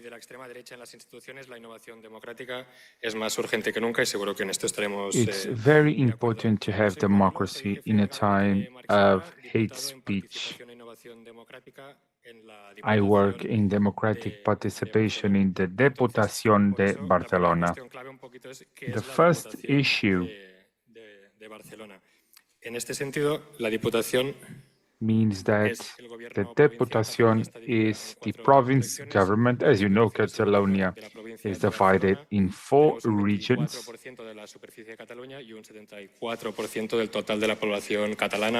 Un total de 5,7 millones de personas. Esto es importante en el sentido de que and this is quite important in the sense that the goal of Diputación itself are municipalities of Barcelona and its technicians. We work for offices and for the cities of Diputación with economic resources and technical and human also for public policies.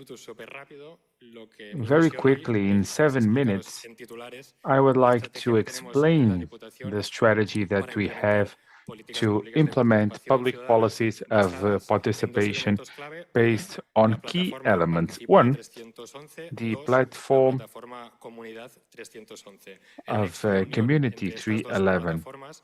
Between these two platforms is that both of them are based on The program that I'm sure you know is a program for the participation of citizens and open. The key, the first idea that we need to work with are not just tools. These are vehicles for a change in the way to understand the citizen participation. So, what we want to take advantage of the potentiality of the digital view, putting them together in a hybrid democracy. What we provide is the implementation of the platform to the municipalities, asking us to implement, to deliver a platform that in technology is seen as a service. So we provide them with its own platform of participation. We do it quite quickly with two key criteria, which are democratic quality and democratic hybridization. The quality of democracy is a key. Just like it was said before, a moment of delegitimation. It is imperative that from the institution, governments provide policies of citizen participation that need to be thorough, high standards of quality, capacity that is cross-sectional, and connected to the community. This platform called Participa 311 or Participate 311, it's modular, and each municipality must adapt it according to their own needs. Each municipality, thanks to this platform, they can build it according to their needs. So, adapted to the local needs. That is the way to do it, because if you want to connect with participation, you can do it also. This is very important because local realities, as you know, are always different according to location. Other thing that is quite important, it's not just the keys of the platform to the municipality. We do the follow-up, a continuous follow-up, a continuous support to the officers that participate in the municipality. This means that at each stage we are either under this view, under this paradigm, with this imperative of democratic quality. How do we do it? Well, by guiding municipalities in preliminary expectations when I go to the participation platform, trying to focus on the real needs for the platform of participation. We also follow them in terms of training, of supporting platform administrations, and in the learning as a network with a Community 311. This element, and the key is, more than 40% of municipalities of our territory will participate. We are very happy to say that 25% belong to Diputación Barcelona. It's quite interesting, this community, and it's interesting to share this, because at the end of the day, it is also an installation, sure, a facility, but also for those who work in and with participation. So this allows for them to create this community in terms of the provinces where they can know each other, where they can share experiences, and from those experiences they can adapt it in their contexts and their local realities. They can share experiences, they can organize their own meetings, and their own groups of, or their own working groups. I still have a minute though, which is amazing. In terms of models and challenges, It's interesting to play with this part in the debate, but it is some difficulties in terms of technical skills. So when we talk about digital gaps, techniques of participation, of citizenship, playing around with the concept of democratic equality and democratic hybridization, which for us is very important, that this is clear, that you can never implement participatory projects that are digital, leaving part of the population out. We need to play with this logic of hybridization, and we do have many strategies. For example, physical points in markets where you have people that are not that knowledgeable about the digital world so that they can participate in the platform when it becomes imperative, for example, in terms of participatory budgets. The issue of the political priorities is something that is kind of the goal of avoiding the logics of participatory washing. If we are talking about granting priority to public policies, they get a priority with a set of resources. So what it means is that these public policies of participation, without giving them resources and without having a strategic view in order to develop and to implement those public policies of citizens' participation. And of course, obviously, with projects of the participation of citizens with a real impact, that the preliminary decision and this data is also agreed upon, because this is a reality that we must avoid and prevent. In the case of Barcelona, it's interesting because it's important to take into account the participation rules in terms of these public policies of participation in participatory projects, of initiatives for the citizens. And lastly, the development model for technology and democratic, because our goal is very clear: to strengthen with open tools accessible to all municipalities. And this is very important when we talk about public digital tools. Because we in Barcelona, it would be very difficult to think about a total privatization of education, of health, of safety, public rooms or public area. We had to pay to use that public area. So the model of the administrations in terms of digital institutions or digital view in institutions plays with an exchange of privatization with platforms, and it is a model that we believe to be very important to rethink and redesign.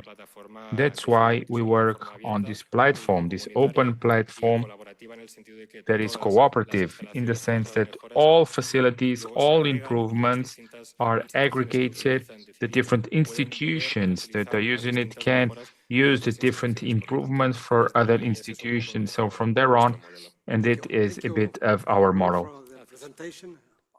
So we will have the time to debate in the end. Thank you very much. An applause too.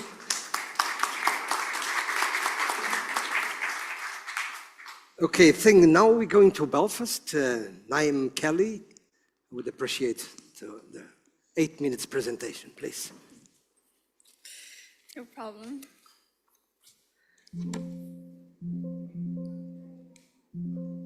Just waiting these slides. My name's Niamh Kelly. I'm the Cultural Engagement Officer in the Belfast City Council in Northern Ireland, and I'm going to present a bit about how we support and facilitate citizens to creatively participate in our city, mainly through the example of a pilot participatory budgeting scheme. And I just really wanted to note as well, because as I've been having conversations with people, you know, I'm really impressed by the kind of scale and scope that participatory budgeting has in so many of the countries and cities you work in. This is of a much smaller scale, but I think hopefully what might be of interest is the value that the process brings itself, and also like in terms of how it specifically works in our local context. So to start off, I'd like to explain a bit about our vision and our mission, which is really to build the creative capacity of our city. And that really comes from an understanding of the value of culture for citizens in Belfast. This is laid out in our cultural strategy, which is called the City Imagining, and it's the result of a very extensive consultation with hundreds of conversations with citizens across Belfast. And from that, these priorities emerged. I'd like to focus here on the first priority, which is a city belonging. And that really proposes that through active participation in culture, people can create their own cultural identities. And these, when encouraged by a city for people to create their own cultural identities, they get a sense that that is valued and the uniqueness of cultural identity is valued, both theirs and others, and this can create a sense of belonging within a city. This strategy is very much aligned to UCLG's Agenda for Culture 21, which I think really recognises the importance of culture, of upholding cultural rights, and the appreciation of coexisting different cultural identities as being a key part of the development of a sustainable city. This is obviously very important for a post-conflict city like Belfast. Traditionally in Northern Ireland, people are born and prescribed certain cultural identities that are associated with political identity or religious identity. They may or may not connect with these, and often these are set up in opposition to each other. But with a strategy like this, with an approach to creativity like this, it really proposes that by embracing the true, participatory, active, wide-ranging nature of creativity, by seeing it as something, cultural identity as something that's not a static label, but more of an opportunity for people to evolve their expression every day, from the clothes they wear, the stories they tell, the food they make, the music we listen to move more to approach like that can really enable people to create and forge their own cultural identity, and for that in turn to lead to a more understanding of various cultural identities that can coexist then in a space and open up that potential for belonging within a city. So this is a 10-year strategy. We're currently at a very exciting point in that time. Belfast City Council made a commitment to deliver a year-long creative programme celebrating our city's culture with enhanced investment, ambition and development across the city. This was off the back of a failed European Capital of Culture bid, but I think it can show that failure does not always necessarily mean failure. There was a lot of preparation went into that bid, and I think from that our politicians recognised what it would mean to do something like this for our city, so that was a commitment they made to doing our own version on a much smaller scale, but with the same ethos of having civic pride in our creativity. So Belfast 2024 is that programme. It's based around themes of people, place and planet. It's really wide reaching. You can see more of it online, and I have some copies of the programme, but I want to focus specifically on how we did our community engagement through a participatory budgeting scheme called the Bank of Ideas. And that basically enabled us to throw open the question to every citizen of what idea would they like, what a creative idea would they like in their local area as part of this programme. So what do we do is a participatory grant-making process for creative ideas from individuals, citizens and community groups across Belfast, allocating a small pot, so £50,000 of projects up to £2,000 across the city. Why did we do this? So the first thing was this new process really enables a different kind of true active participation.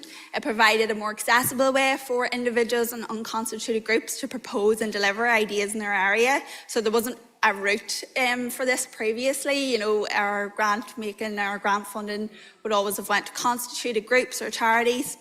So this made it on a much more personal and grassroots level.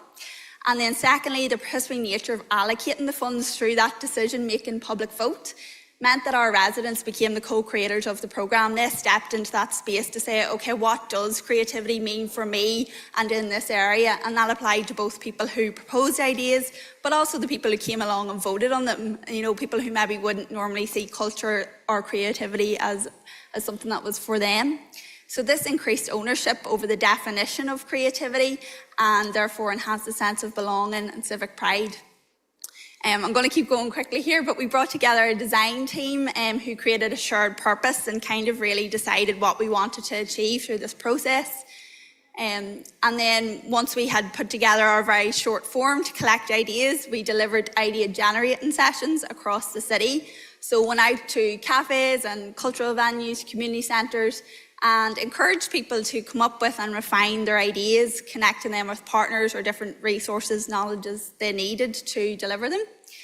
And then whenever that process closed and we got to our voting day, we had 93 eligible ideas that went through to that voting day. And as you can see here, it was held in our city hall. And it was kind of like a market style event. So voters would come in and chat and go around and see different stalls of what they could vote for. And like other participatory budgeting schemes, had that multiple vote approach, which meant they spread the vote and multiple projects were awarded. And here's some examples of what those stalls actually looked like. And I think this really shows that people's success wasn't dependent on their proficiency at writing funding applications or even experience in delivering lots of projects. It opened this up to new, fresh ideas that really came from the grassroots. And success depended much more on the passion and the authenticity with which people communicated and how they consulted and connected with their community of voters as well. 2 minutes, please. 2 minutes, no problem. And I just thought it would be interesting to note as well the significance of holding this in City Hall. So this is a place of power where decision making happens. For a lot of voters, they said this was their first time ever in the building. So I think it's really a brilliant thing to actually have that experience for people where they actually maybe have a first time of flexing democratic muscles in an engaging, accessible way, in a way that's fun and appealing for people. We also had, kids come along and vote. So for some people, really providing that introduction into participatory democracy. The results then, so we had 2,253 votes cast between our in-person voting day and our online alternative as well. There were 29 funded ideas happened across the city. And this included a real range of things. We had ideas come through that were a diversity carnival that celebrated the growing diversity of an area that was traditionally more one-sided culturally. We had citizen climate workshops from sustainable fashion with youth to seed bomb making throughout the city. Projects that looked at reclaiming public spaces, unused public spaces for community outputs like our alleyways, projects around accessibility. So how do you run a disabled-led event in a local park?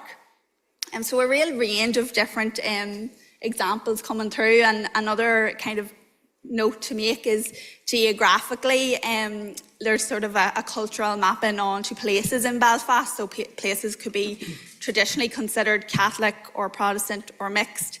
This was an area basis, so we had a spread of ideas across the city, but they were all brought together on that one voting day, and people really remarked that traditionally they're kept maybe in silos or kept separate, but this was a real opportunity to come together to hear what was happening in other areas, and the kind of opportunities for collaboration cross-city as well.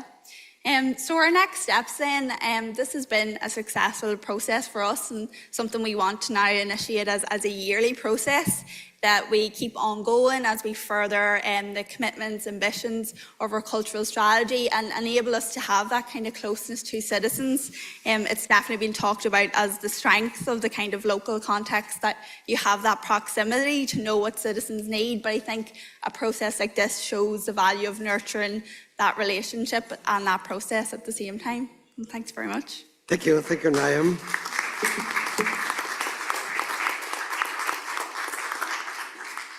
I appreciate the effort to keep the time. Okay, so great.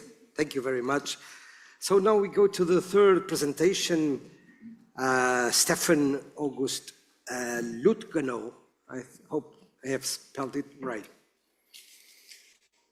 Thank you very much for giving me the opportunity to talk tonight and to present the Participation Day concept to you. I'm waiting for the presentation.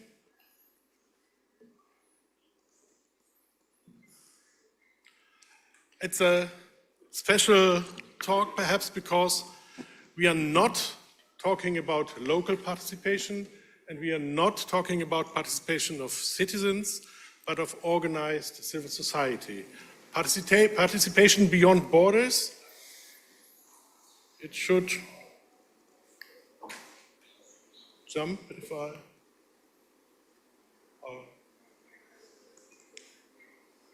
doesn't react. Doesn't work?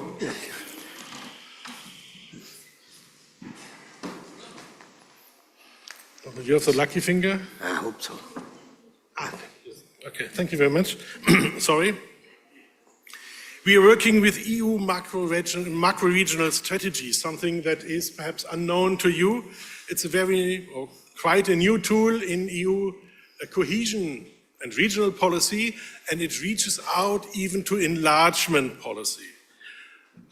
In total, more than 200 million inhabitants of Europe are affected by these policies, and we are working in the Danube strategy with more than 115 million inhabitants and not less than 5 candidate countries.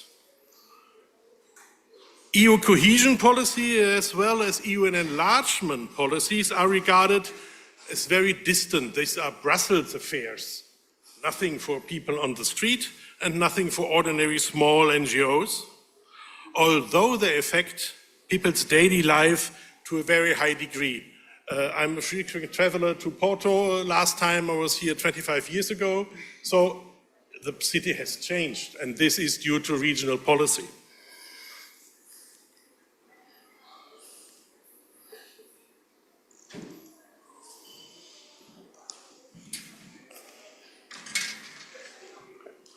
Pushing the big one, right? Yeah. Yes. Yeah, what happened? Sorry. When you need, I can come here. Yeah, stay here. So what if we could use these EU macro-regional strategies to develop a meaningful participatory approach in EU cohesion and enlargement policies? What if we could link these nearly 400 billion euros of regional policy and enlargement policies closer to the people?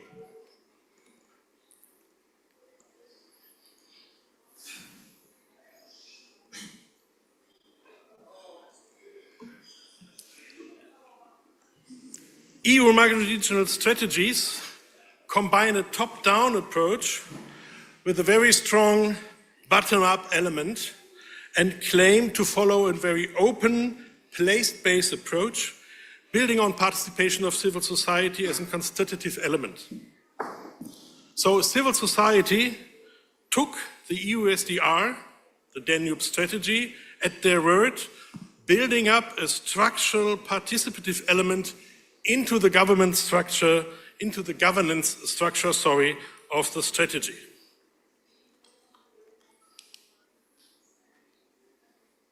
I lose most of my time for pressing this button. Okay.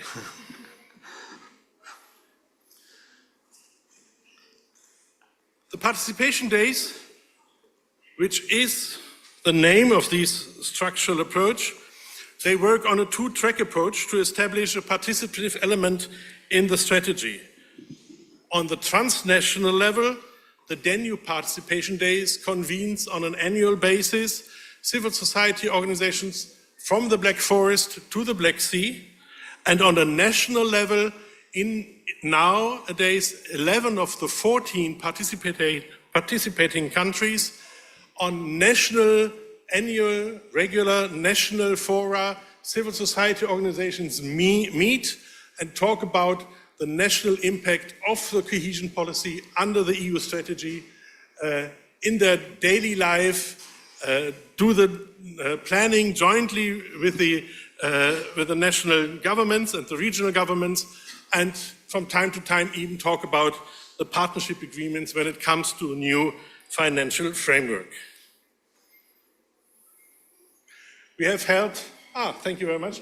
We have now more than 11 of these national participation days and the Danube participation days, like 12 or 14, gathering more than 2,000 NGO representatives.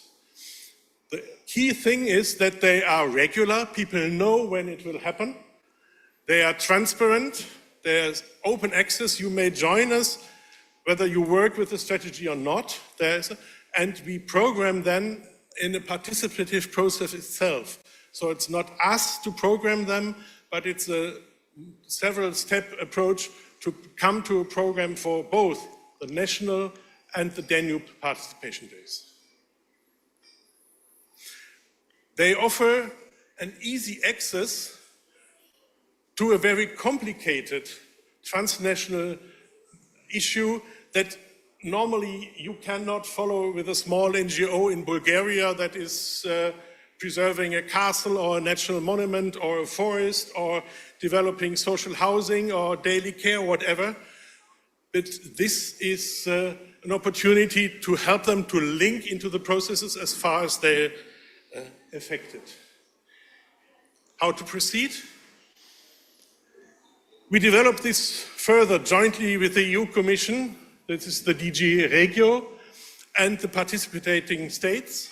Next year, the Republic of Bosnia-Herzegovina, which is so far a blank spot on the map of the Danube strategy, will have its first National Participation Day and the first Danube Participation Day because they have the presidency in the Danube strategy in Sarajevo. And we will have national participation days in Baden-Württemberg, in Moldova, Moldova number 5, in Ukraine. We had this year one, although there's the war.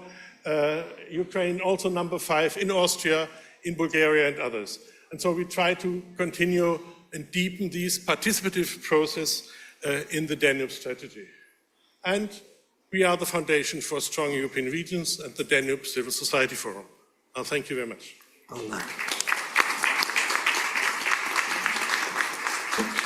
Stefan, thank you very much. It's really rich, the projects and the initiatives that you have presented so far, so thank you very much. Now we will have the fourth presentation, and it will be from Mehmet Balazi from the municipality of Hani and Elazit from Kosovo, okay? So Mehmet will have the translation, simultaneous translation, so you'll have 2 more minutes.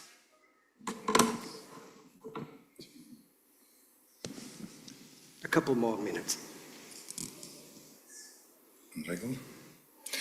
Eksperiencat e pjesëmarrës evropiane për komunën e Honit të Lezit.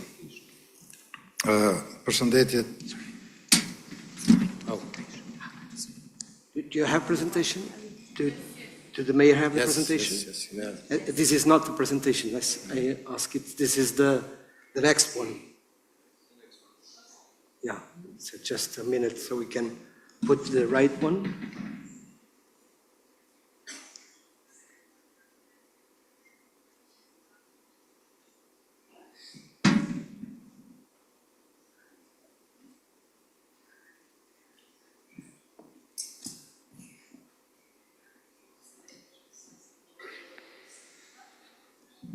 I don't know if you need any help from the...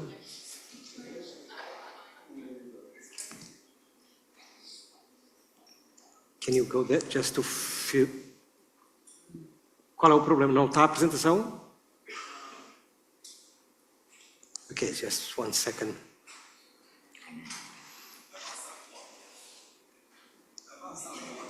Okay. We'll wait.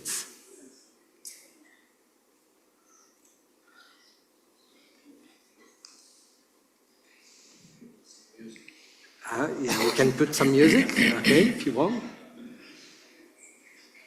But nevertheless, what's very interesting about this idea, okay, I think now we have, right.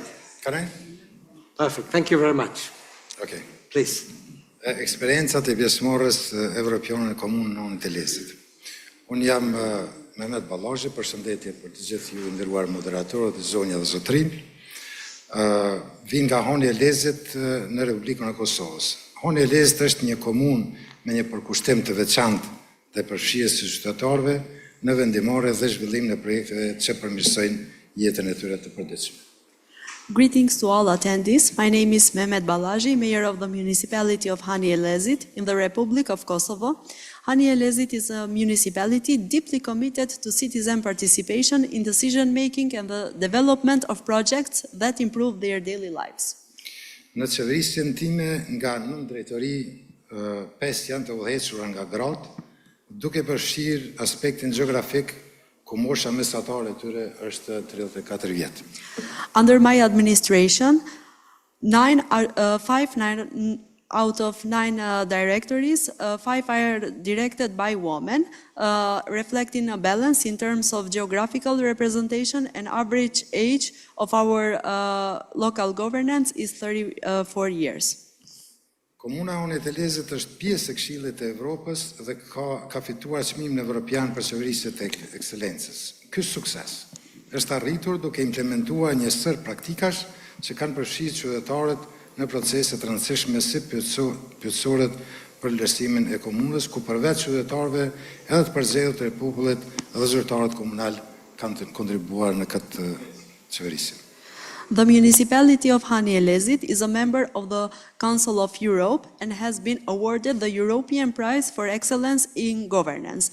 This success was achieved by implementing a series of practices that have involved citizens in key processes, such as surveys for evaluating the municipality. Alongside citizens, municipal assembly and municipal staff contributed to this process.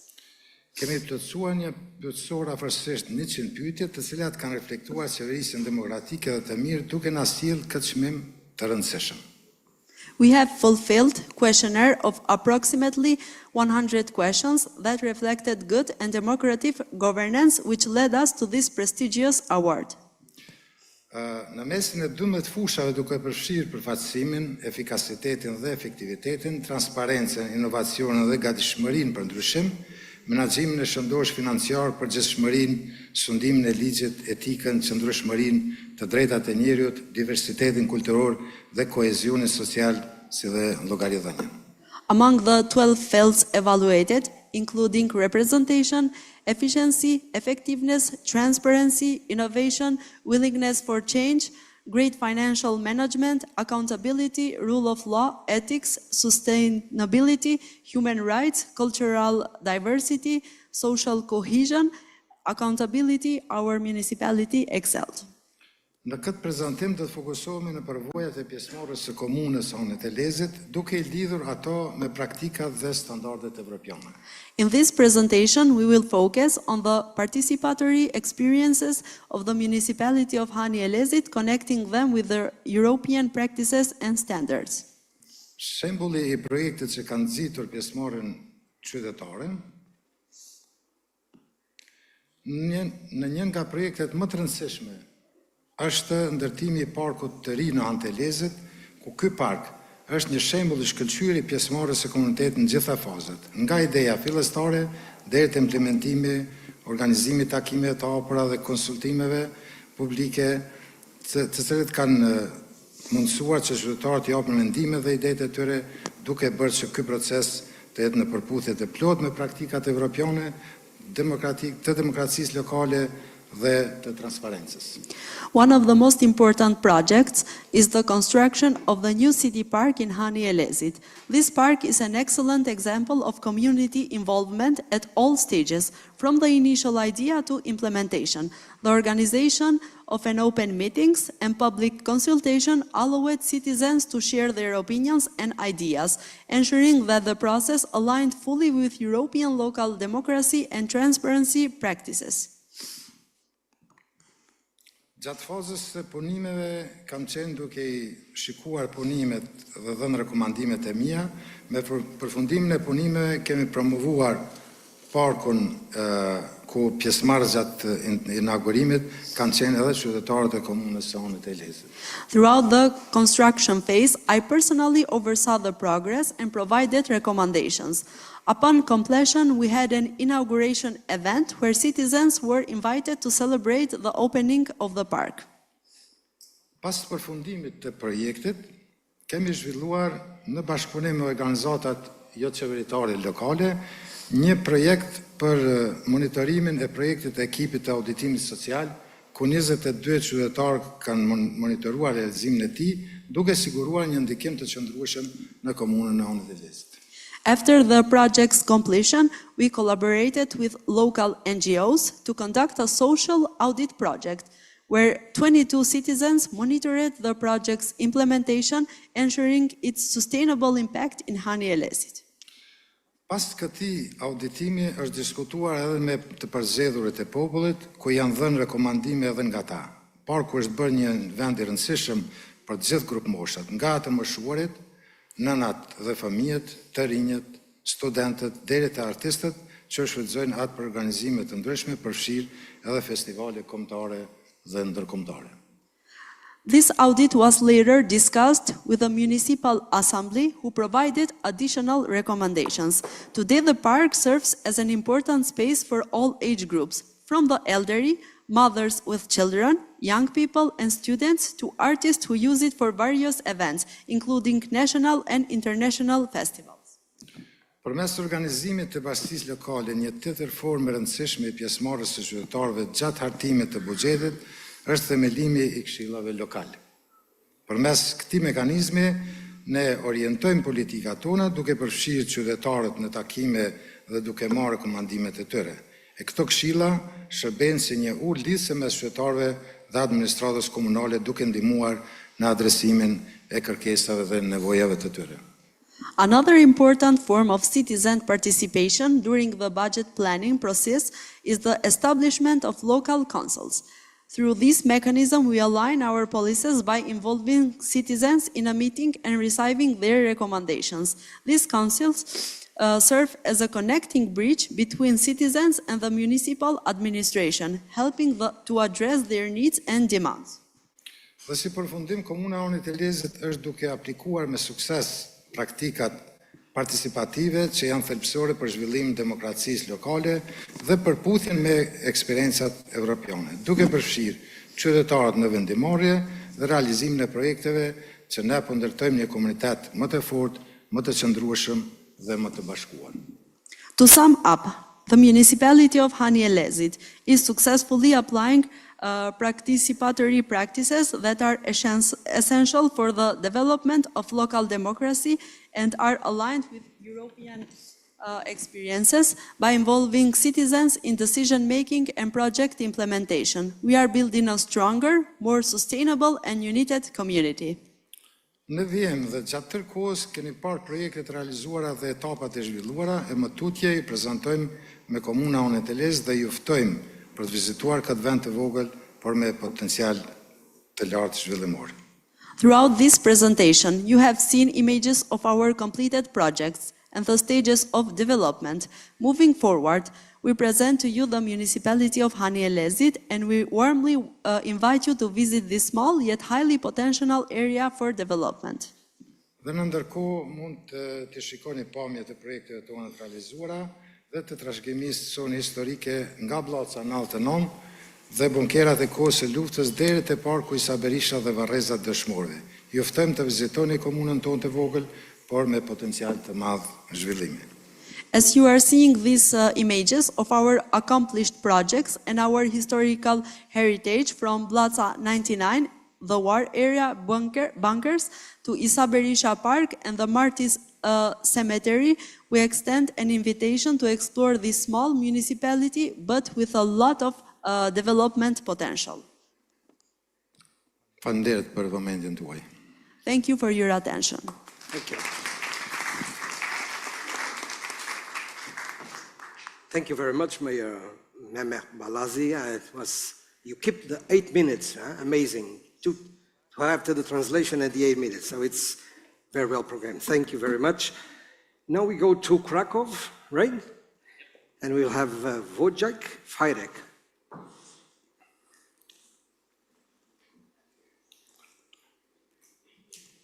All right, good afternoon, ladies and gentlemen. How are you? You're good? I hope you are hungry, not only for the coming dinner, but also for a small knowledge about civic participation and small experience from Poland. Before I begin, I would like to thank you very much for the opportunity to participate in this panel. I'm a lawyer. I'm from Jagiellonian University in Poland and Democracy in Practice Association in Poland. So I shed some legal light on civic participation. And I hope this light will be bright, but it will be a little critical vision also.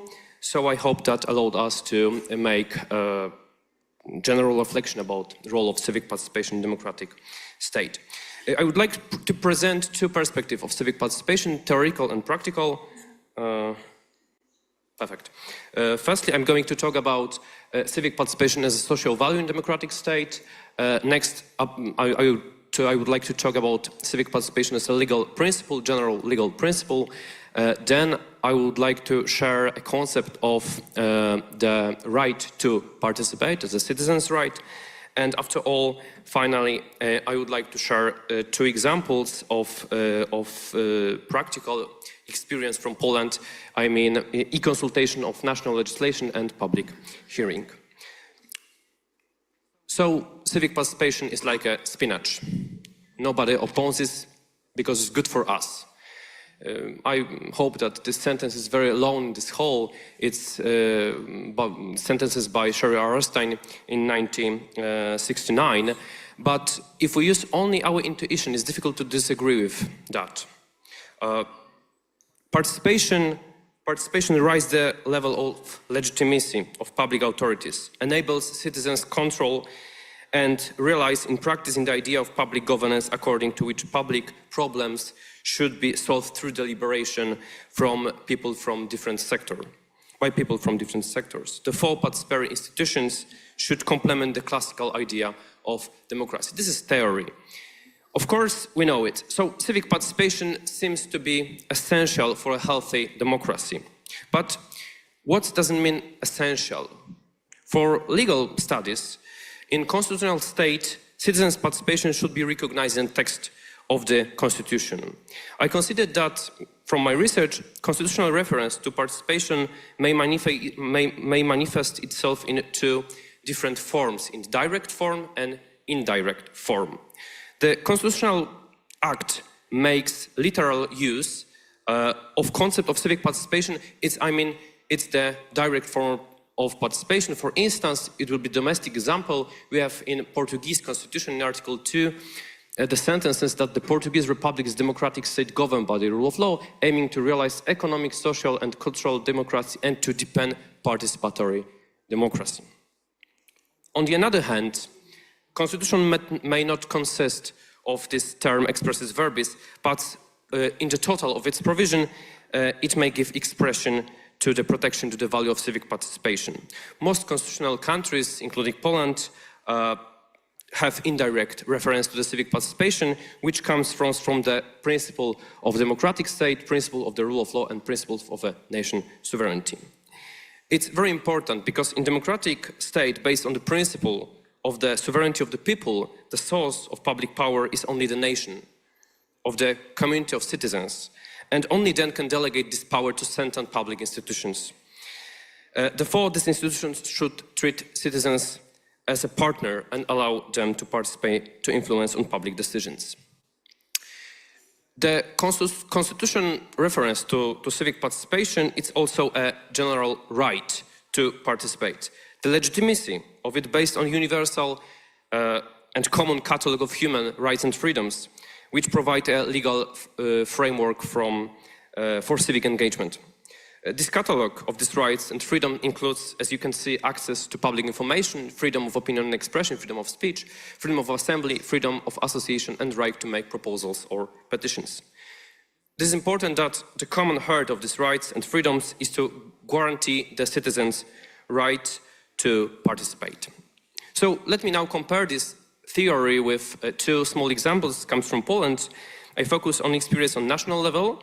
First, I would like to show a new institution in our legal system, public e-consultation of national legislation in the Polish parliament, called in Poland Sejm, which was introduced in the last amendment of Polish parliamentary law. The aim of this institution is to allow broad public consultation, online consultation, of course, on the bill before the first hearing in the lower chamber of Polish Sejm, of Polish parliament. According to this idea, the history of this institution is very interesting, and I believe that show a little struggle if we talk about civic participation. According to first idea, public e-consultation was obligatory for every bill and was last 30 days. However, in the process of making these institutions, the politicians were really afraid of such wide form of civic participation and introduced restrictions and exemptions. Therefore, the final parliamentary public e-consultation have become optional for bills proposed by the government. Moreover, the Speaker of Polish Parliament was given additional rights, 3 most additional rights to abandon the consultation or set a shortened than 30 days term or cancel the e-consultation during their process. The Speaker should then only publish communication explaining the important, the important reason for her or his decision. This means that in practice, the Speaker can therefore always cancel the public e-consultation for, as I said, important reason. This can reduce this institution and emphasize that is also a political instrument.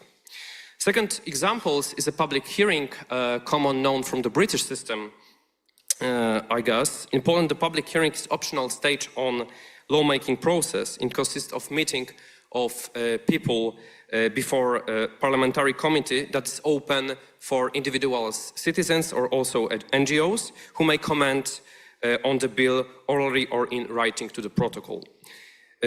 What is important, the recent changes to the parliamentary law have introduced a long-standing obligation to prepare a response to all comments submitted, which is very much appreciated. But, however, in Poland, the public hearing can also be initiated by members of parliament, MPs. There is no possibility to initiate this process by citizens, so it's top-down institutions, not bottom-up institutions, and create fully participatory actions.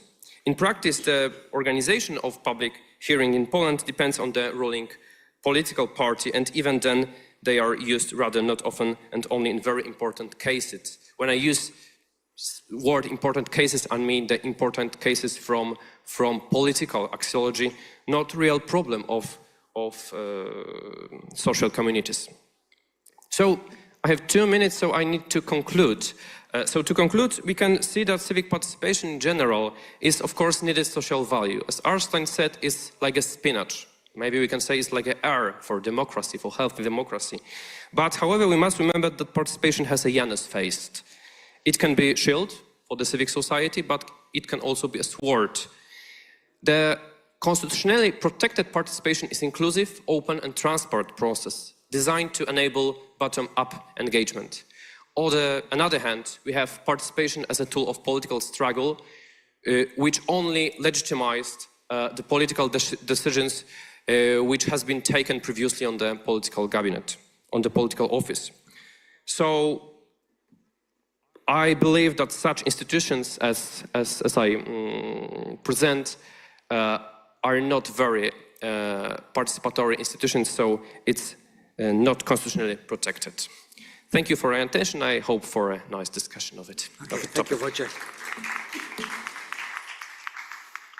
Really interesting approach regarding the value and the power of law and to promote participation. Thank you.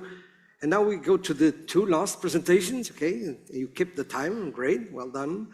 Now, Lucas Roan, you come from Lisbon.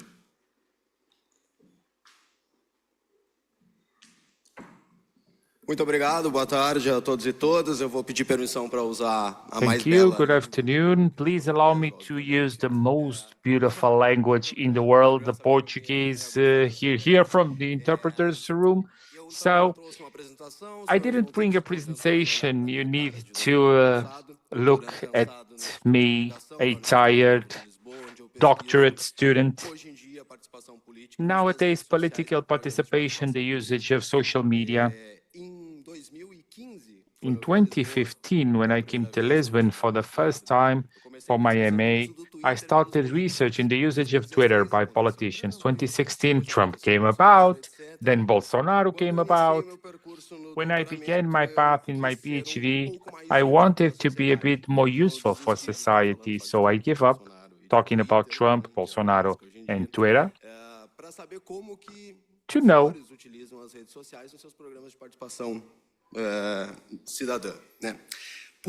how social media is used in terms of participatory democracy. I've addressed Elon Musk, right? And this came to mind. I bet that all of you find it difficult in your programs, which is to increase participation. More people to participate, right? And many people would be saying that social media should be used to build on networks. Just imagine if you have done it in Twitter, it would be at the hands of Elon Musk, the biggest hater of that social network who actually bought it. Fortunately, that did not happen, but there is still a challenge on how to increase the participation, bringing more people in, and social media might be used for it, and in some cases it happens. Rare cases, but it does happen. I would love to analyze the project, but unfortunately,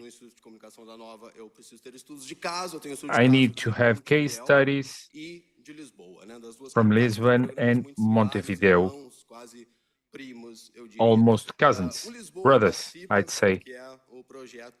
Lisbon participates on the project at 15 years of age in the city of Lisbon, which is now, no one knows where it is. And there was a change of administration. That's a great challenge in terms of participatory projects, which is to go through exchanges, especially because different politicians, let me be more direct.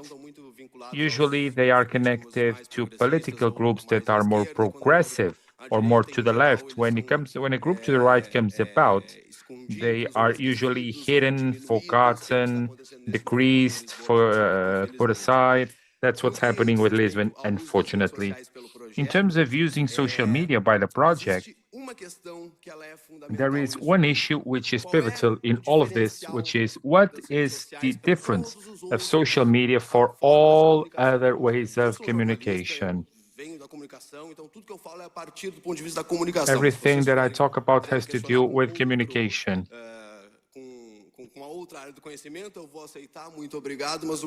I will accept this, but my assessment comes from communication.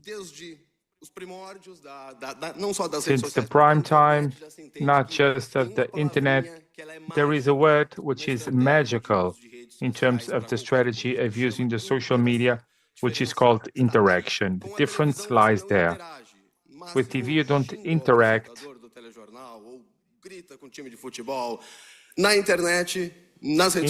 On the internet, on social media, you give this feedback immediately.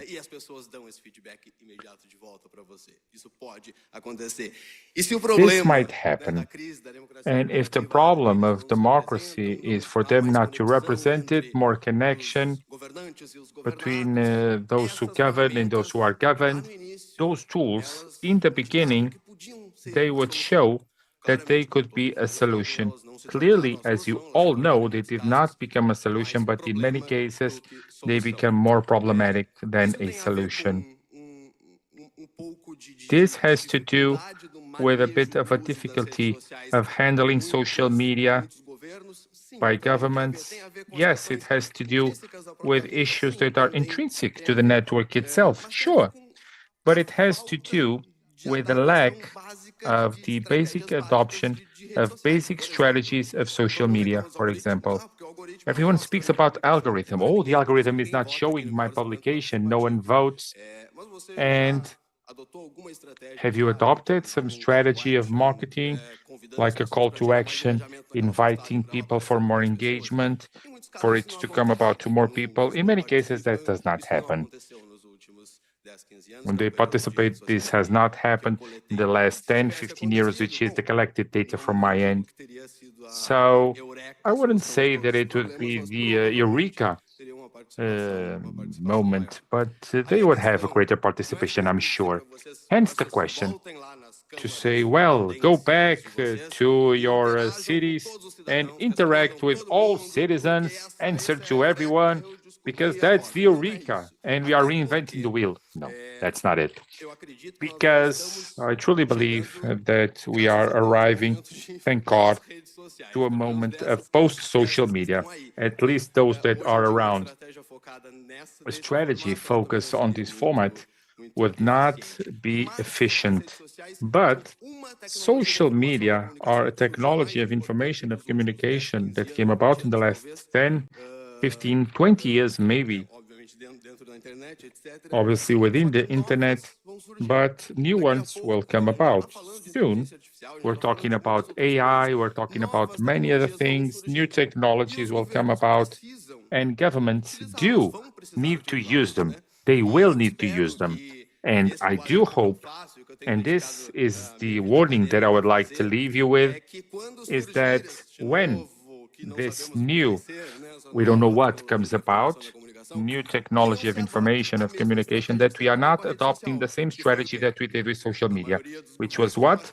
In most governments, a very hard head where you need to convince the mayor that it is important to use, to have a team, to hire people for social media. And I do hope, more than hoping, if I was a religious man, I would pray for it, that when this new technology comes about, that on behalf of democracy, on behalf of participation, on behalf of citizenship, the governments could look at them first. It's of no use to do it any other way. Please, by the love of God, listen to the academia, because they have wonderful things done throughout the world on this field that make sure that it will work. And if they do, use them, because the worst thing that can happen, is that it doesn't work out. And you are part of governments, you have PhDs in these issues of things not coming across, so I'm sure that you will deal with it seamlessly. Thank you. Thank you very much, Lucas. Now, finally, the last presentation, so we have still more or less half an hour to discuss. Isabel Fonseca from the University of Minho. Olá a todos, meu nome é Isabel Fonseca e Hello, Isabel Fonseca. And I am, in fact, from the University of Minho. I'm a lecturer and I'm a researcher of a center, a research center in justice and governance. And I would love to share with you some ideas.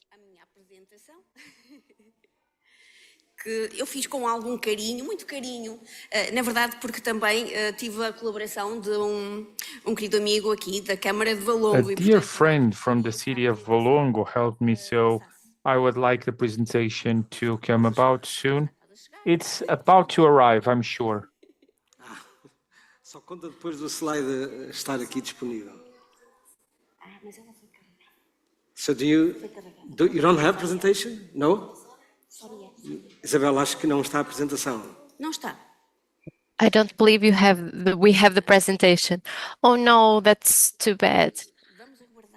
Let's wait, or should I go?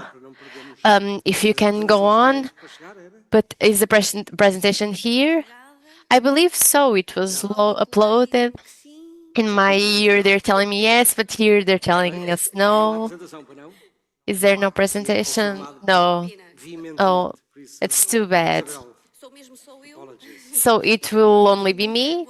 And as Lucas said, you have to look at my first time a tired face because I was teaching all day.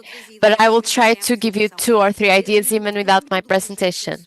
When it comes to the project of Smart Cities and Law, what we try to do was to study the state of the art of what is implementation of measures of protection, especially of people in a framework of cities that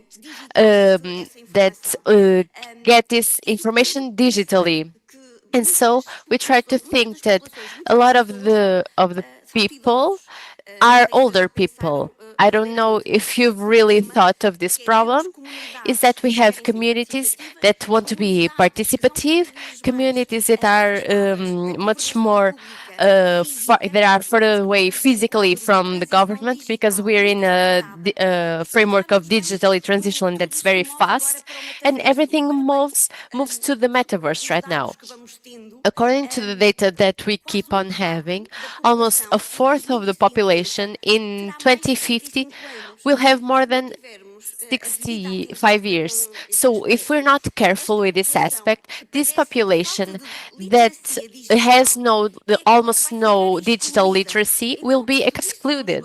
So if we looked at the slide, we could see that there has to be some sort of measures to adjust the inclusion of these people. The European strategy that has been announced to promote economic growth in the European space and the Sustainable Development Goals in the United Nations for 2030, they establish in their own way what to achieve. And we've been noticing more. It's really good to implement measures of digitalization, but this brings on something to take into consideration in this reflection we've been doing in academia, that it is how do you promote digital inclusion, especially for those that lack that literacy. When it comes to a formal logic, we could say that municipalities have a really important role in that promotion. If we want to think about the logic of the collaborative partnership between institutions and the local community, I would say that solidarity, youth solidarity logic, when it comes to IFSS and the elderly homes where those elderly people are, that could be a good initiative so as to not leave them behind. I remember the 2030 agenda that has 17 proposals, and one of those, the 11th one, is to promote sustainable communities that are inclusive and participative. It also tells us that in that change, the elderly people, women with more than 65 years, they cannot be left behind. But the participation with this logic, using programs, they are in fact good initiatives that I believe that we should implement more and more, especially in municipalities. The studies that we did, we can understand that our programs and communities of solidarity made exactly for that digital inclusion. And this is teach someone that has more than 65 years old how to download in a smartphone an app, how to create an account, how to use an app that the municipality has, how to be a part of a vote, to choose a public policy, to vote, for example, in a procedure that will translate to the elaboration of a set of rules for local urbanism, for the local territory, to participate through an app that you can download in a smartphone. An elder person can be excluded of what they have a right to. This idea that is really in our minds, we know that we need to implement these measures, because, especially when physical, getting farther away physically is more real. When you have to access an archive or a register, when you have to vote in a participatory budget in a platform. We did a study for the north of Portugal, and we understand that Barcelos has a participatory budget by using a text message through the phone.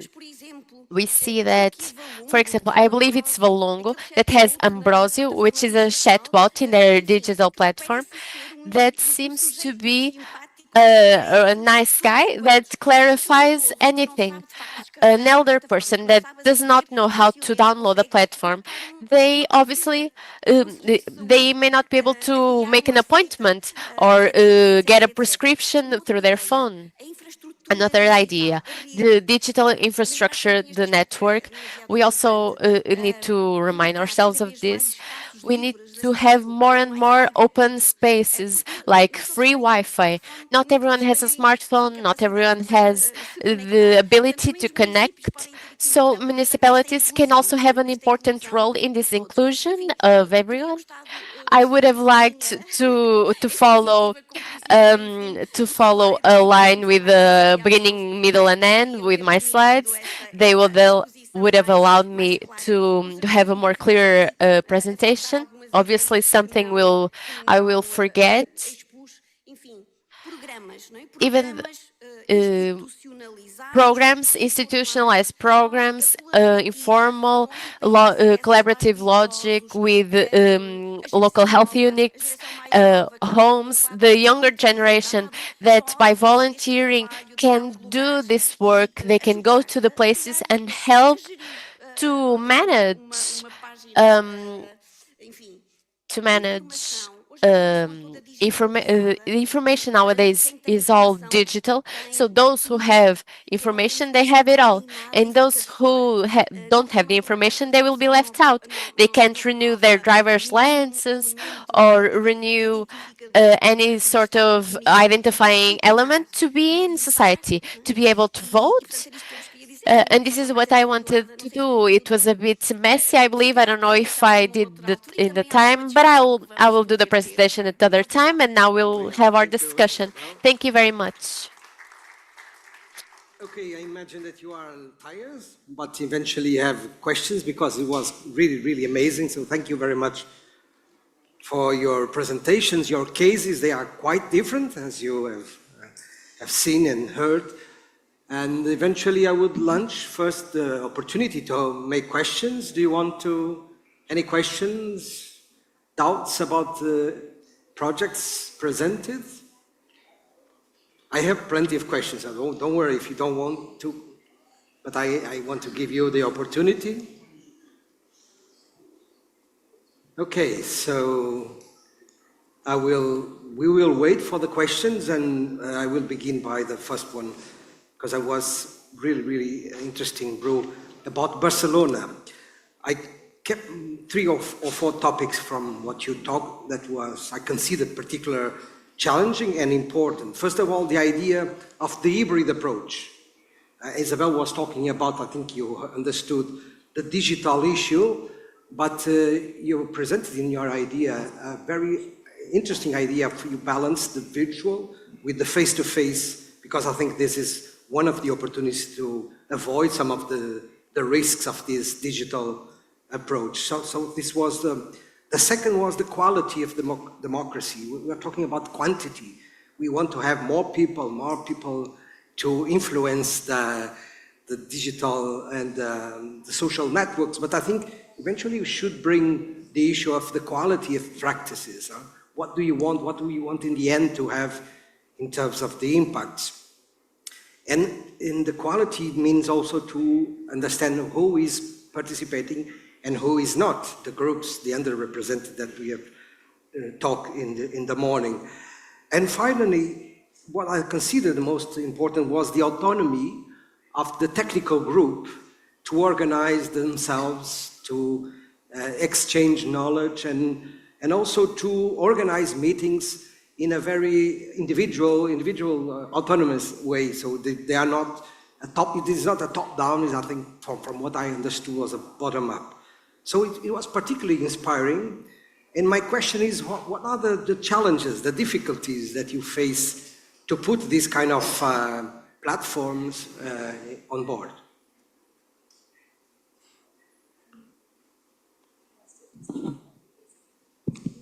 Thank you very much for your question. I think we can approach it from 2 different perspectives. So I will explain 2 questions that I believe that it's the question. I will do it quickly, obviously, so that others can also discuss this. The first one is for those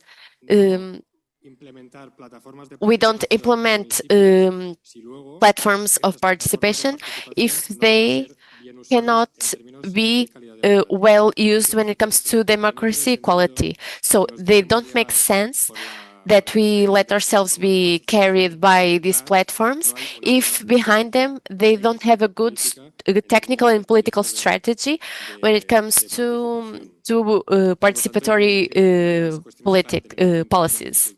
Also, we need to be aware of the difficulty I think my colleagues also said this, and it was very interesting, and I'm very happy that we're agreeing when it comes to having a legal code that protects as well that participation. When it comes to rights, also the access to the internet, in Barcelona, there are projects that detect those families and in those communities that have vulnerable access to the internet. So if you think about quality, and we try to use, if the citizens try to use these platforms, and if the citizens do not have the ability, because of their class, to have access to the internet, so to relate to the institution, obviously we have a gap, a democratic gap. That's really important that we're aware of that. And lastly, when it comes to regulations, we need to have a really good legal code so that participation is useful. In Barcelona, we have a regulation that was approved, I believe, in 2017 or 18, that have several attacks, let's say, from different corporations that have really big legal mediatic capabilities in those corporations. There are regulations were made because they could be vulnerable. And so, for example, our water service is an example of that. So when we talk about citizens' participation, it's important that we focus on that and then focus on all that comes around that. Isabel, I was picking on this idea of how we can organize ourselves, and I appreciate very much the idea of how this can be also a challenge to bring different aging groups. I imagine that if we want to have the digital improvement and digital utilization to promote participation, there are groups that are more difficult to understand them. So this could be also an opportunity to bring young people that know the technology with older people that need eventually. And this can be also a relational and a physical proximity model of participation. Exato. Posso responder em português? Obrigado. De facto, exactly. That's the idea. It's one of the ideas. There's more than 1,000 ways to allow inclusion of everyone in the local framework. This is one of them. Earlier I did not mention to ask for access for any sort of information or service. So there's a process for regulations. I also didn't talk about this fast transition. We need to teach everyone to protect themselves when it comes to the use of their data from the government. I believe there's a reversal, and obviously I didn't talk about this. These communities, these creative communities, can be created. They can help everyone, especially those that don't know about their rights, as people who own personal data. So there are personal data, some even very sensible ones, for example, in health. And if we think about it, it's mostly these vulnerable people that can be exposed to their data being abused. And so I'd like to give this note of how public government of the municipalities can have good practices, a framework of good practices and a list, so they're more easily used even by the workers and the agents of the municipality. There are regulations to protect data. There's a lot of norms, but there's also a lot of fragilities. So we all have to be protected, but elderly and women with more than 60 years as well. I had a slide from a lady that is preparing preparing something, and when she uses she uses her smartphone to look up that recipe, it knows where she is locally. So her data, her local data, is being shared, and there are companies, especially social media company, that shares between each other that information.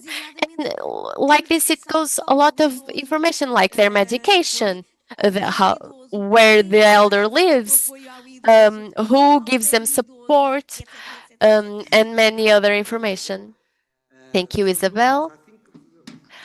From your presentation, there is an issue regarding how, when you change the government of a city, all the work that is being done regarding with participation, because it's a tricky issue.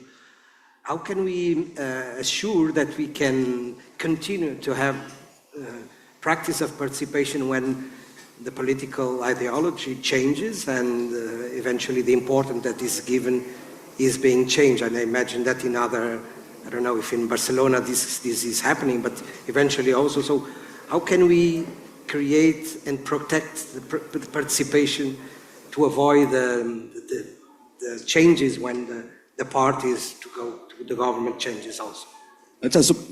Essa é uma questão muito fácil de ser. That's a really easy thing to answer.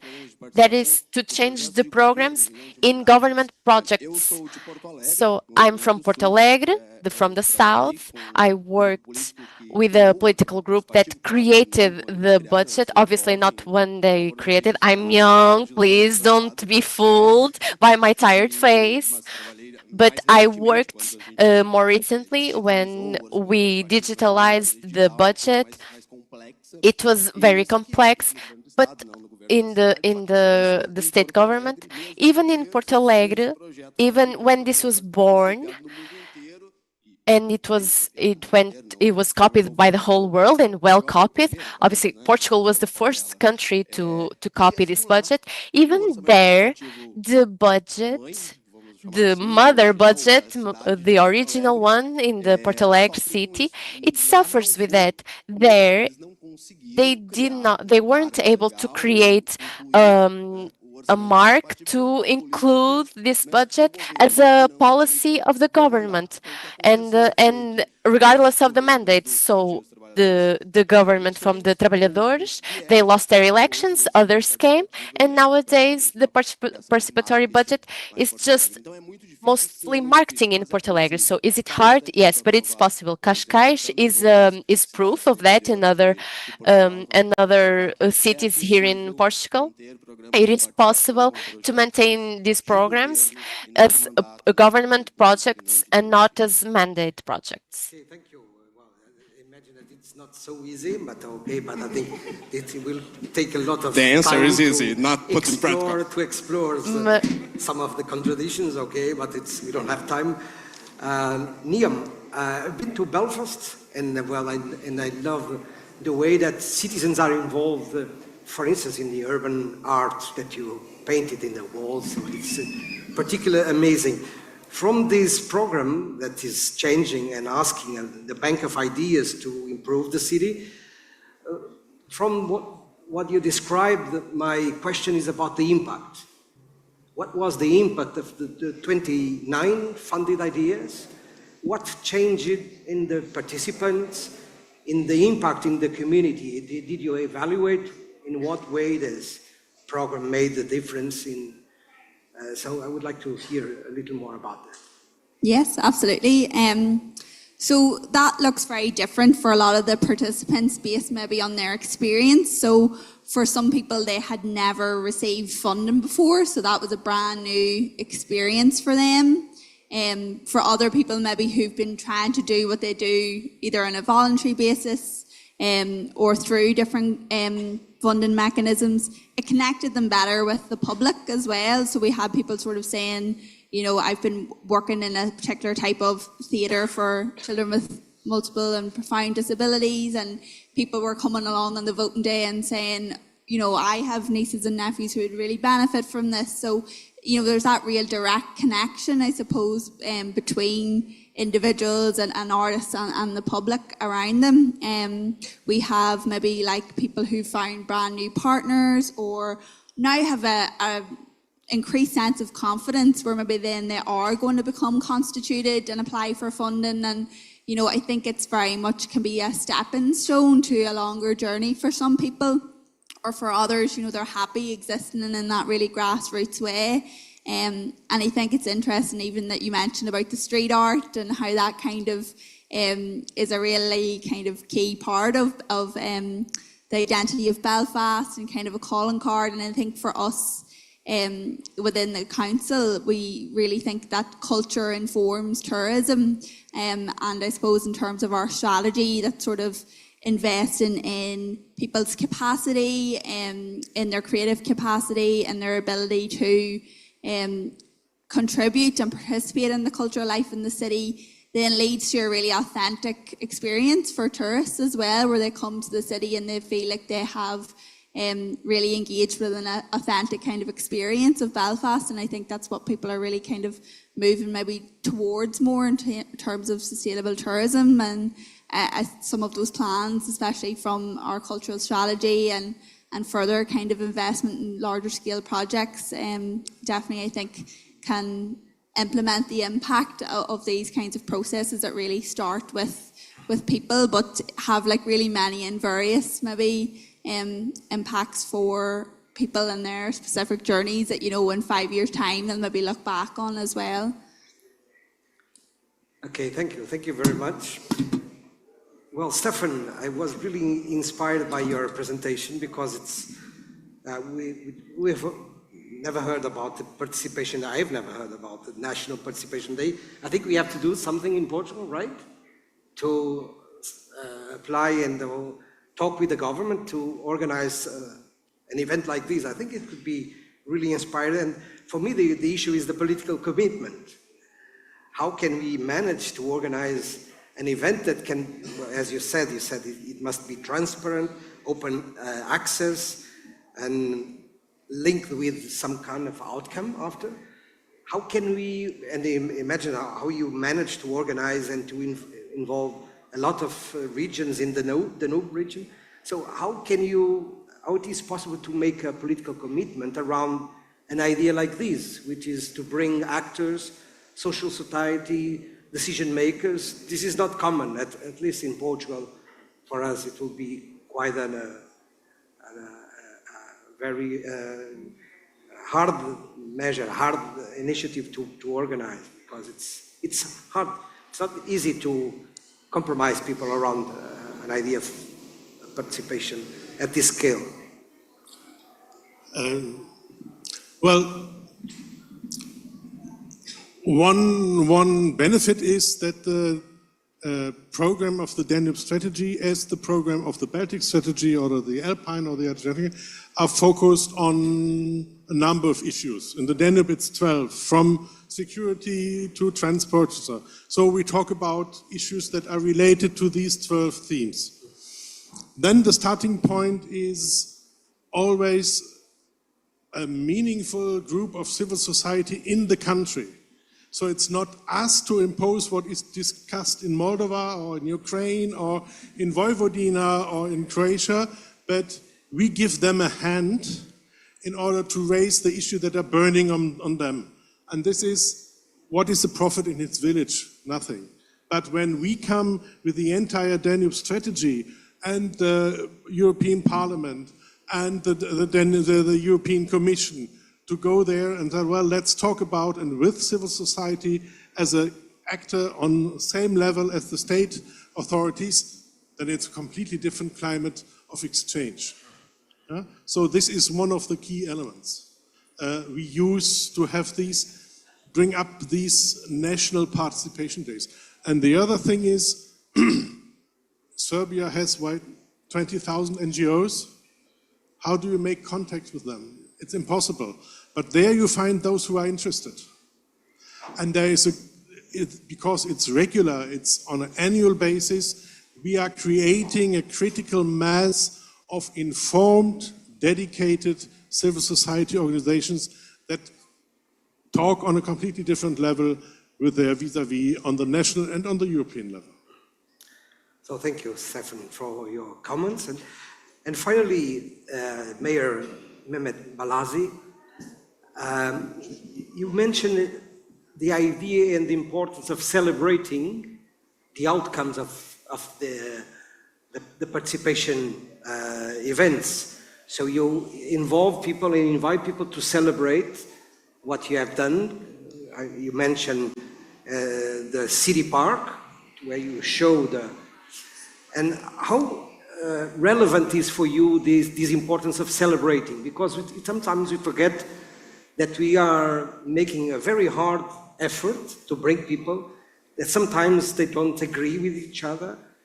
And what we achieve in the end is quite relevant, and so we should celebrate more. I think we don't celebrate enough in participation, and for me the question is, how can we create these opportunities to, in the end, to evaluate, but in using fun in participation, to bring fun, because this is something I think not easy. And sometimes you tend to forget it. You think it's just a regular activity, and it is not.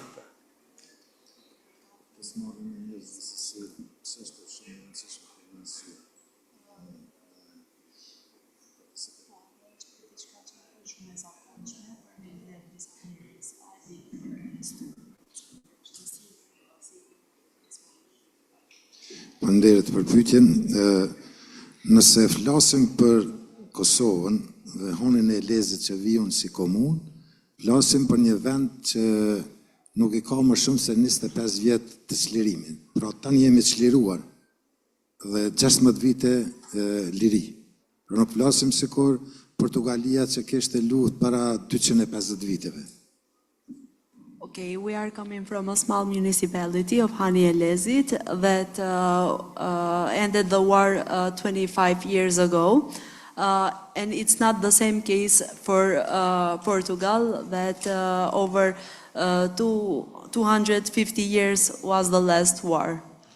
Dhe nuk është shumë e zakonshme nga praktikat e celebrimeve, festave. It's not very common thing to celebrate about different activities. Për këtë arsye ne po mundohemi që të bëjmë aktivitete inovative, që qytetarët të krijojnë praktika të takimeve, sikur që janë kultura, inovacione të ndryshme në, për shembull, me pjesëmarrjen e grave në vendimmarrje.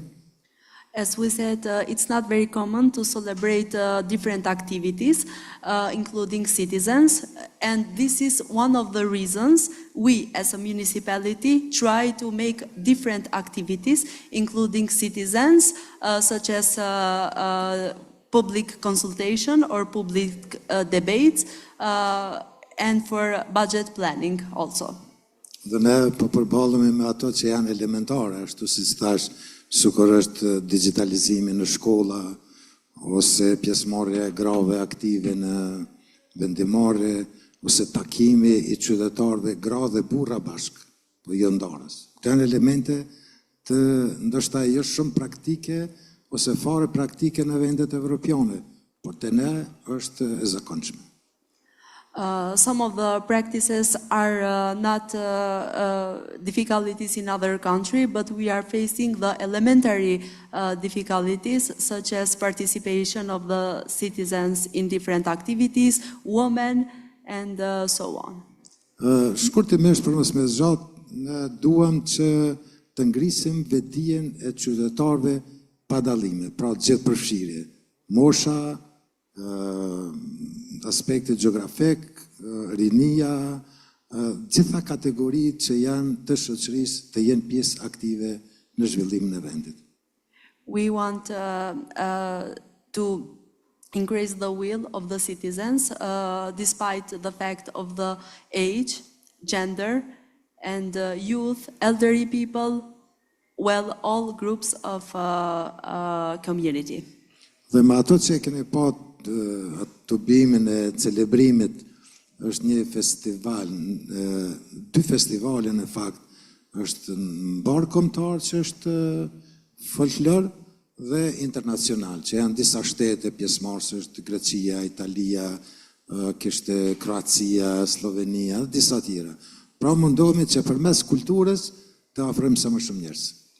As you see in the images, to include more citizens, we organize two kinds of festivals. One is national and the other one is international. In the international festival, there are included other countries such as Cyprus, Greece, Croatia, Slovenia and Italy. Dhe kjo ishte edhe vetë arsyeja e ardhes time këto si kryetar komune për të parë dhe praktikat e vendeve të ndryshme për të marrë praktika, për të marrë eksperiencën e vendeve të huaja. This is the main reason that I came here in Portugal to exchange practices with other nationalities. Thank you for having us. Thank you very much also. And finally, the last question, Wojciech? Yeah. Isabella, where is Isabella? I don't know if she's not here. Well, Isabella, she is doing her PhD exactly on the institutionalization of participation. So how the rule of law can eventually accommodate and be more specific to promote participation. We know in Portugal that we have a lot of excellent laws, but we don't follow them as we should. So it's the limits of how we can control the practice.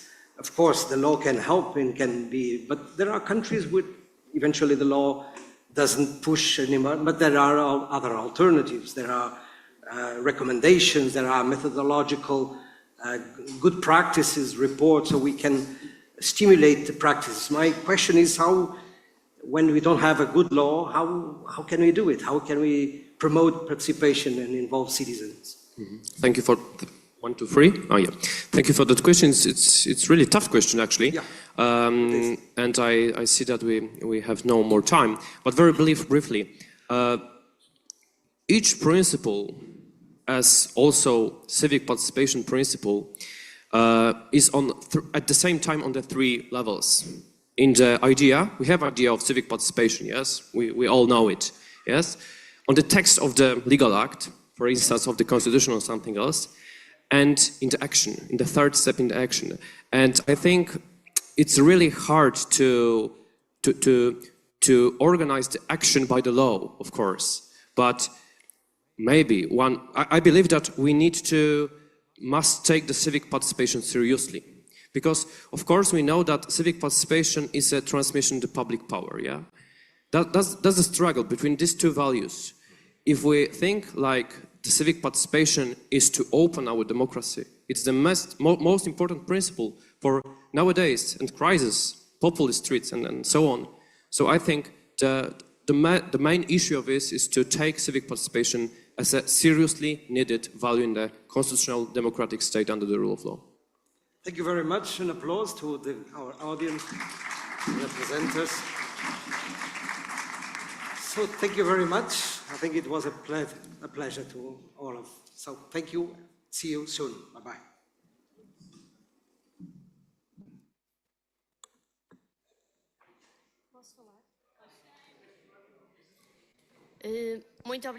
Thank you very much to all. We will have a 5-minute break to begin the award ceremony.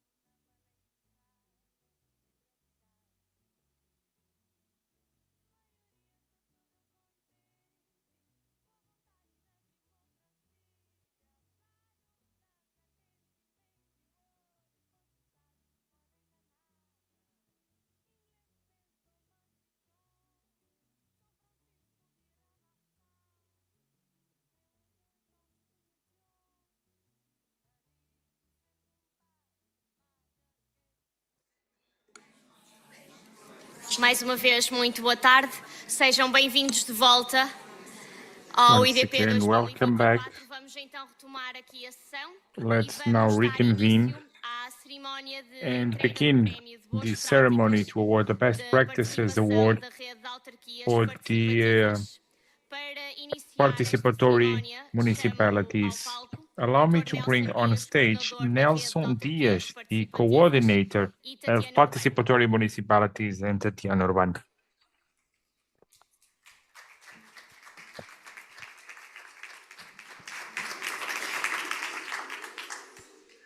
Muito boa tarde a todas e a Good todos. afternoon. Uma saudação muito especial A special greeting concorreu a esta edição, a esta for etapa those who tendered to this 8th edition of the award, and also a special thank you to the municipality of Valongo, to OIDP, for allowing us to hold this ceremony within the scope of the 23rd Conference of the Observatory. It's a moment for emotions, I'm sure. Everyone gave a lot of energy, all of them quite positive to their practices. And now we are about to announce the result of this 8th edition of the award. Let me tell you that this edition of the award has a specificity.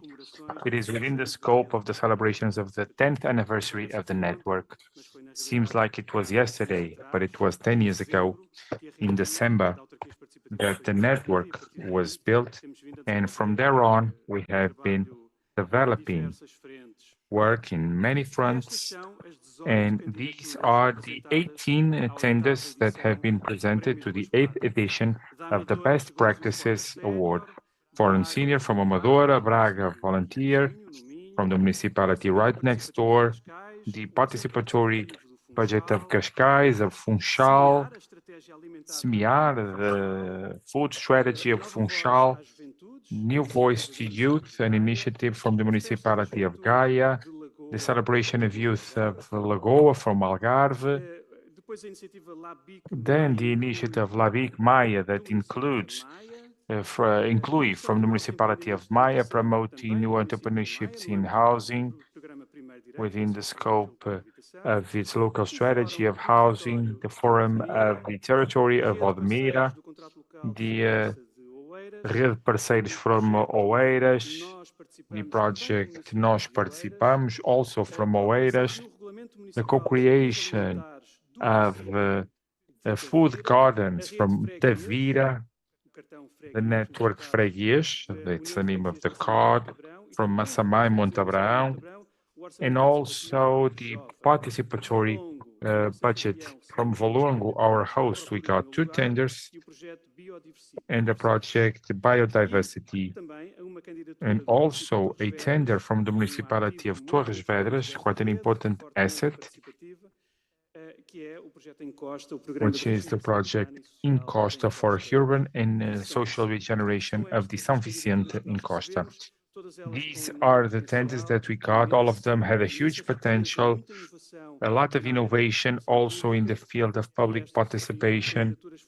And these tenders were brought to the jury by Luisa Net, to the president of the board of the National Institution of Administration, INA, Pedro Calado, the director of programs from the Carlos Gulbenkian in the field of public participation, active citizens. Many of you are aware of it, I'm sure.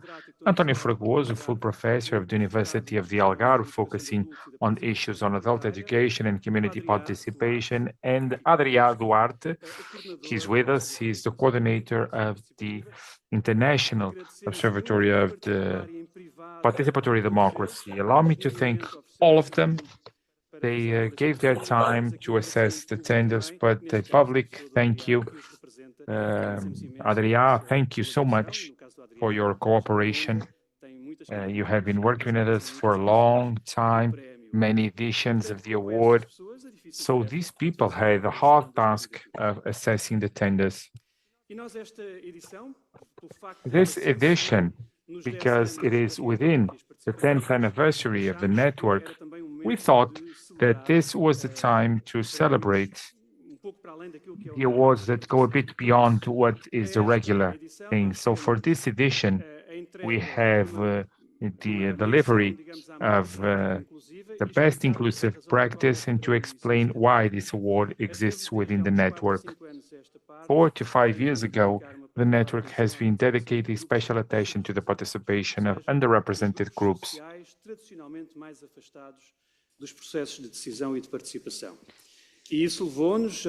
And this led us to make a study, create a tool. We have been working on that field. We know that many municipalities provide a lot of attention to the participation of underrepresented groups.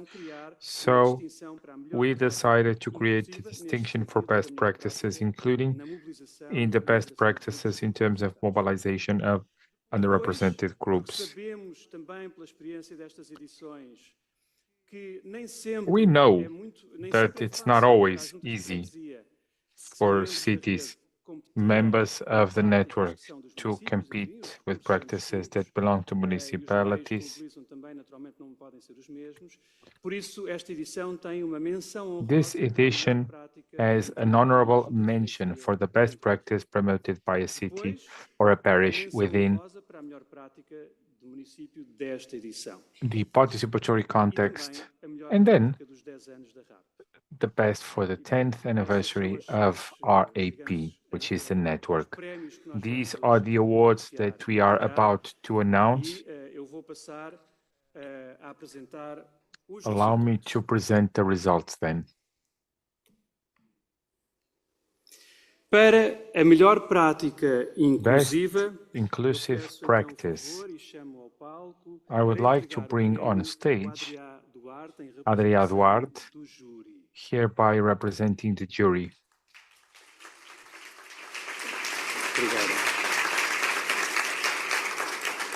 Thank you. With Adrià standing next to me, let's then announce who will get this award. And the best practice goes to the municipality of Maia. Let me bring the Vice President, Sibila Santos, please. Join us on stage. Thank you.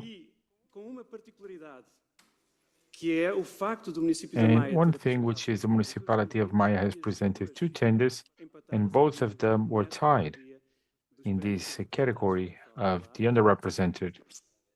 Hello and welcome. Congratulations to the municipality of Maia and for this award.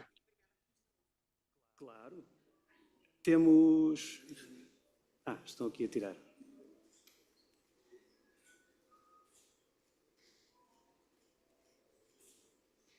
Muito obrigada. Obrigado. Obrigado, Adrià. Thank you, Adrià.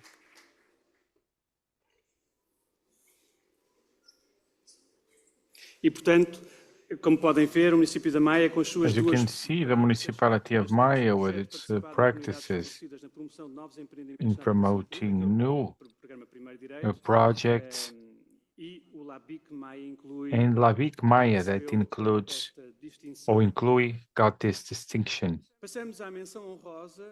Honorable mention for the best practice of this edition of the award. And in order to give the award, I would like to invite the Councilwoman of Tavira, Sónia Pires. Please join us. Thank you, Sónia. E, portanto, vamos então conhecer. So let's now get to know who is the winner. And Massamá and Montabrão. Eu convido o Pedro Brás. Pedro Brás.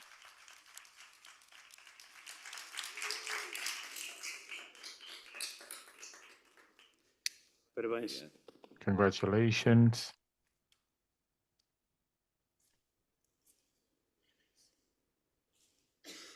Ali para a fotografia. Domingos. Vai lá, Domingos.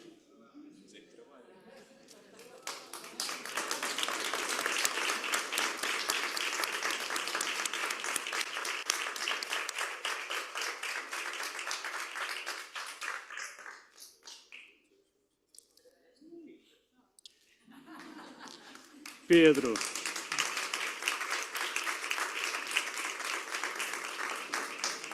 Pedro, queres usar aqui da palavra? 2 minutinhos. I don't know if you want to say something, 2 minutes. Está ligado aqui, não é? Muito boa tarde a todas e a todos. Eu não vou Good falar sobre o afternoon. projeto, vou-vos convidar. I will not talk about the project. I will invite you that tomorrow at 11:30 at the forum to get to know the project. So I will be very happy to show you what we have been doing, 48,000 inhabitants, and that has only one person, which is Domingos, that does not just the participatory budget, but also the participation in the different projects that we have for our community. So I'm waiting for you tomorrow. Muito bem, dos parabéns. Congratulations.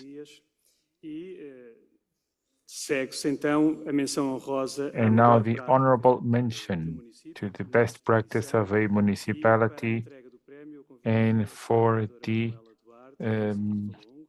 municipality of Valongo. Obrigado. Sim, por favor. Thank E, portanto, para receber o prémio, And so for the award, prática municipal best practice of this edition, with the honorable mention, the municipality of Maia again. convido a senhora vice-presidente. I will invite the Vice President, Emília Santos. Muito obrigado. O diretor executivo da empresa. Muito bem. Por favor.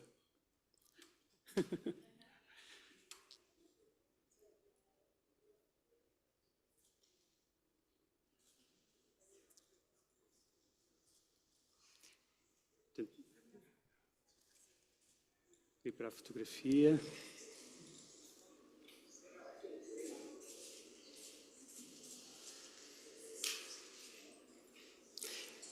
E convido a senhora vice-presidente também a dirigir umas And also palavras. the Vice President, please address us. Obrigada, muito boa tarde a todas e a todos. É lógico que quando subimos a este palco a emoção é muita. It's very moving to come on stage. A nossa anfitriã. Let me greet our host. De me abraçar e de entregar este prémio. Thank you for giving me this award, our neighbor, my friend.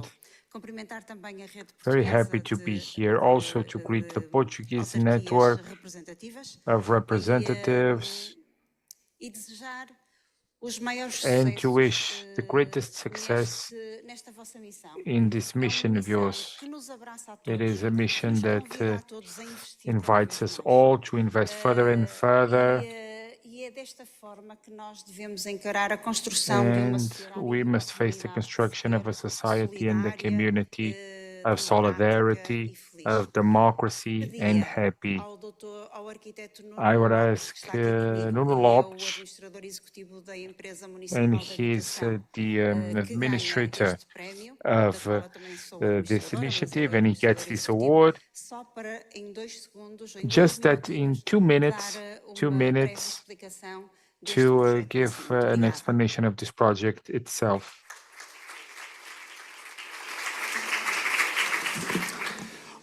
Obrigado a todos. Antes de mais, agradecer o prémio. Agradecer também esta oportunidade. Let me thank you for this opportunity. I was not counting with any of this. Let me try and summarize what's happening. I think that we did not deserve this. What the project wishes to do is realizing that with Primeiro Direito it was not possible to develop proper projects to communities of minorities that could provide a long-term answer to conditions that were decent. On the methodological process, giving a long-term answer in terms of these communities, in designing projects that have been submitted to Primeiro Direito and they will be supported within the RP by a resolution that is quite recent. We realize that we will have actually, we will fit, and we have many years to handle this procedure. What I do hope, honestly, and I say this with the view to a motivation to the main part of the work that is yet to be done, which is actually to finish the projects, to constrain, to follow the communities, these communities that are doing their own, how they are participating in their designing their own during the next few years, which will probably be quite long and hard. And that is where we would like to get the award. Families are well, communities are well. Thank you on behalf of the municipality of Maia. Muito obrigado. E parabéns pelo vosso trabalho. Congratulations. Chegamos à última distinção desta edição do prémio e, como se recordam, esta distinção é referente à melhor prática dos 10 anos da RAP. And this has to do with the best practice, and all municipalities that are part of RAP could tender to this distinction, developed throughout these 10 years, had they been or not in previous editions. So we've reached the following result. The best practice is the participatory budget of Cascais, and to deliver this award, I would invite the Vice President of Valongo, Ana Maria Rodrigues.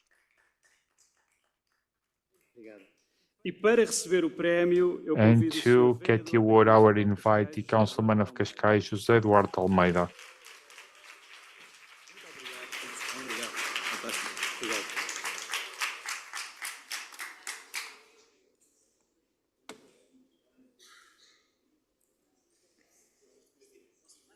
Força, força.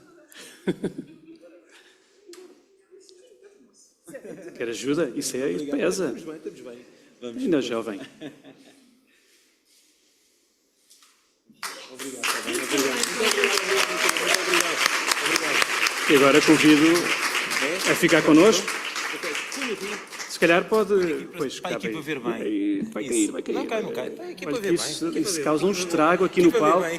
Se isto cai, vai estragar este palco. Veja lá.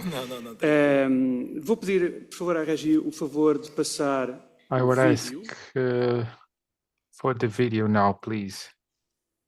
E convido a ficar connosco. Orçamento participativo de Cascais desde 2011. O que conquistamos em 12 edições? 70.000 votantes por ano. 70,000 voters per year, 241 winning projects, an investment of 57 million euros, of which 10 million in education, 10 million in civil protection, 9 million in promoting sports, 6 million in social action, 3 million in green areas, and even further, in so many other areas. In Cascais, inclusion is part of our DNA. We are the greatest in Europe and in the world in participatory democracy. So we have transformed and still do transform Cascais.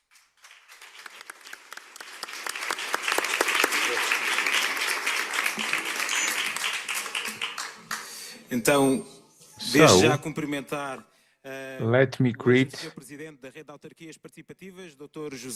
Participatory Net José Manuel Ribeiro. Let me greet everyone.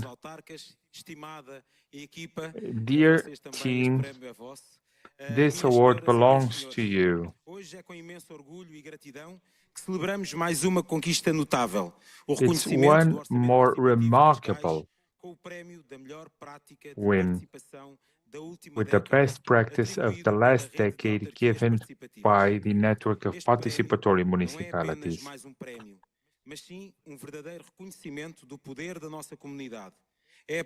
It's the power of our community, and it can transform the reality. Cascais has been the living example on how collective action and cooperation between citizens and political power can shape a better future for all. We started in 2011 with just 4 people. Our budget has grown and it has evolved, and it's become a Department of Citizenship with 25 dedicated professionals. Above all, what's important, it's not the growth of the team, but the reason for it to grow. The participation of citizens has increased from 7,000 to 70,000 people, and now more than 70,000 people from Cascais have a voice, and they participate in defining the destination of our community. We are talking about an annual investment of 7 million euros, decided directly by citizens. This value, it's not just figures, but in 241 finished projects or to be finished that have a direct impact in the life of each of us. 57 million euros invested in green areas, social action, education, sports, civil protection, amongst many others. Each project, each decision brought by people, it's part of this movement of transformation. Allow me to highlight that in Cascais, the participation of underrepresented groups with people with disabilities, foreigners, youth, or the elderly has been a priority. It is pivotal to make sure that the voice of all is heard, that you all have an active role in this procedure. I'm very proud to state that, I'm very proud to say that in Cascais today, no one lives more than 500 meters from a project or a budget. They have transformed our territory. This award is also a clear portrait of the hard work of all of those involved, citizens, local authorities. We have a solid platform that strengthens each year, adapting to the needs and challenges of a society in constant change. Cascais is a reference not just in Portugal, but also a model of democratic participation inspiring cities throughout the world. Our example is being actually repeated and replicated because we all together make history, proving that it is possible to create a democracy that is more effective, more humane. People from Cascais took ownership of the right to participate in participatory democracy, and the participatory budget has become actively cross-sectional to any political force that governs in our territory. On account of all of this, let me thank you for the recognition given today to the network, but above all, to each citizen who believed, who participated, who got involved. This award belongs to you, belongs to us. When we work towards a common goal, the power of transformation is huge. The secret begins and ends in and within all of us. We must be the example. We must change behaviors. We must open the right door. If we share, if we give from ourselves to others, to our planet, to the places where we live, we will make ourselves and others better and better. The participatory budget of Cascais is the clear evidence that participatory budget is solid to build the world of the future that we all dream of. Long live Cascais.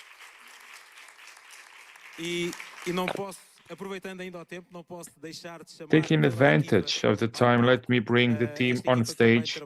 This team who works so hard, so that this award becomes a reality that we are all so proud of. Vamos. Vamos à foto.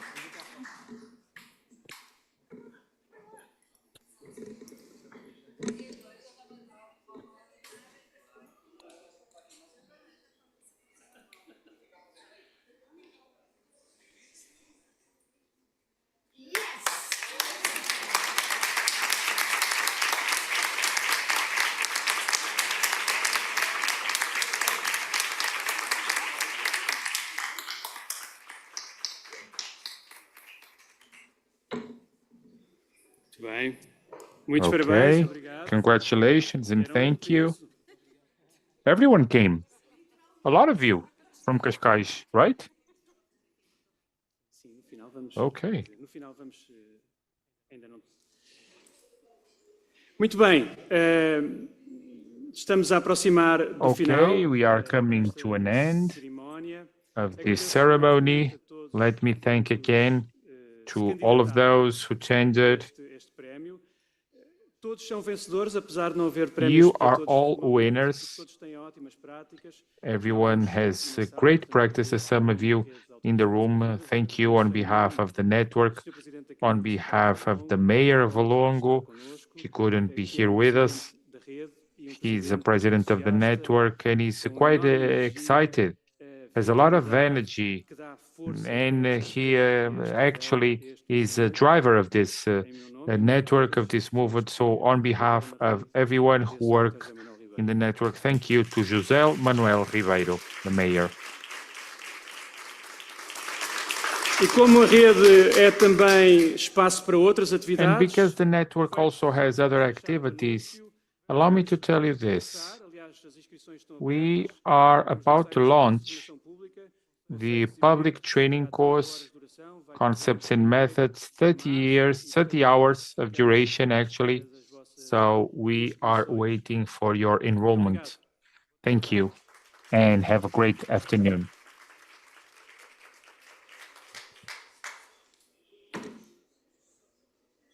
Precisa de alguma imagem? Está bem esta. Não precisa nada, só mesmo tipo a fotografia connosco, com a minha equipa para eles se sentirem. Claro. O trabalho é deles, é só muito bem. O trabalho é deles. É grande e há de facto muita gente envolvida. Posso tirar a foto? Não, nós temos aí foto. Anda cá, tu és o principal.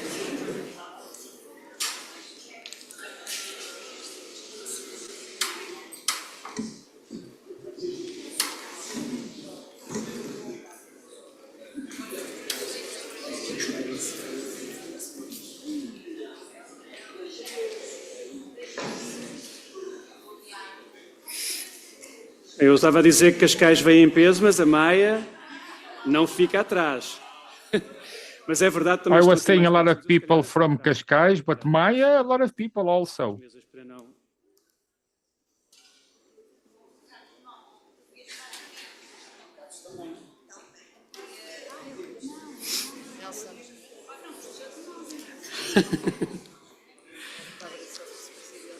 Bem. Obrigado. Realmente estão muitos homens seguidos.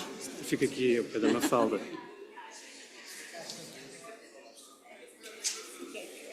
Então. Eu, Carlos Matei. Zé Carlos, vem cá.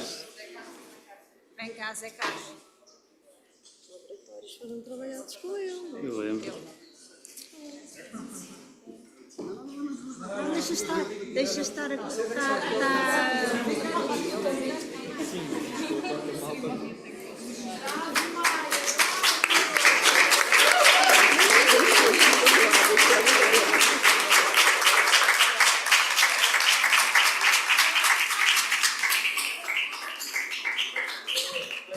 Obrigado. E peço que não saiam dos vossos lugares porque a entrega de prémios não termina Don't leave agora. your seats because we're not done now, because there is the ceremony of the IODP, so please stay with us.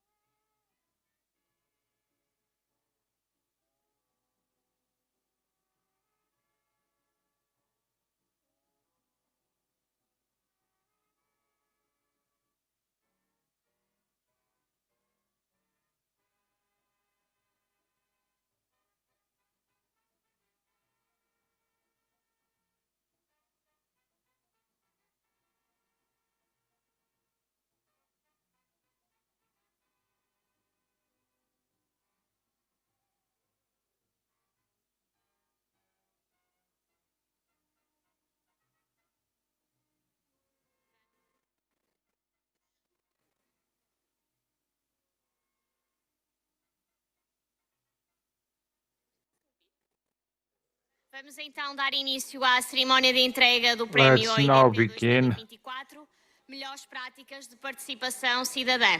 the ceremony for the awards. Adria Duarte will be the one who will lead the session, to whom I would like to give the floor. Boa noite, good evening, bonsoir, buenas noches a todos. I hope you're having an amazing conference, an amazing day today. It's always really a special moment, the awards ceremony, because it's the recognition for the work of all of you, of all the municipalities, but it's also the work of the Secretariat, but the work of all the community, the jurors of the award, and all the people who contribute to this amazing practice. Really, the award is one of our flagship projects of the observatory. This year it's the 18th edition, so it's really a long walk until this moment, and it's really, for us, in the name of the Secretary, really a pleasure to have this opportunity of the award. And really, we want to thank all the cities, all the communities, all the local and regional governments who contribute to this award, because today we're gonna deliver some awards, but for sure all the local and regional governments that submit a candidacy are in a way winners, because they're doing amazing things in their communities and they're sharing with the rest of the world. The award is an opportunity to sharing experiences and an opportunity also for sure to have the way to replicate, to scaling up and to inspire practices all around the world. Okay, so yeah, this is, as I was saying, this year, it's the 18th edition of the award. We had really an amazing, the goal of the award for sure as the award of the Portuguese network, I think it's the same spirit, the same goal. It's really to have the way to recognize the good work that communities are doing, but also the opportunity to inspire, to amaze the other and to recognize the world from the mayors and the political staff, but also from the officials and the voluntary that are working in each community, for the people of the communities also who participate in this mechanism of participatory democracy.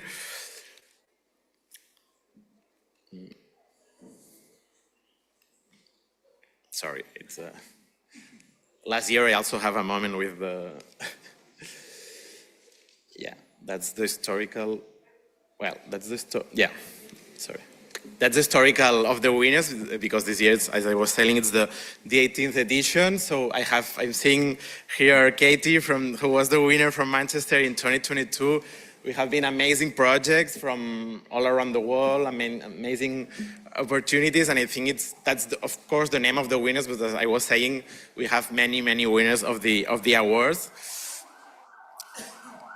Okay. From this year, has been really a successful year, because we had like 127 applications, submissions from all around the world. We have from from 47 countries in origin. We have like practices in Latin America, in North America, in Europe, in Africa, in Asia. So really we have practices from all around the world, very different practices, from like big participatory budgeting, local councils, like community engagement practices. It has been really very interesting. This is like of course, all the name of all the cities and regions that have been submitting this year. We have, of course, all the data about the SDGs, the size of the cities. Everything has been really an amazing opportunity. And just regarding the evaluation of the award, we had a jury, but also we have a participatory moment when the community can participate, and one of the awards will be in recognition from the most supported by the community.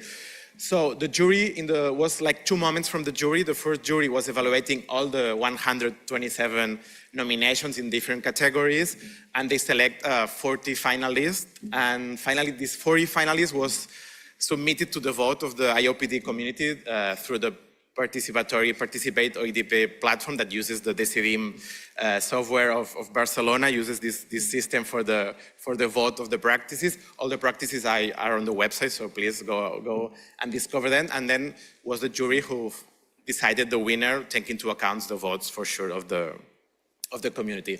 As I'm saying, it's really an amazing experience, because it's all the work that the city staff were doing for submission. I know it's a long submission, to fill out many different fields about the different, like the goals of the projects, the methodologies, the impacts of the practice. And really was this amazing work, the amazing work of the jurors that I really want to thank all of them.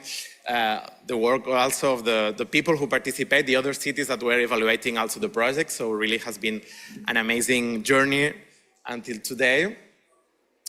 And well, that was just like a brief introduction. I think the best important moment, of course, it's now, it's the announcement of the winners. And we're gonna start this year with a special award that it's not just from this edition, but it's the idea to recognize also the nominations from previous year, no? Because we are thinking that it's also important to believe on this, like try to manage the sustainability of the project because we think it's so important. And for this award, I invite my colleague Giovanni Allegretti from the advisory board of the IOPD for this presentation. Thank you. Thank you, Adria, for allowing us, first of all, to reflect together about this award that has a specific meaning. We start analyzing with an international jury of, it's to me, of persons from 7 countries, especially from different universities, but also other types of organization. We analyzed more than 63 practices that were running for the IODP award in the previous edition since 2014. And we realized that many of them could not receive this award for a simple reason, that they delivered their outcomes to the traditional methodologies of techno-bureaucracy, and they didn't continue to have a participatory component. So among those that maintained the participatory components a long time, we have been selecting a short list and a final winner. This is matching with the Phoenix project, which is a project about how participatory practice and deliberative practice could be a support for the development of the European Green Deal, which is the Green Pact that rules the European Union, which is a little bit out of focus, unfortunately, in this moment due to the political negotiation that reduced some of its ambitions. But this prize was imagined with IODP to introduce a variable time in the participatory practice we are discussing here. So we hope that in the future we could open a specific call for all the practice that have a continuity in time and had to transform themselves in order to be able to continue to live as a vibrant participatory practice. So this is the meaning of our provocation this year. The Phoenix project will be ended next year, so we will deliver the responsibility of this prize to other organizations, and we are happy if some one of you want to support this idea that IODP decided to accept. Okay? So the winner is the city of Quezon in the Philippines with a project called Let's Go Quezon City, Let's Grow Quezon City, and experimented by the local government since many years. I will read the motivation of the jury, which is the participatory experience, which was a candidate to IODP General Award in 2023, has in reality a longer history, with his roots in the difficult pandemic period. Its continuity did not reduce its participatory intensity along the implementation phases. The sustainability of the program owes a lot to the capacity of making converge in this experience a series of thematic policies and funding on food security, land taxes, model farming and waste management that were able to guarantee a diverse range of funding and multiplied the variety of actors involved, including several vulnerable groups of local society.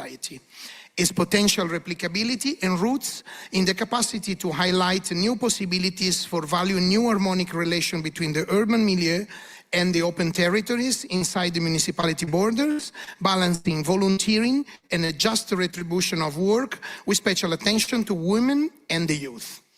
So we have here, with the generosity, some members of another city, because unfortunately for different reasons linked to visas, and the mayor Joy Belmonte was not able to be here. She sent a video message that we can watch now, and then we have some colleagues.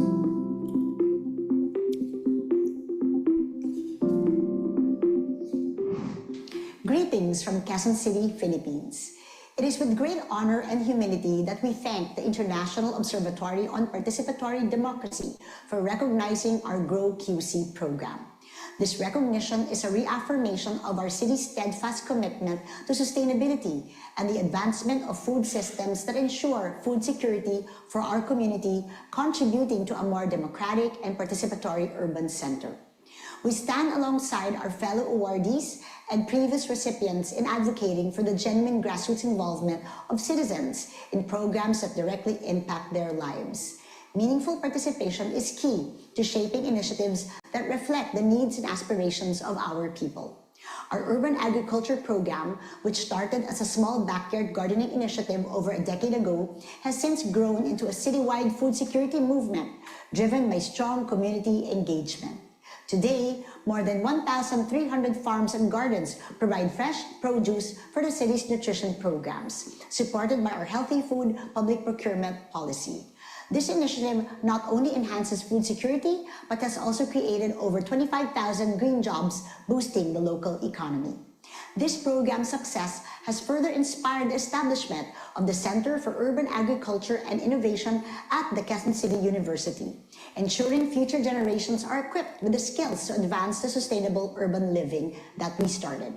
The Grow QC program is integral to our city's broader efforts to address climate change. It aligns with a roadmap to achieve carbon neutrality by 2050, with a target to reduce greenhouse gas emissions by 30% by 2030. Our net zero 2050 ambition requires ongoing commitment, and Grow QC demonstrates how sustainable food systems contribute directly to climate action and environmental resilience. I proudly dedicate this recognition to all Quezon City residents and extend my sincere thanks to Dr. Architect Giovanni Allegretti from the University of Coimbra and Mr. Adria Duarte of the International Observatory on Participatory Democracy for honoring Quezon City with this distinction. As we say in Filipino, maraming salamat po, and a good day to all of you.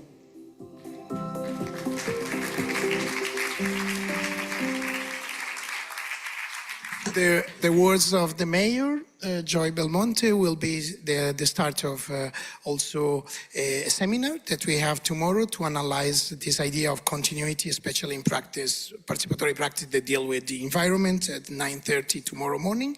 But now we have here a delegation of councillors of the city of Ormoc in the Philippines that accepted to receive the awards for the city of Quezon. It's very important for us.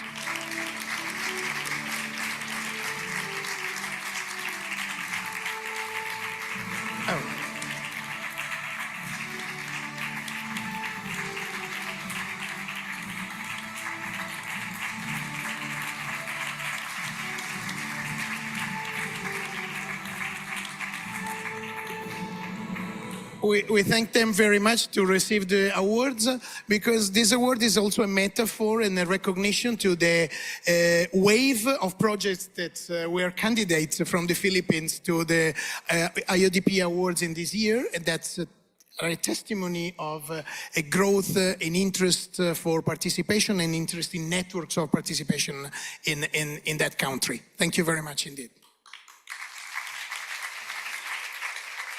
Thank you very much, Giovanni. So now we're moving to the next special mention.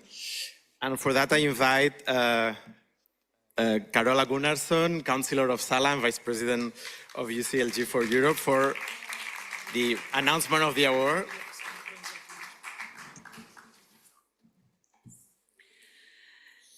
Dear colleagues, dear friends, dear activists in democracy, as the mayor said when we started this conference.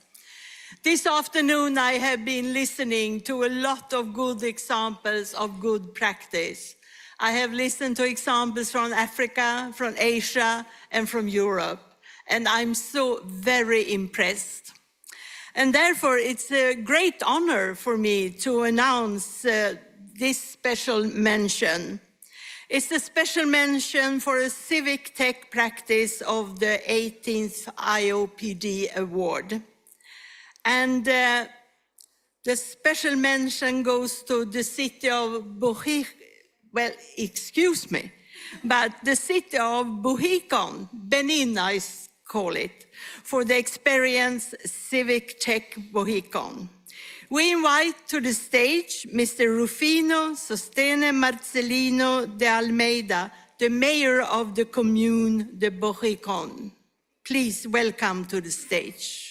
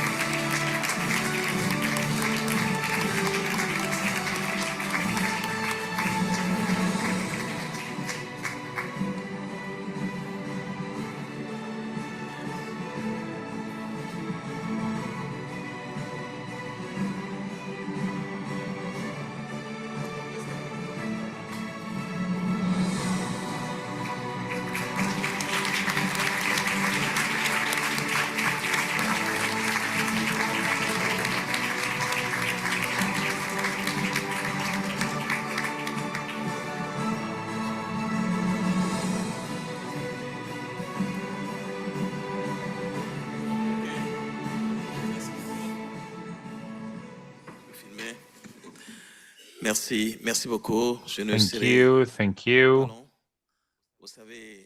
I won't be long. As you all know, Benin has always been a country of the IODP.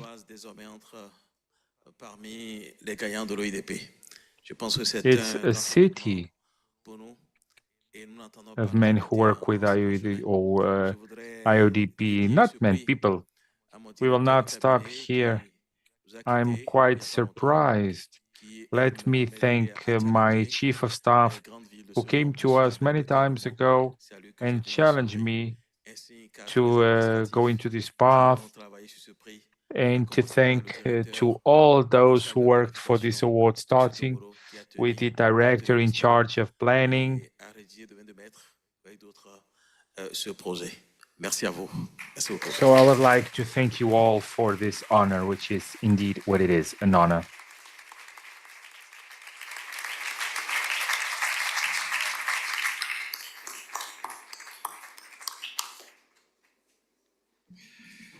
Mes félicitations, Monsieur le Maire. Congratulations. The next award is the Gender and Care category, and I invite UCLG Secretary General Emilia Saiz for the attribution of this award.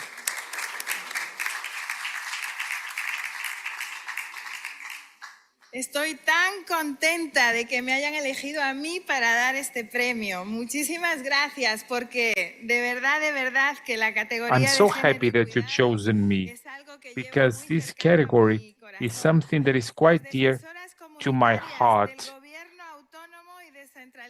De Cotapachi. ¡Qué bonito! Cotapachi. Cotapachi. This is beautiful. Congratulations. This is amazing. Invito al escenario a Lourdes Tibán, prefecta de Cotapachi. Let's bring on stage Lourdes Tibán. She's the mayor of Cotapachi.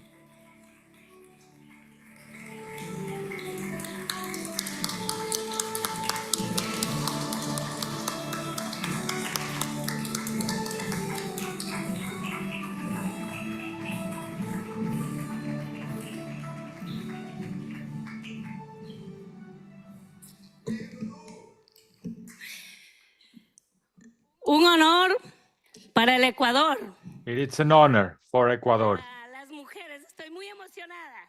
For women, I'm very moved. I'm truly moved.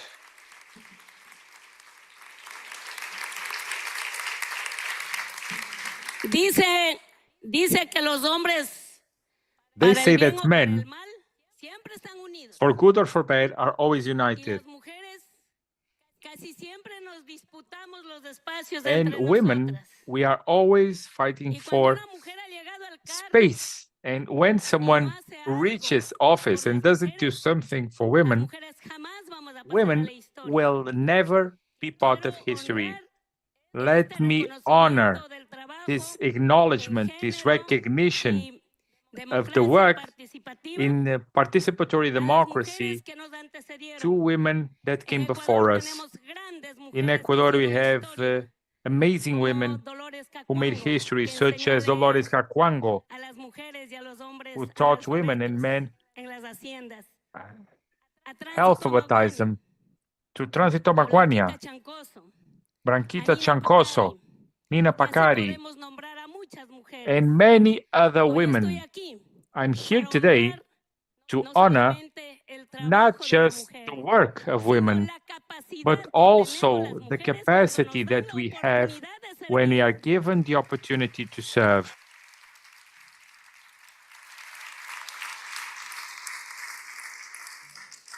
Este reconocimiento internacional. This international recognition, I would like to dedicate it to the resistance of women of my country, to all people who made it possible to work on the institution. And why not? Why not? To invite all women to work, because if we don't unite, it's just like a corn.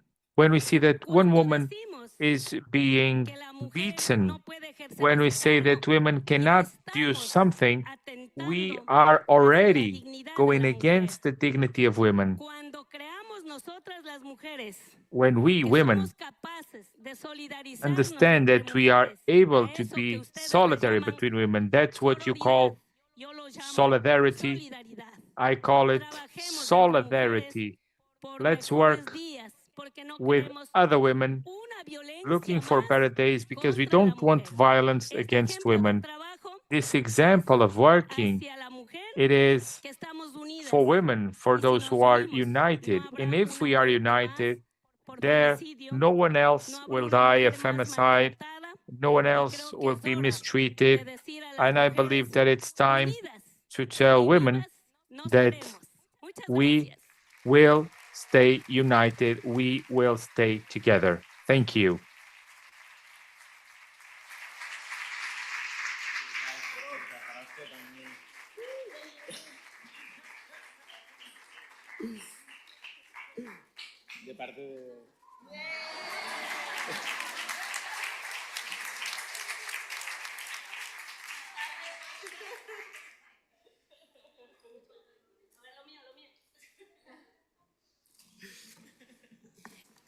Los pueblos indígenas siempre tenemos Indigenous people, we always have the Randi Dandi, to give and to receive.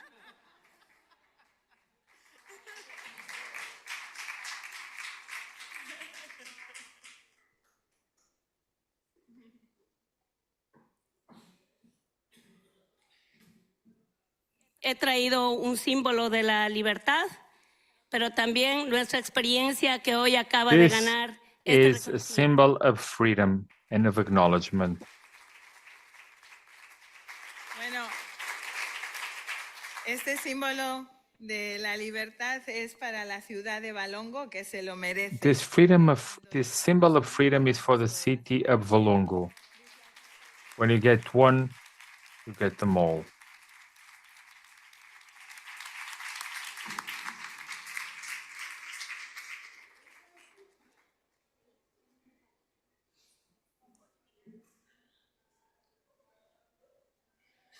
Es un colibrí. It's a hummingbird.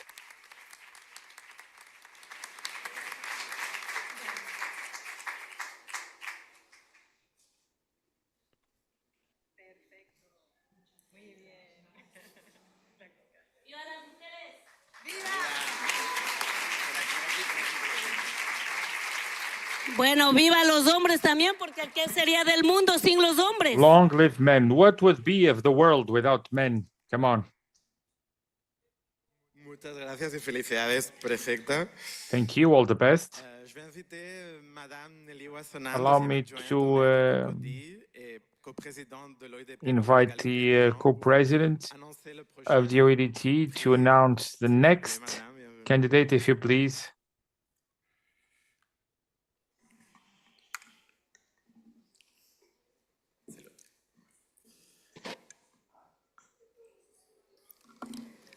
Mention spéciale pour une expérience de gestion de l'eau. Special mention for an experience of water management with the involvement of the community from Benin for the dam of Dougou. Unfortunately, the municipality of Djougou could not attend.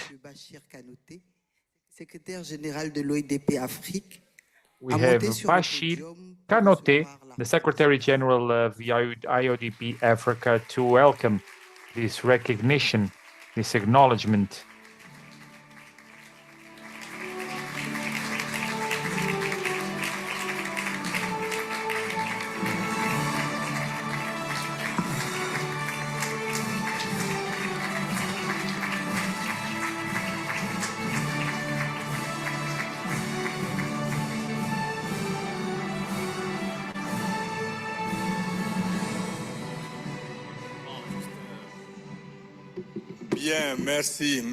Thank you, Adrià.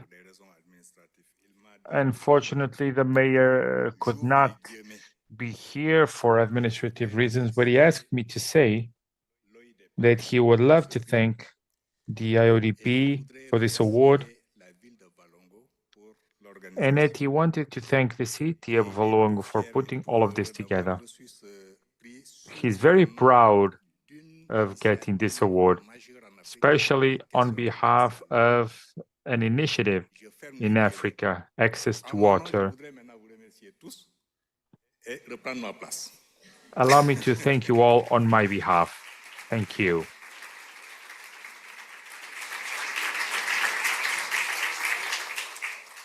Merci beaucoup. Thank you. Let me bring Elizabeth from Barcelona, Secretary General of IODP, for the next award. Boa noite. Não vou falar em português. Good evening. I won't speak in Portuguese. I lived for a while in Lisbon many years ago. Let me just say congratulations to the city of Valongo for putting together this extraordinary event. Thank you. A special mention to an experience on its participatory project in managing recycling and food waste. North Carolina, Durham, for the experience in designing a community program for managing food waste. Let's bring on stage the city of Durham.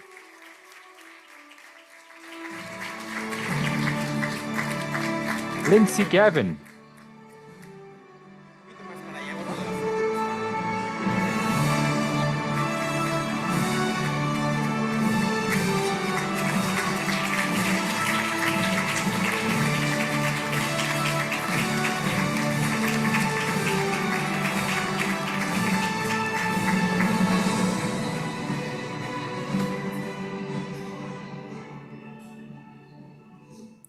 Thank you so much. If any of you were in the room this morning, you might have heard me talking a little bit about designing a curbside composting program using resident feedback and how we've iterated this program. One thing that I didn't mention was in our latest phase, 2 weeks after we launched, we had a major hurricane and all of our garbage collectors were routed to picking up down tree limbs and down trees. And then 2 weeks after that, our garbage collectors actually went on strike for better pay and working conditions. And those are setbacks for a program that we are trying to launch, but those are wonderful pieces of living in a participatory democracy, and very, very thankful to IOPD for recognizing my team and I have put in 5 years of work to help design this. So participatory design takes a little bit longer, but it's very well worth it in the end. Thank you so much.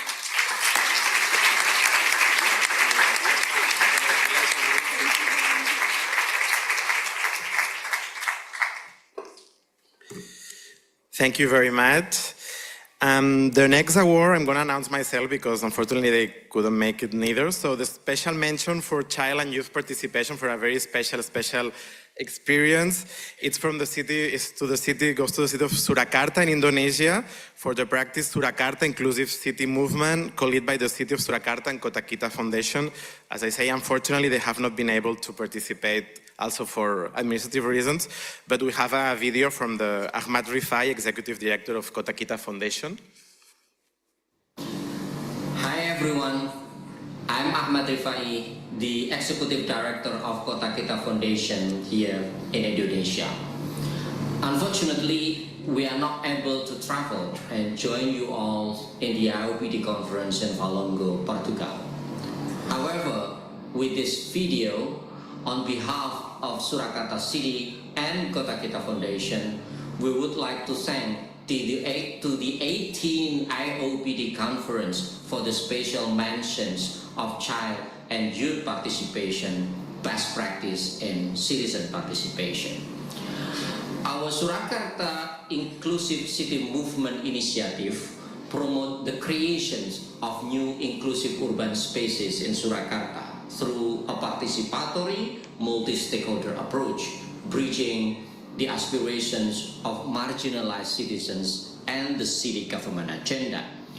We proudly accept this special mention as a recognition of the importance of children and youth participations as active citizens and who also has the right to shape safer and more comfortable cities for all.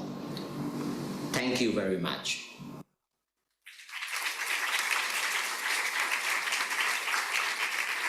A very nice practice indeed, so yeah. Okay, it's almost the winner, but we have a last special mention before. And vuelvo a invitar a nuestra secretaria general, Emilia Saiz, para el premio más apoyado por la comunidad OIDP en la plataforma. And we are passing on to English with this award for the most supported practice by the community by OIDP via the Participate OIDP platform. So 3,473 votes. It is the system, integral social management system on Valle del Cauca, Colombia. Congratulations. Let's bring on stage Lisa Natalia Rodriguez Galvis, the Secretary General of the government of Valle del Cauca, to collect this award. And we also have a video. Let's watch the video first. Let's watch the video first. Good evening. Special greeting to all participants in such an important ceremony of the IODP. It is an honor to get this award that the international organization is providing us with within the scope of the citizen participation, highlighting the labor that we have been doing for democracy. Thank you honestly to the organization, especially Adrià Duarte, for his diligence in solving the restlessness and demands that we have presented. This acknowledgement sends us to keep working in this participation in order to have an integral form in terms of 4,800,000 that we are getting ready to be the hosts of COP16 and to show the world that we are a paradise of biodiversity.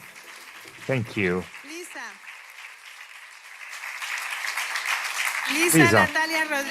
Lisa Natalia Rodriguez Galvis. You have the floor.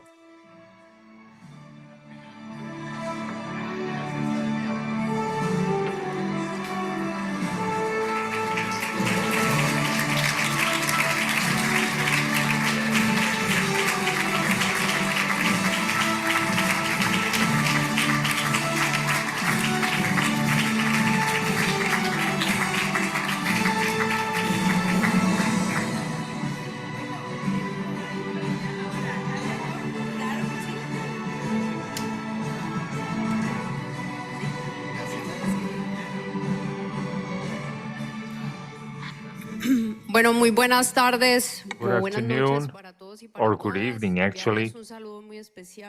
A special greeting. Very happy to have the opportunity to participate in this award, someone that people have struggled with a lot of love, respect, dedication, taking care of public resources of people from Val del Cauca and a better quality of life in our country. We will be at COP16. It's a paradise for everyone. It will be at Val del Cauca, and it's the best for Colombia and for the world. Thank you again.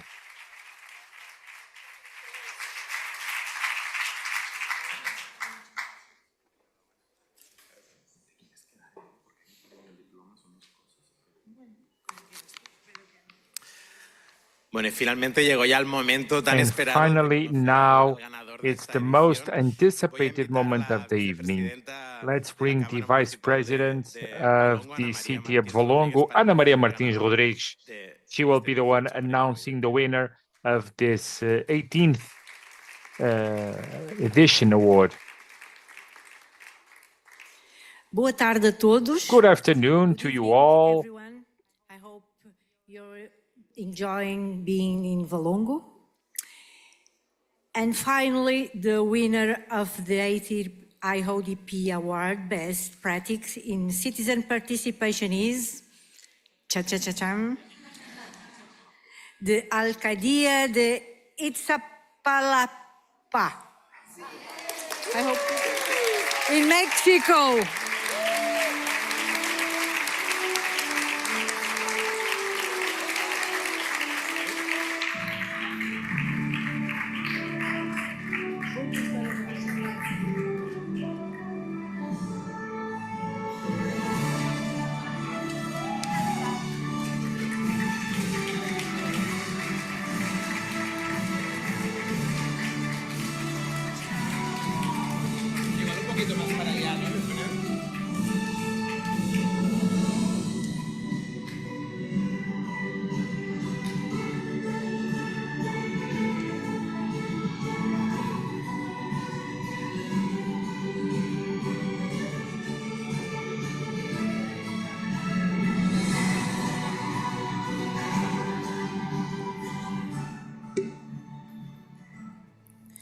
Muy buenas tardes a todos y todas.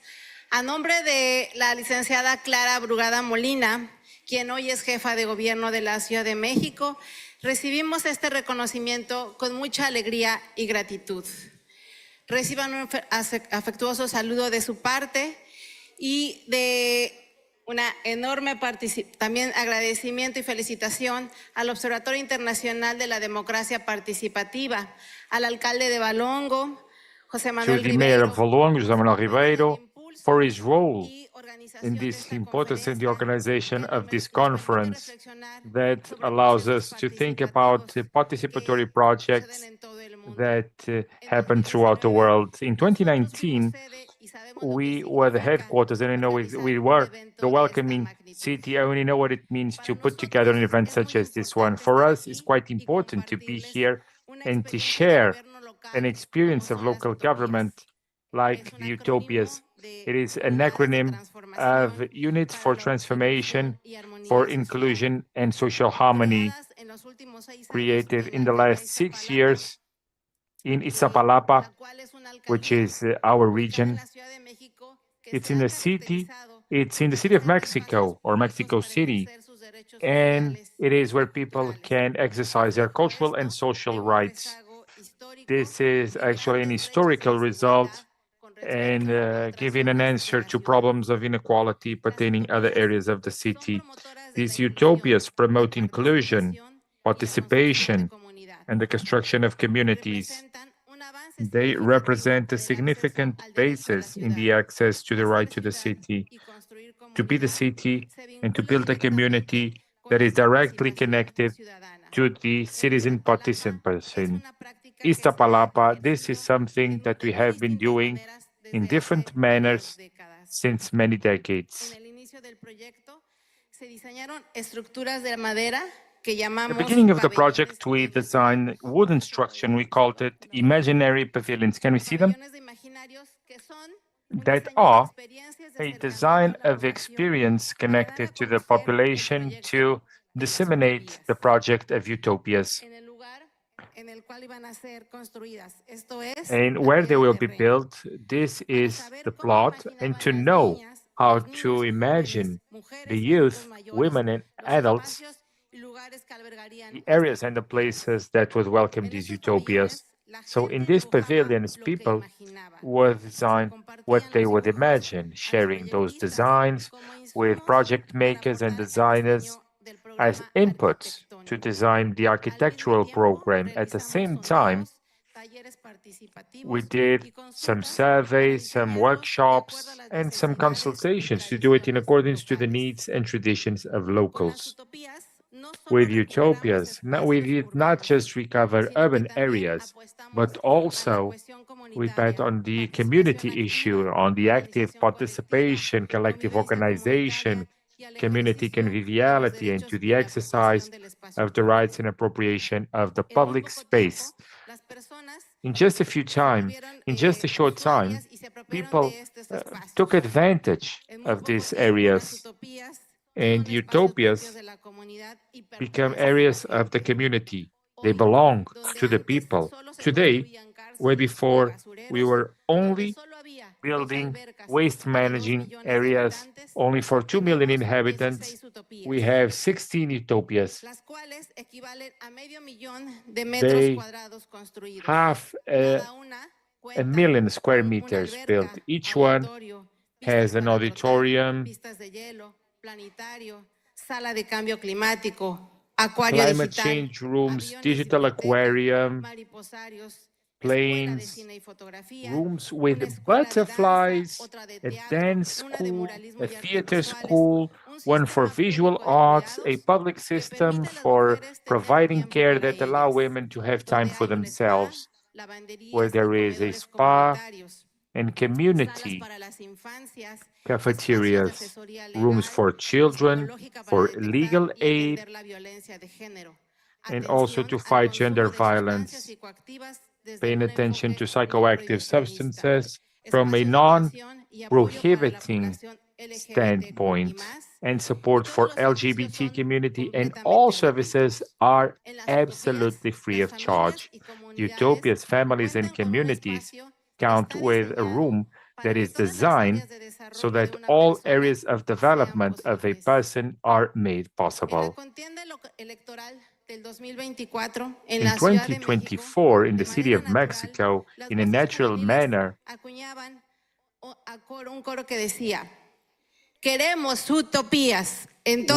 wanted utopia, which is the acronym, if you remember correctly, in all areas of the country.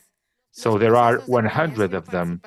The processes of participatory planning are ongoing in our 16 regions or municipalities. We would like to share with you that this distinction reminds us of our commitment before the population that still needs public areas that are decent, worthy, and with all kinds of rights. So in order to achieve it, we need to listen and to have dialogues with citizens. We need to follow by generating mechanisms of participation and collective construction. So this is what will truly allow to resist to political models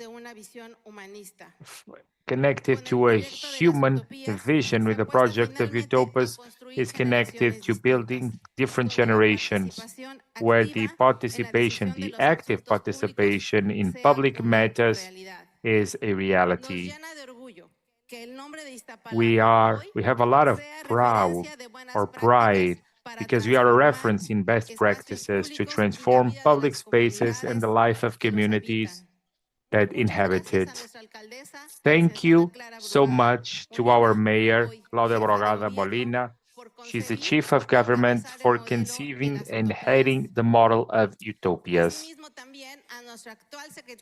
Also to our current Secretary of Works and Urban Services in the Mexico City, Raul Sobiano, better known as the maker of utopias because of his commitment to bring forward this public policy and to the communities that participate and keep working. This award is dedicated to the population of Iztapalapa and also to all of those who create utopias, who made possible the construction of the city, of the community, and in the movement that brings the transformation to the fourth level of government.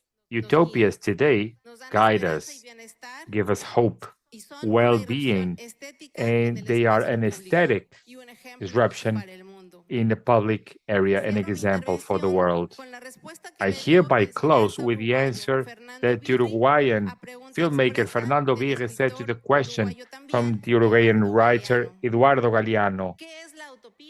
What is utopia? Utopia is in the horizon. And the horizon is the next step. So what is utopia useful for? To do that. Let's keep going. Let's continue. Thank you so much.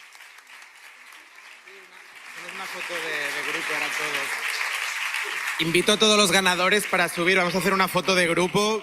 Group photo. On va faire une photo de groupe. Los ganadores, Lindsay, le maire de Boycon, s'il vous plaît. On va faire une photo de groupe avec tous les gagnants. También secrétaire général, Madame Wassenon, on va faire une photo avec tous les... Carola, please, yes.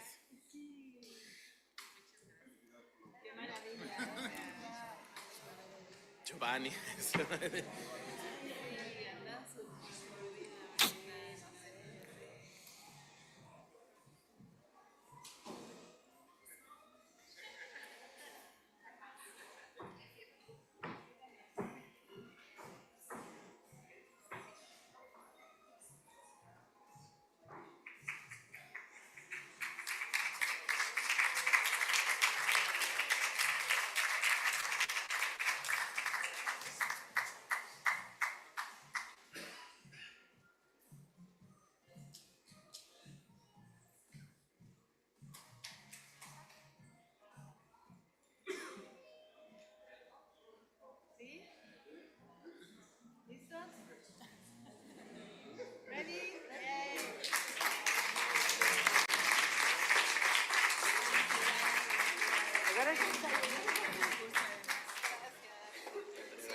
Sí me esforcé un poquito. Está muy bien, muy bien. Muy bien, muy bien. Y ahí mira, hay una caja para si quieres para el trofeo. ¿Sí? No, eso es para ti, para el trofeo aquí para llevarlo. Ya quiero conocer. Sí, claro, bienvenidas. Vamos y Iztapalapa. Esto me lo llevo yo a Coimbra y lo envío desde el set. ¿Tú dices más fácil? No lo van a llevar. No, digo, sí, llevar. Dice que viven en Vale. entonces no tiene mucho sentido. Segue-se o jantar na zona de ontem e um momento musical às 20h30. It's time for dinner, same place as yesterday, and for music at 9:30.